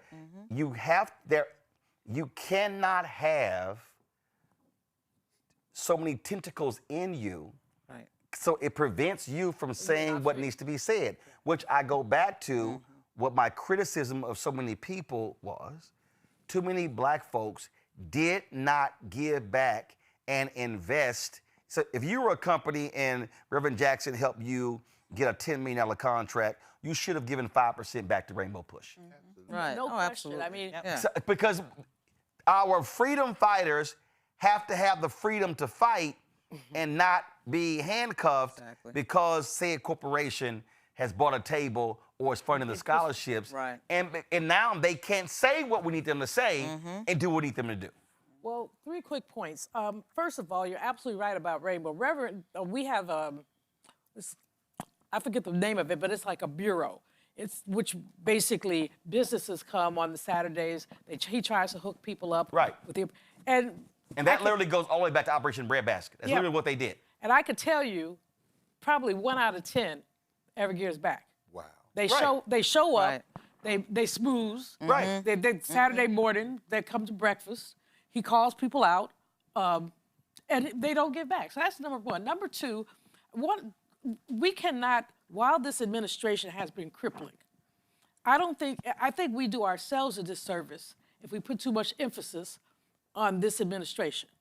I do not curse on your program much, so I would not use the name of the President of the United States because I would consider that cursing. You mean the twice impeached, criminal convicted convict? There Go you ahead. go. Go ahead. Who lives in a house that enslaved people built. Got it. But basically, we give that thing too much credit. This has been drifting for quite some time with foundations, as you say, telling people what they, as opposed to giving you unrestricted funds, which gives you most freedom, tells you, well, if you do X, then we'll give you the money. Well, X may not be, I've seen folks like Melanie. I mean, you got running in circles because you want to please the funder. Right. And this was happening before that man. So we cannot, the predatory capitalism and the exploitation of poor people, and thank you, Lauren, for raising that, that was pre that man. I mean, we've been drifting towards this empire. We've been drifting toward for quite some time. We weren't paying attention. We, organizers, activists, have not been paying attention. And in not paying attention, we basically yielded the higher ground to those people. And so, and the third point, that I really need to make in this context when you talk about your conversation about the fundraising piece is we also haven't tapped into our people enough. We haven't incited passion among our people about what needs to happen. Oh, no doubt. I mean, everybody can give. I mean, nobody. I don't know. The median income for Black people is about 2/3 of the median income for white people. So we're not writing $1 million checks. But if 10,000 people give $10, no, the reality is black people, based upon because of proportion, our giving rate is actually higher than of white people. Absolutely. Black people, we give. Now, for the most part, we give to churches, but our giving exceeds white folks. Oh, no, absolutely. But so you're we right. do that, and so you're right. But it's mostly church, and then we give to our alma maters if they're HBCUs, Right. But, although not as much as they should. Right, but the thing, but what you just laid out is, and I was going to bring Mustafa in this here, to exactly that point, this shows an example. Again, I'm in LA. I can't tell you how many Black people in finance for 20 years, CEOs, own businesses, high-powered lawyers, man, keep doing what you're doing. Brother, you doing it. Right. We need your voice. Right. Keenan can give me the latest number. I know it exceeds 36,000, maybe close to 37,000. I can pull the list. Not one of the people this weekend, from Thursday to Sunday, who was telling me how valuable my voice is, man, keep fighting, keep doing. Not one of those people have given $1 to this show. Wow. But to Julian's point, it's a whole bunch of people who've given $1, 5, 10, 15, 20. I got 4 people who have tithed to this show every month for 7 years. Wow. I know their names because I see they check every month. So to that point, we can't keep saying to, right, who's going to fight for us? Well, if we're not prepared to fund the fight. The question becomes, do we want to be free? And freedom ain't free. Right, freedom costs. And I was sitting here listening to all the amazing stories about Reverend Jackson, and something kept reverberating in the back of my head that he was a part of the 3rd iteration of Moses, right? So the first Black Moses of the Bible was about helping people to be free. The second Black Moses, of course, was Harriet Tubman, who was trying to help people to be free. Reverend Jackson was also trying to help people to be free. And a part of that freedom was understanding the power that you have when you utilize it on the economic justice side of it, on the health justice side of it, on the civil rights justice side of it. So when we talk about some of the, amazing things that he shared with folks, am I somebody or I am somebody, that is all tied to, if you truly understand that you are somebody, then there are certain sets of expectations that come along with that. And that's why us, making sure that it's not just the civil rights, but it is also the economic justice aspect, and holding our own accountable. Because if we have all these black folks who are doing amazing things as CEOs and others, but we don't never hold them accountable, then the behavior will continue. Michael, I've called out, and this is final comments, I've called out, there are a lot of black folks who are on boards of directors because of the work of Reverend Jesse Jackson Sr., Earl Graves, and others. And I've always said that if you are a black person on a corporate board and that corporation looks the same 5, 10 years later after you join, then you fail black people. If all you've done is collect your stock options and that corporate check for being on the board, and you do not expand opportunities for black people, you've actually wasted what Reverend Jackson and Earl Graves fought for, because they were fighting for you to be on there to actually do those things. Right. And same thing, whether you are a black CEO, whether you are a black senior executive, I can tell you right now, the worst folk we've had to confront in terms of black-owned media and advertising dollars is a black exec in a company or an ad agency. Right. No question. I'm talking, and so this is where, to Mustafa's point, and they get mad at me because they like, damn dog, why you calling people out? Because we can't continue to let folk profit in silence. And the rest of the community starves. Your final comment on this tribute show to Reverend Jackson. I'm glad that, I think it was, I forgot who left before Ms. Barry. She mentioned to the family. Very caring, wonderful family. Jesse Jr. and I, when we were, getting coffee and making copies for folks, good friend, good dude, reached out to Jonathan today. My sister talked to Santita. So it's a family that obviously should be uplifted and prayed for. But their dad is amazing person. He would say, he called me Brownie. He'd say, look, Brownie, I need some chicken. I need some chicken. And his favorite for you DC people, Church's was his favorite chicken. Yeah. Wow. I don't know what it was in Chicago. I can't speak to New York. Can't speak to Chicago's anybody. probably Harold's Chicken. Maybe Harold's. They probably went to Houston. It was French's. Oh yeah, it was definitely French's. Anyway, here was Church's. And the soul food place is a place called Georgine's, the Player Lounge in Southeast. Nice. That was the soul food place when you get the full dinner. Anyway. Players, that's it's still there. So I'm standing around waiting for him to, give me a 20 or something. And I'm still standing around waiting for the 20. And I'm still standing around waiting for the 20. And I said, all right, Rev, I'll be back in however long it was going to take us to get there. Still, I'm thinking that now that I'm leaving, so no 20 came. So I have that, I was working for him. I was working for the campaign, so I had that big brick phone. I don't know if it was in the bag. Remember the big brick phone? Yeah. Right. Yeah. So I had the big brick.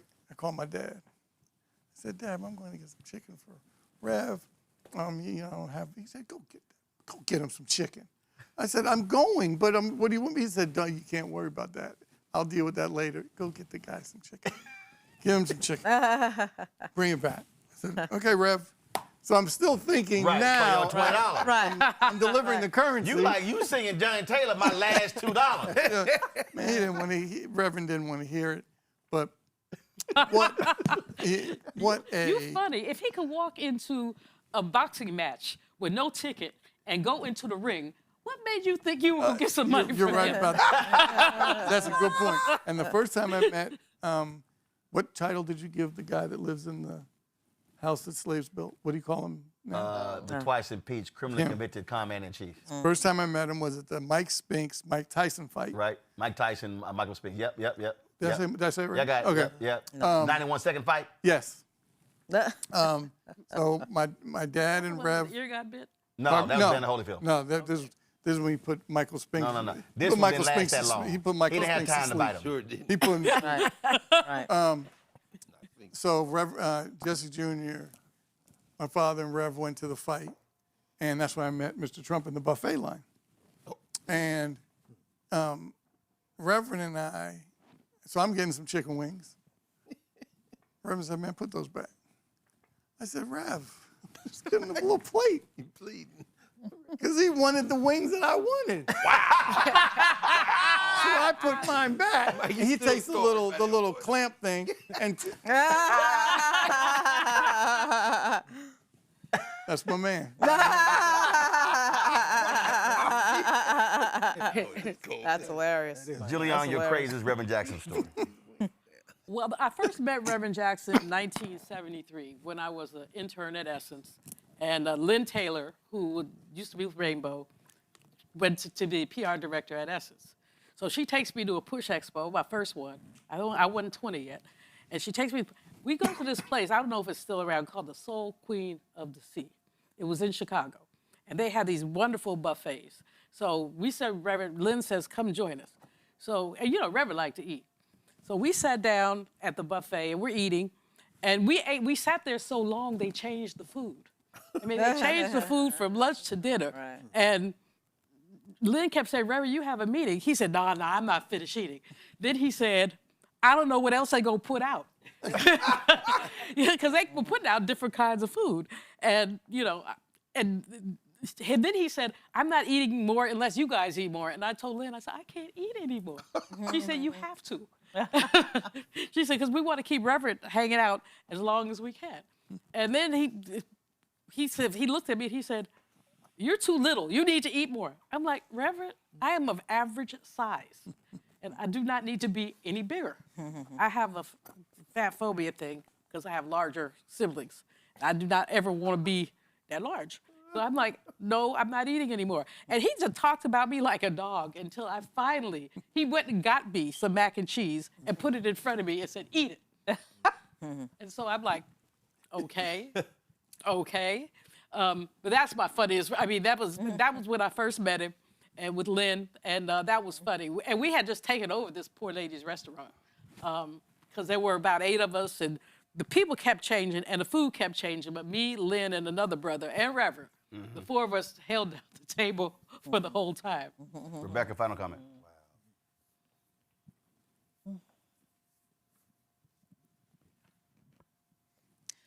So I think this show is important, but I also think it's going to be very important in how we tell the story of Reverend Jackson, because we can't allow the history books to tell the story.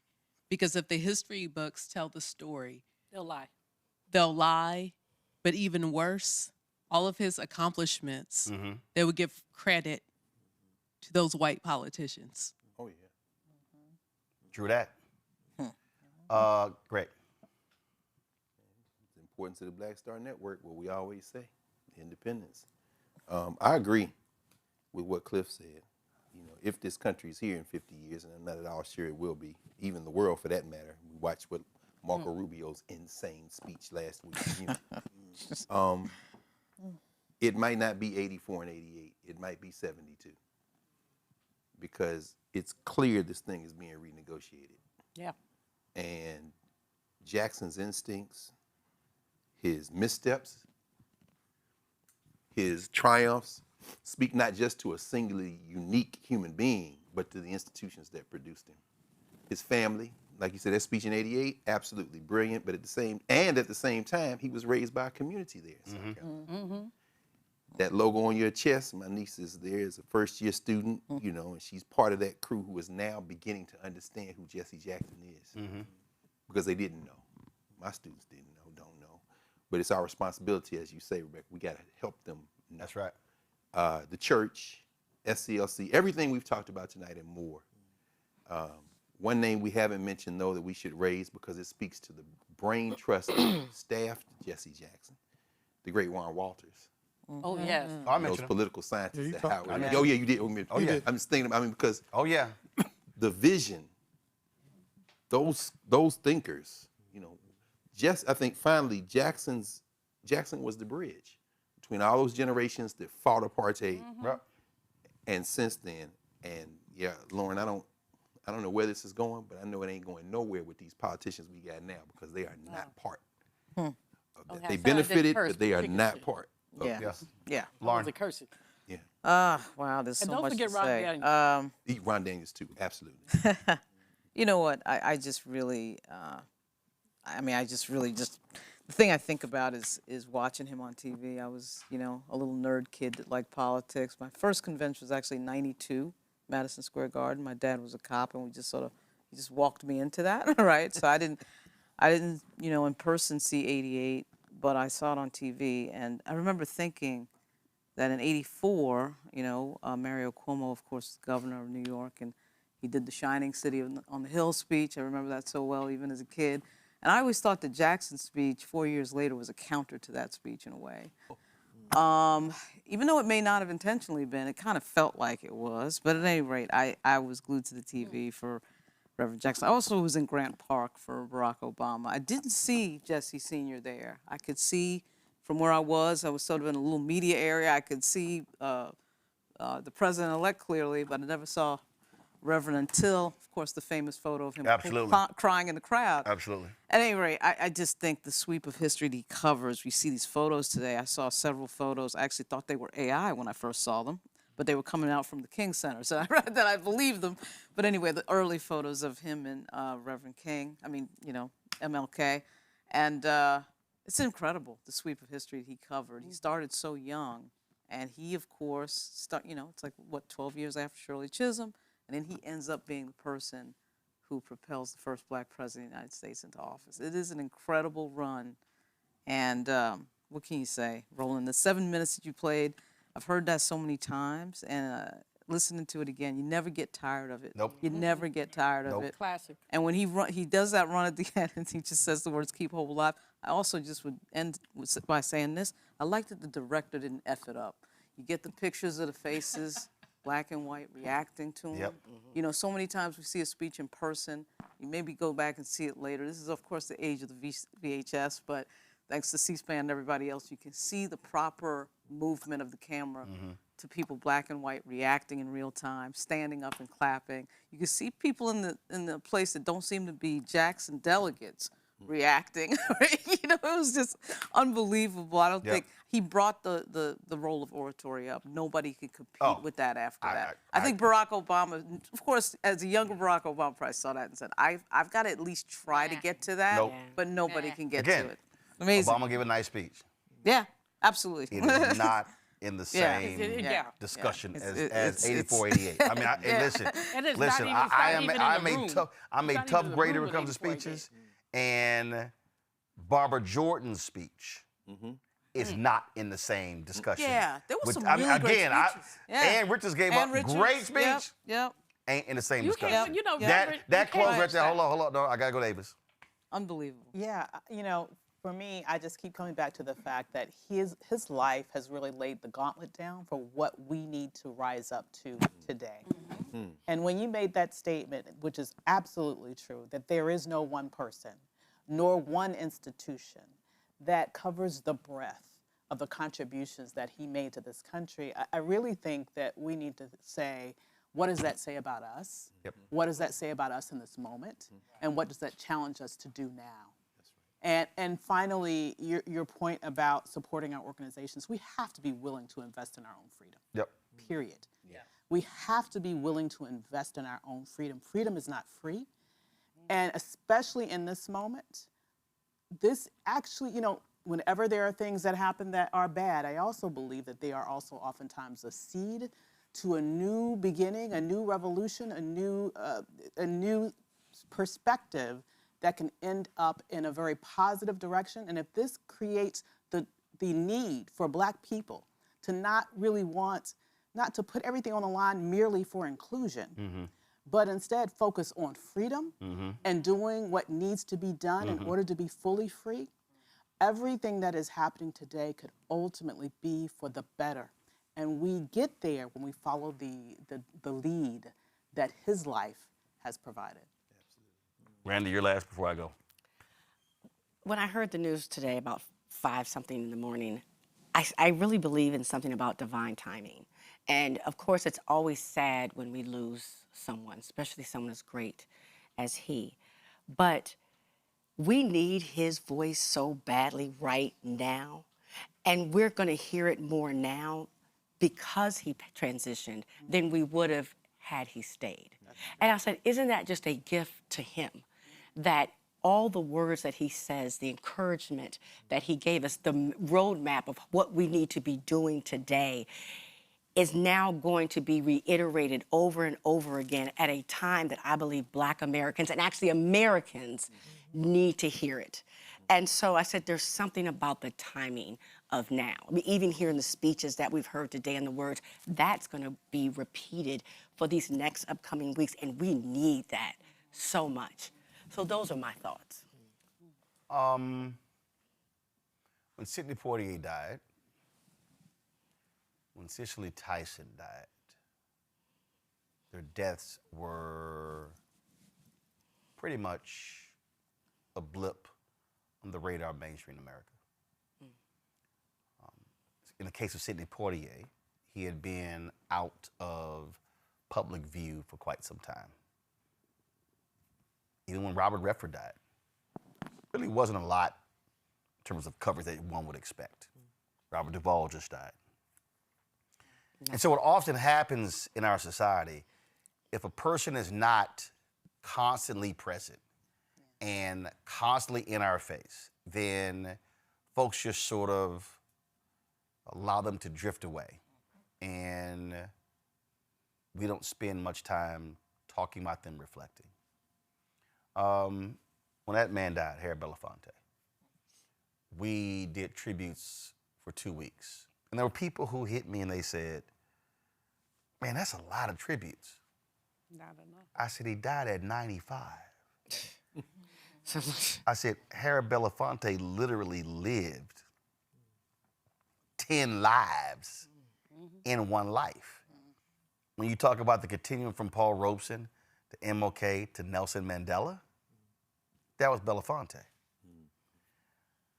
For Reverend, many of us were expecting this to happen in November, but he lived 3 more months.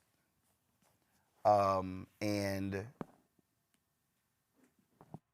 we initially planned for this to be 2 hours. Then I said, well, we're going to do 3 hours. We'll do phone calls in the 3rd hour. And clearly, we've hit the 4-hour mark. And we're going to be having tribute. Cleola Brown, Reverend Freddie Haynes, and others, we couldn't get on. So we have the tribute every single day. The reason this is important, because I've been looking at folks saying all sorts of stuff on social media. A lot of BS, a lot of crap. And what we understand is you cannot let somebody else control the narrative. Yep. I've always believed that. I don't watch CNN, MSN, MS Now, Fox. I don't. I turned them on this morning. I just wanted to see what coverage was like. They did some coverage, then it was back to other stuff. And I said, no, that can't be the case. That we are going to give proper tribute. See, the reason that quote from the Freedom Journal, the nation's first Black newspaper, resonates, and why this mural's in this office. We wish to plead our own cause, too long have others spoken for us. I didn't care what they said. I pulled up the websites, and Reverend Jackson is not at the top of Politico or Axios or Punch Bowl News or the New York Times. But we understand how significant he was and what he meant to our people, but also to this country and this world. And so we have tributes every single day. And we also, the reason I wanted to hear some of the funny stories, what Michael said was hilarious, is because y'all can put up the picture of my parents. So I'm moderating a panel at the Congressional Black Caucus Foundation. And this is probably within a year or so after we find out that Reverend Jackson had another child. That child was Ashley. And so it was not discussed by lots of folks. And so we're sitting, I'm moderating this panel, and Jesse Jr. goes, in the middle of the panel, y'all, don't Roland look like he could be my brother?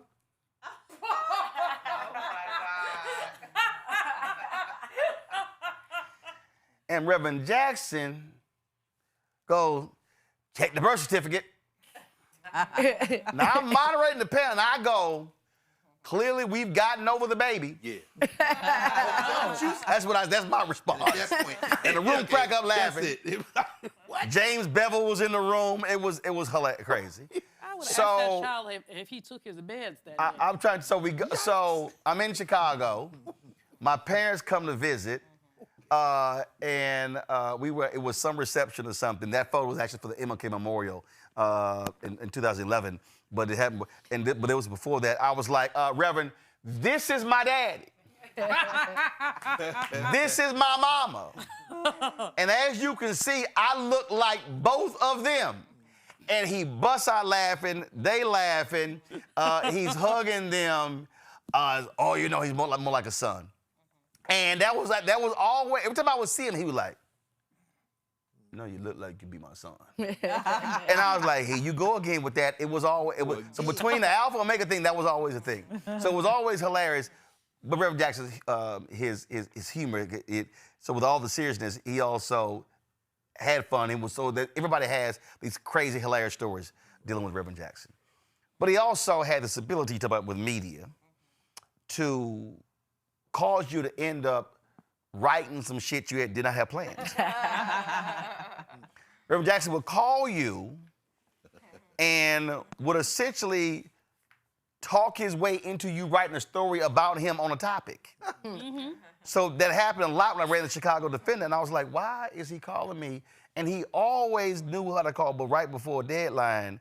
But then what he would do, though, what was crazy is, and this happened, he would literally be working, Mike, I guarantee you know this here, he would be working out his theories on you and would want your feedback to what he's saying in order to refine it. The next thing you know, you watching his ass on the network television like, that's the same bullshit he called me 2 days ago. Happened all the time. And it was like, it was always hilarious in terms of how he did that. So he understood, and I was gonna have Lon come on, Lon Walls, but we'll do it another day. And this is where I dare say more so, and I think really getting this from King, he understood the power of media.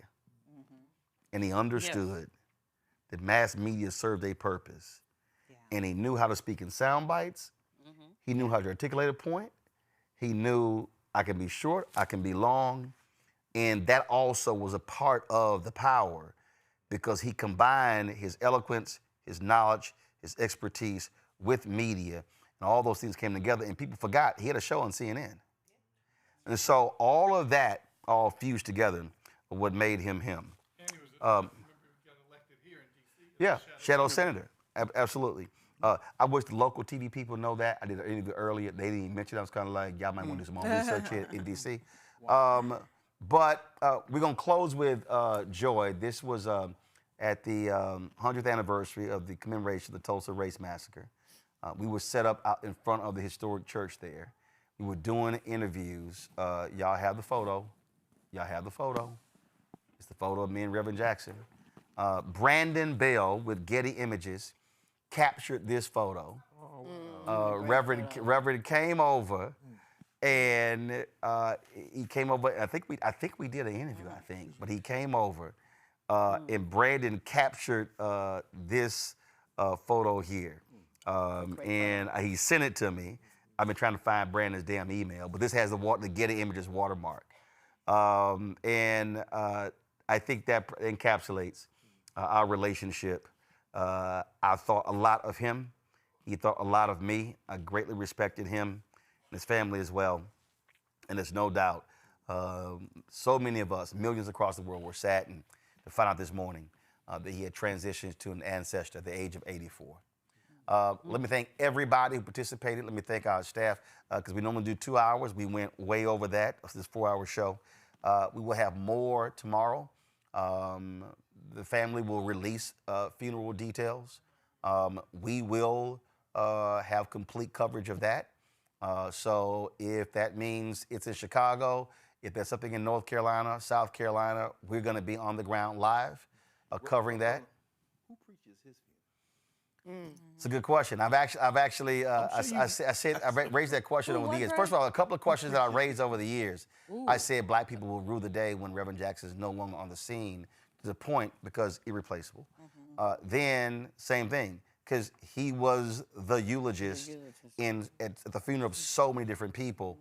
And then of course when Parkinson's took his voice, he still would attend, but wasn't speaking. So yeah, it would be interesting to see. The minister has been pretty much secluded. You think? Same thing, but you know, the minister was on when we hit Maher Belafonte pass. The only interview he did was on this show. If he's going to be so there. I'll be reaching out to see if he wants to come on. See if Minister Farrakhan wants to come on, talk about. Yes, I'll be placing that call tomorrow. So it's a lot of folks who we'll be reaching out to, sharing their thoughts. Father Flager, Barbara Reynolds, who wrote 2 books on Reverend Jackson. So a lot of people we're going to be putting on. But for the purpose of the audience, I want you to understand, I don't give a damn what other media does. This is why we own this. This is why we control this. This is why we can decide to do a 4-hour tribute. This is why we can decide to do a tribute an hour a day between now and the funeral. And that's why black-owned media is critically important. And the last point I'll say, out of all of the civil rights and preachers and other folk I've dealt with, Reverend Jackson completely understood, valued, and respected black-owned media. Yes, he did. Black-owned media was never secondary to Reverend Jackson. Never secondary, and that also is absolutely important. Folks, if y'all want to support the work that we do, which nobody else in black-owned media is doing, please support us via joining our Bring the Funk fan club. As I said, we've had almost 37,000 donors since we launched this show, September 4th, 2018. And so if you want to contribute via Cash App, you Stripe QR code. You see it right here on the screen. That's for Cash App and credit cards. Check some money or to make it payable to Roland Martin Unfiltered, P.O. Box 57196, Washington, D.C. 2003-7-0196. PayPal's R Martin Unfiltered, Venmo RM Unfiltered, Zelle, RolandSMartin.com, Roland@RolandMartinUnfiltered.com. Download the Black Star Network app, Apple phone, Android phone, Apple TV, Android TV, Roku, Amazon Fire TV, Samsung Smart TV. Be sure to support us with our products. Of course, you want to get our swag, our shirts, hats, T-shirts, all that good stuff. Go to shopblackstarnetwork.com. Then also, listen, Reverend Jackson understood the importance of black-owned companies. All of the products that you see on the Shop Black Star Network, those are black-owned companies. So whether it's toilet paper, whether it's candles, whether it's art, you name it, all of those companies, Randy got her truthing cards on there. All of these companies are black-owned companies. And when you buy their products through our website, you're also supporting this show as well because some of the proceeds go back to us. And so go to our marketplace at shopblackstarnetwork.com. You also know I believe in all black-owned media. Fanbase is a social media app. Every one of us should have an account. Download Fanbase today and support them as well. Folks, that is it for us. We want to thank all of y'all for watching. Y'all have been hanging tight. Several thousand folks have been watching us on our app, on YouTube, on Facebook, and we appreciate all of you. We will see you tomorrow as we continue to celebrate the life and legacy of the iconic Reverend Jesse Louis Jackson Sr. See you tomorrow.